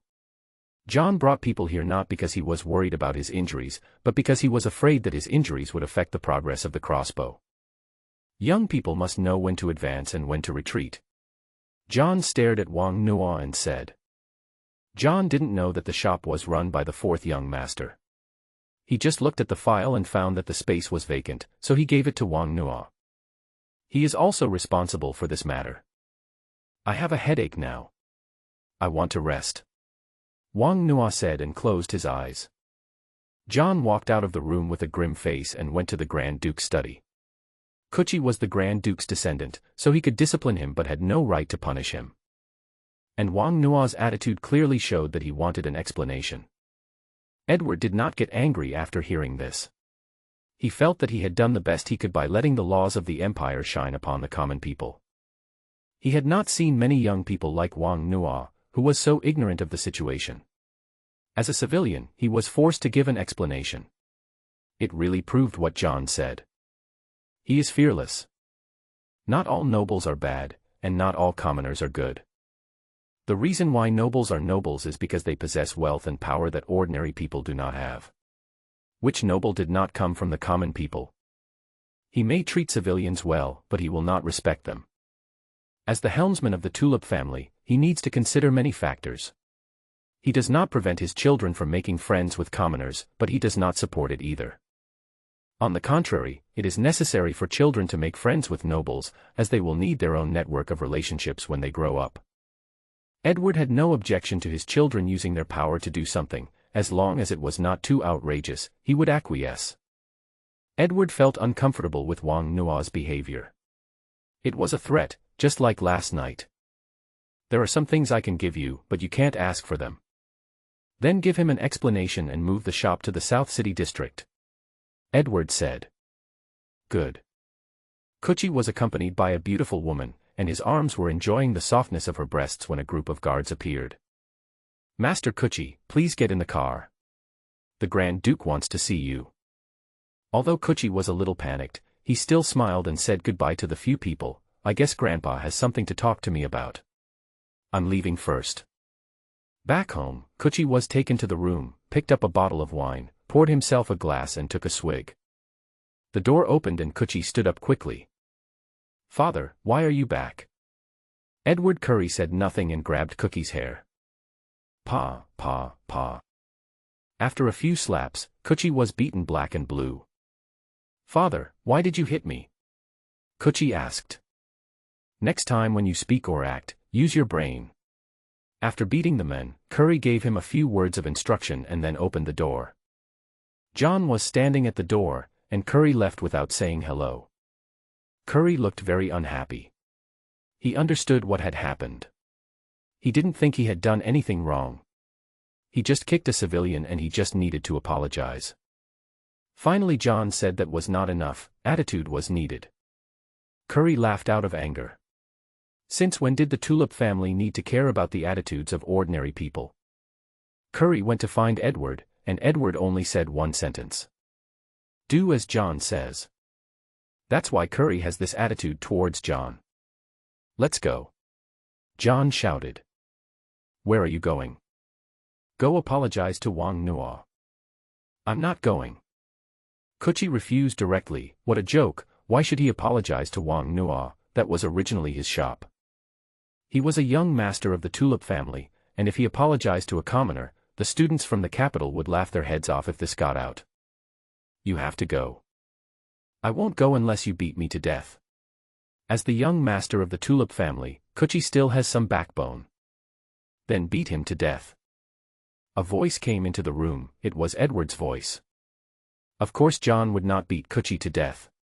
He grabbed him and forcibly dragged him to Wang Nuo's room. The slap mark was clearly visible on Kuchi's face, and he looked at Wang Nuo with fierce eyes. Speak, said John. Kuchi felt deeply humiliated to have to apologize to a civilian. I don't. Kuchi held his head high. Forget it. Wang Nuo said. All he wants is an attitude, and that's enough. Looking at Kuchi and John, they seemed to have been greatly insulted. He didn't understand, if they did something wrong, is it so difficult to apologize? Just because you are nobles, apologizing to commoners is an insult. If we have different ideals, we cannot work together. This is what Wang Nuo was thinking. I will have the blueprints ready within 5 days, and I hope that what was promised to me can be given to me by then. Can. John took Kuchi out of the room. Several small tornadoes collided with each other in the open space ahead, spinning like tops. Xiao Hai was lying on the grass board. When he saw one tornado disappear, he would spit out another one. He was having a lot of fun. Vincent stood at the entrance of the elf forest, waiting to be received by the queen. A large group of elves stood at the entrance of the forest, looking at Xiao Hai curiously. This was a giant dragon. They had only heard of it but had never seen one. 2 elven elders came out. Sir Vincent, the queen invites you in. Thank you, Xiao Hai, wait for me outside. The dragon stood up, spread its 2 huge wings, and disappeared into the air with a flutter. Vincent followed the elder through the forest and finally came to the elf castle. Beautiful scenery always makes people happy both physically and mentally. The entire elf castle is made of big trees. Alice wears a crown and sits on a throne woven from branches. Sir Vincent, what do you want to talk to me about? Alice asked. Alice's voice was very gentle, like a clear spring in the forest. Elves were a race with perfect looks, and as the king of the elves, her beauty was so stunning that it was impossible to look directly at her. Vincent is different from Betty. Betty broke in directly, while she did it through subpoena, and he acted in accordance with the ancient contract. Vincent's legend has been widely spread across the mainland after decades of praise by wandering poets. He has many friends and never considers other people's status or strength, but only their character. Even among the elves, who are far away from the world, there are still legends about Vincent. Your Majesty, a good friend of mine wants to buy a wand of life. Vincent said. You should know that the staff of life is a priceless treasure. I'm curious about what price your friend is willing to pay. Alice did not refuse directly, but asked instead. Vincent only knew that the staff of life was very precious, but he didn't know how much it was worth. How about, Your Majesty, can you name a price? I'll go and ask. It's really hard to make people angry with Vincent's tone. As one of the top strong men in Tianen continent, the attitude he displayed undoubtedly gave enough face to the elves. We've been exhausted from the journey, let's have a drink first. After Alice finished speaking, a beautiful female elf walked up to Vincent with a wine jug. The green viscous liquid flowed out of the jug and poured into the wooden wine glass, and each drop sparkled like a diamond. Vincent picked up the wine glass and took a sip. He immediately felt refreshed and all the fatigue in his body was swept away. Is this the water of life? Yes. Thank you, Your Majesty. Vincent stood up and bowed again. The water of life is the treasure of the elves and is only taken out to entertain distinguished guests. Her Majesty Alice entertained him with the water of life, which was undoubtedly a recognition. Can I have another cup? Certainly. The maid poured Vincent another glass, but Vincent did not drink it. Instead, he took out a wine jug and poured it into it. This is for Xiaohai. Vincent explained with a smile. Your friendship is truly enviable. Please sit for a while. I will go meet the prophet. The staff of life is the branch on Gaia's body, and Alice has no right to give it away. Bring him along. As Alice stood up, Gaia's voice suddenly came from her head. Vincent, Lord Gaia wants to see you. Vincent was stunned for a moment, and immediately said, It's an honor. The holy land of the elves is very quiet, surrounded by unknown green grass, with green aurora flowing in the air. Vincent felt that with every breath he took, his soul was purified, and he seemed very relaxed. In Vincent's sight, there was a big tree as thick as a house, and there was a pool surrounding the tree. The green liquid flowing in the pool is the water of life that we drank earlier. The trunk of the tree kept changing, revealing the face of an old man. My Lord Prophet. Lord Gaia. The two of them bowed and greeted each other. Dragon Knight Vincent. Exist. Vincent was very respectful. The name of Prophet Gaia was known to everyone on the entire continent. No one knew how long he had existed. He was the most respected life on the entire continent. Even the great magician Wilson from 1,000 years ago would often seek discussions with him. Moreover, Gaia's several predictions saved the continent. You are a true knight. You are too kind. My child, you are on a good path. Thank you for your teachings. I have a gift for you. Pieces of bark began to fall off Gaia's body, and countless pieces of bark floated in the air. Then they slowly combined and condensed, and finally turned into pieces of green wood. The block of wood flew towards Vincent, stuck to his body, and turned into a piece of armor. I give this life armor to you. I hope you can lend a helping hand when the elves need you in the future. My lord, this is so precious, said Vincent. The armor made of Gaia's bark is so precious that it is hard to imagine. It's okay. This is the staff you wanted. A green branch fell off Gaia and floated in front of Vincent. Thank you, sir. I swear in the name of the night that if the elves are in trouble one day, no matter how far away we are, I will come here. No need to do that. I have heard of your legend even in the North Sea. You are the best knight in the past 1,000 years. I am unworthy of it. Remember, dawn will eventually come, and you are not fighting alone. Vincent looked up in surprise. What did this mean? Gaia Prophet's words must have a profound meaning. Without waiting for Vincent to ask, Gaia said, "Go ahead, I'm tired." Vincent, excuse me. Alice, excuse me. The trees return to their original state and Alice and Vincent leave. Alas, it's only 10 years. Gaia's sigh echoed in the Holy Land. He didn't have much longer to live. When Vincent came, Gaia saw a glimpse of the future. Vincent was an important figure in this catastrophe, but in the future, Vincent was seriously injured. That's why Gaia didn't hesitate to damage her body and use her own flesh and blood to create this life armor for Vincent. Vincent left the elf forest with a heavy heart and summoned Xiaohai to fly away. Langia City, a castle on the top of a mountain.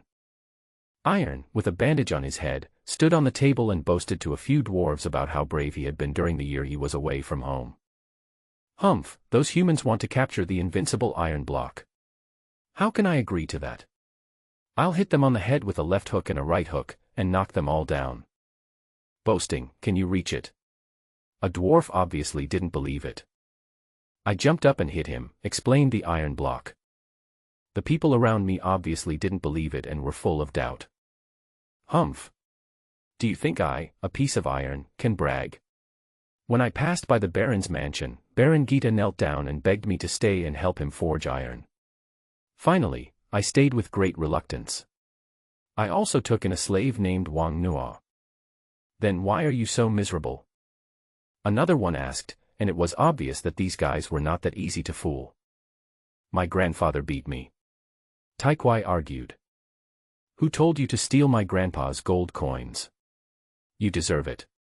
And I don't believe what you said. If you were so successful, would you come back here? Someone started to make a fuss. Humph, I swear to the Dwarf King that I didn't want to come here at all. I am a dwarf who advocates freedom. I would rather die than be without freedom. Grandfather called me here and asked me to take over his job, but I refused no matter what. That's why I was beaten. Be content, Iron Block. It's so nice here. The food and drinks are good.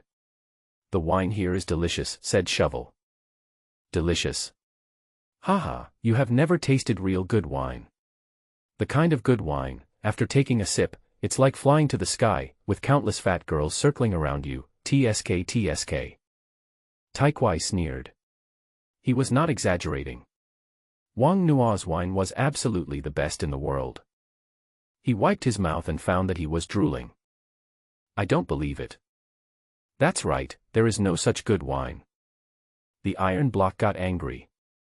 When I told a lie, you could refute it, but when I told the truth, you didn't believe it. Humph, I'll take you to see it tonight. Taikwai already had a plan in mind. He had already discovered Wang Nuo's carriage, and he planned to take his friends with him to steal wine at night. Suddenly there is so much traffic and so many people urging me to update, so I will update one more chapter today. Thank you for your support. I hope you will leave more comments. I will reply to them. In the dead of night, the Special Operations team consisting of Iron Block, Iron Ball, and Shovel officially launched the operation. Iron Block, you can't lie to us. Iron Ball. Is it really that delicious? Tijua. Humph, you'll know soon. We agreed that if we're caught, we'll bear the consequences together, said the Iron Block. Aha. It's a must. Okay, I declare that the Dwarf Special Operations team is officially established. Action. Each of the three men took a piece of black cloth and wrapped their heads, leaving their two eyes exposed. Led by Taikwai, the three men leaned against the courtyard wall and crawled forward in the dark. What are you doing? A voice came from the distance. We've been discovered, run. Tiechio said nervously. Don't be afraid, they definitely aren't talking about us. Taikwai explained hopefully. They are hiding so secretly, it can't be them. Why don't you go? You'll be beaten if caught by Grandpa. Tieju also began to back down. Shut up, I'm the captain, listen to me. Seeing that the three people were still not getting up, Shaowen walked up to them speechlessly.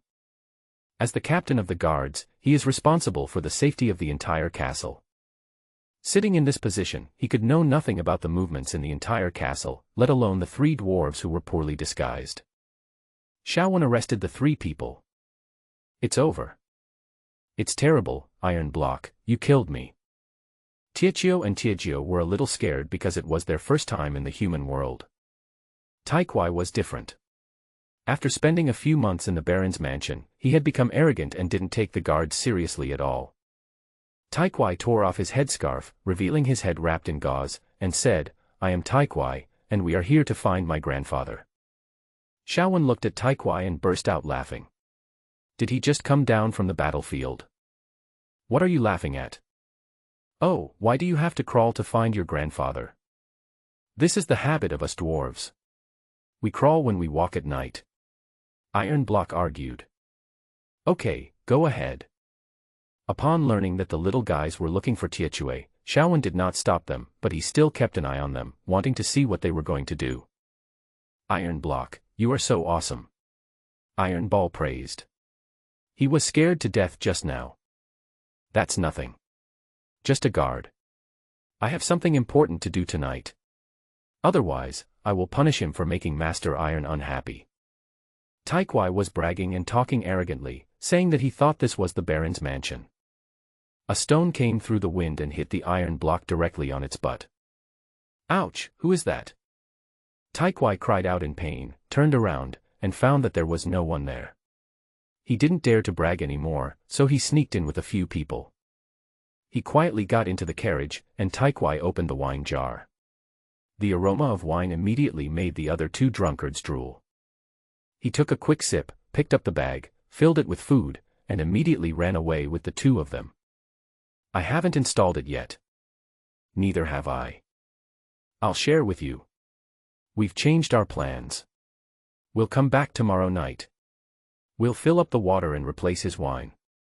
Taikwai became smart. He thought he had thought of a way that would not be discovered. He replaced Wang Nuo's wine with water. Then no one would know who did it. You just took a bag, won't you be discovered? He definitely won't be able to find this little bit. Several people quickly returned along the same route. Xiaowen laughed. It turned out that they were 2 little guys who stole the wine. Such a strong aroma must be a good wine. Walking to the side of the carriage, Xiaowen took out his wine jug and filled it up. It's really a good wine. After taking a sip, Xiaowen praised. Taikwai and his companions returned to the room and sat down around the table. Taikwai opened the bag and waved it in front of the 2 men's noses. How is it? Did I lie to you? Does it smell good? The 2 men nodded repeatedly, swallowed their saliva, and reached out to take the bag. What? Taikwai put the bag back with a stern look. Hurry up and share the drink, what are you doing? You don't want to keep it all for yourself, do you? How is that possible? Let's drink together. Taikwai said generously that they were going to act together tonight and he really had no way of missing out on these 2 followers. The bag used to steal the wine was not big, in order to make it easier to carry. It was estimated to contain only 2 kilograms. Taikwai took out 2 cups, filled them up for the 2 men, and pushed them in front of them generously. Then he got himself a large bowl and poured all the remaining wine into it. Come on, cheers. Iron Ball and Iron Clamp looked at the Iron Block with unfriendly expressions. This damn Iron Block, they used a bowl while they used a cup. What are you standing there for? I'll take a loss. Drink. Iron Block raised the bowl as he spoke. Iron Ball and Iron Clamp of course refused to listen. They said it was a joke. They had agreed to share it. But he poured 2/3 of it by himself. Why? I'm the captain, so of course I should get more points. Use the cup and I'll give you an extra cup. Tiegio. Yes, you can't divide it so much. Iron Ball. Humph, you are short-sighted. A glass of wine has exposed your true colors. I am testing you. Is this a lot of wine? Taikwai raised the bowl angrily and drank it in one gulp, not much. See.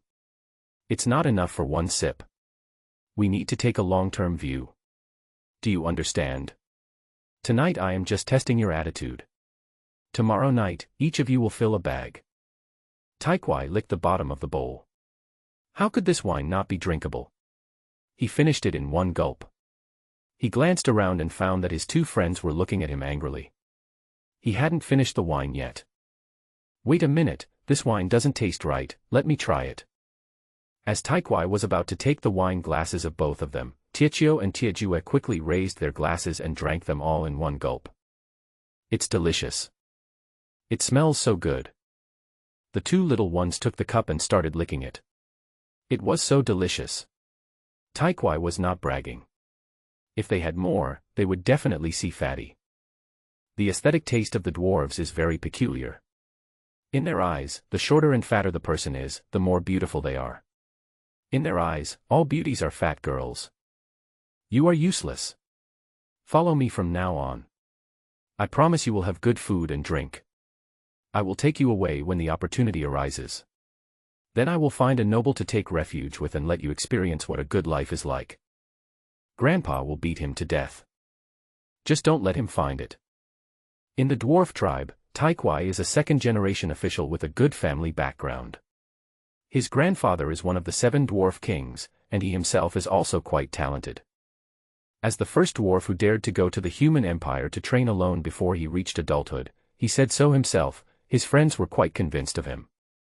So Iron Block still has some prestige in normal times, and other people are happy to play with him.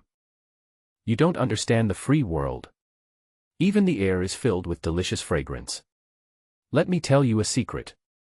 A baron contacted me and wants me to go to his territory. If you behave well, I will take you with me. We have our own abilities. Why should we rely on Grandpa? The Iron Block kept boasting, making the two of them feel bewitched. It is true that someone contacted Taikwai, but that was before he left the baron's mansion. At that time, Bailey wanted to poach Gita's girl, so he bribed a guard in the baron's mansion to contact Taikwai. But now Taikwai is in Edward's Duke's palace, and even if Bailey had twice the courage, he would not dare to steal Edward's girl. Really? Tiechio was excited. Of course, you guys run with me, and then I'll ask him to find you a fat girl each. The Iron Block continued to tempt him, and he couldn't stay here for another day. Grandpa, father, uncle. Any elder would beat him up for no reason. Poor Taikwai was so angry that he started to consider running away from home for the second time. You swear to find us a fat girl each, and plenty of wine. Yes, you swear. Dwarf King is above all, Taikwai said without hesitation. Change it, don't swear on Grandpa. If you lie to us, you will never find a fat girl again. Taikwai's face immediately turned ugly. What a vicious oath. He actually made Taikwai swear such an oath. However, the arrow was on the string and he had to shoot it. Besides, the person who delivered the message did say that any of his conditions could be met. Okay, I swear, if I tell a lie, I will never find a fat girl again.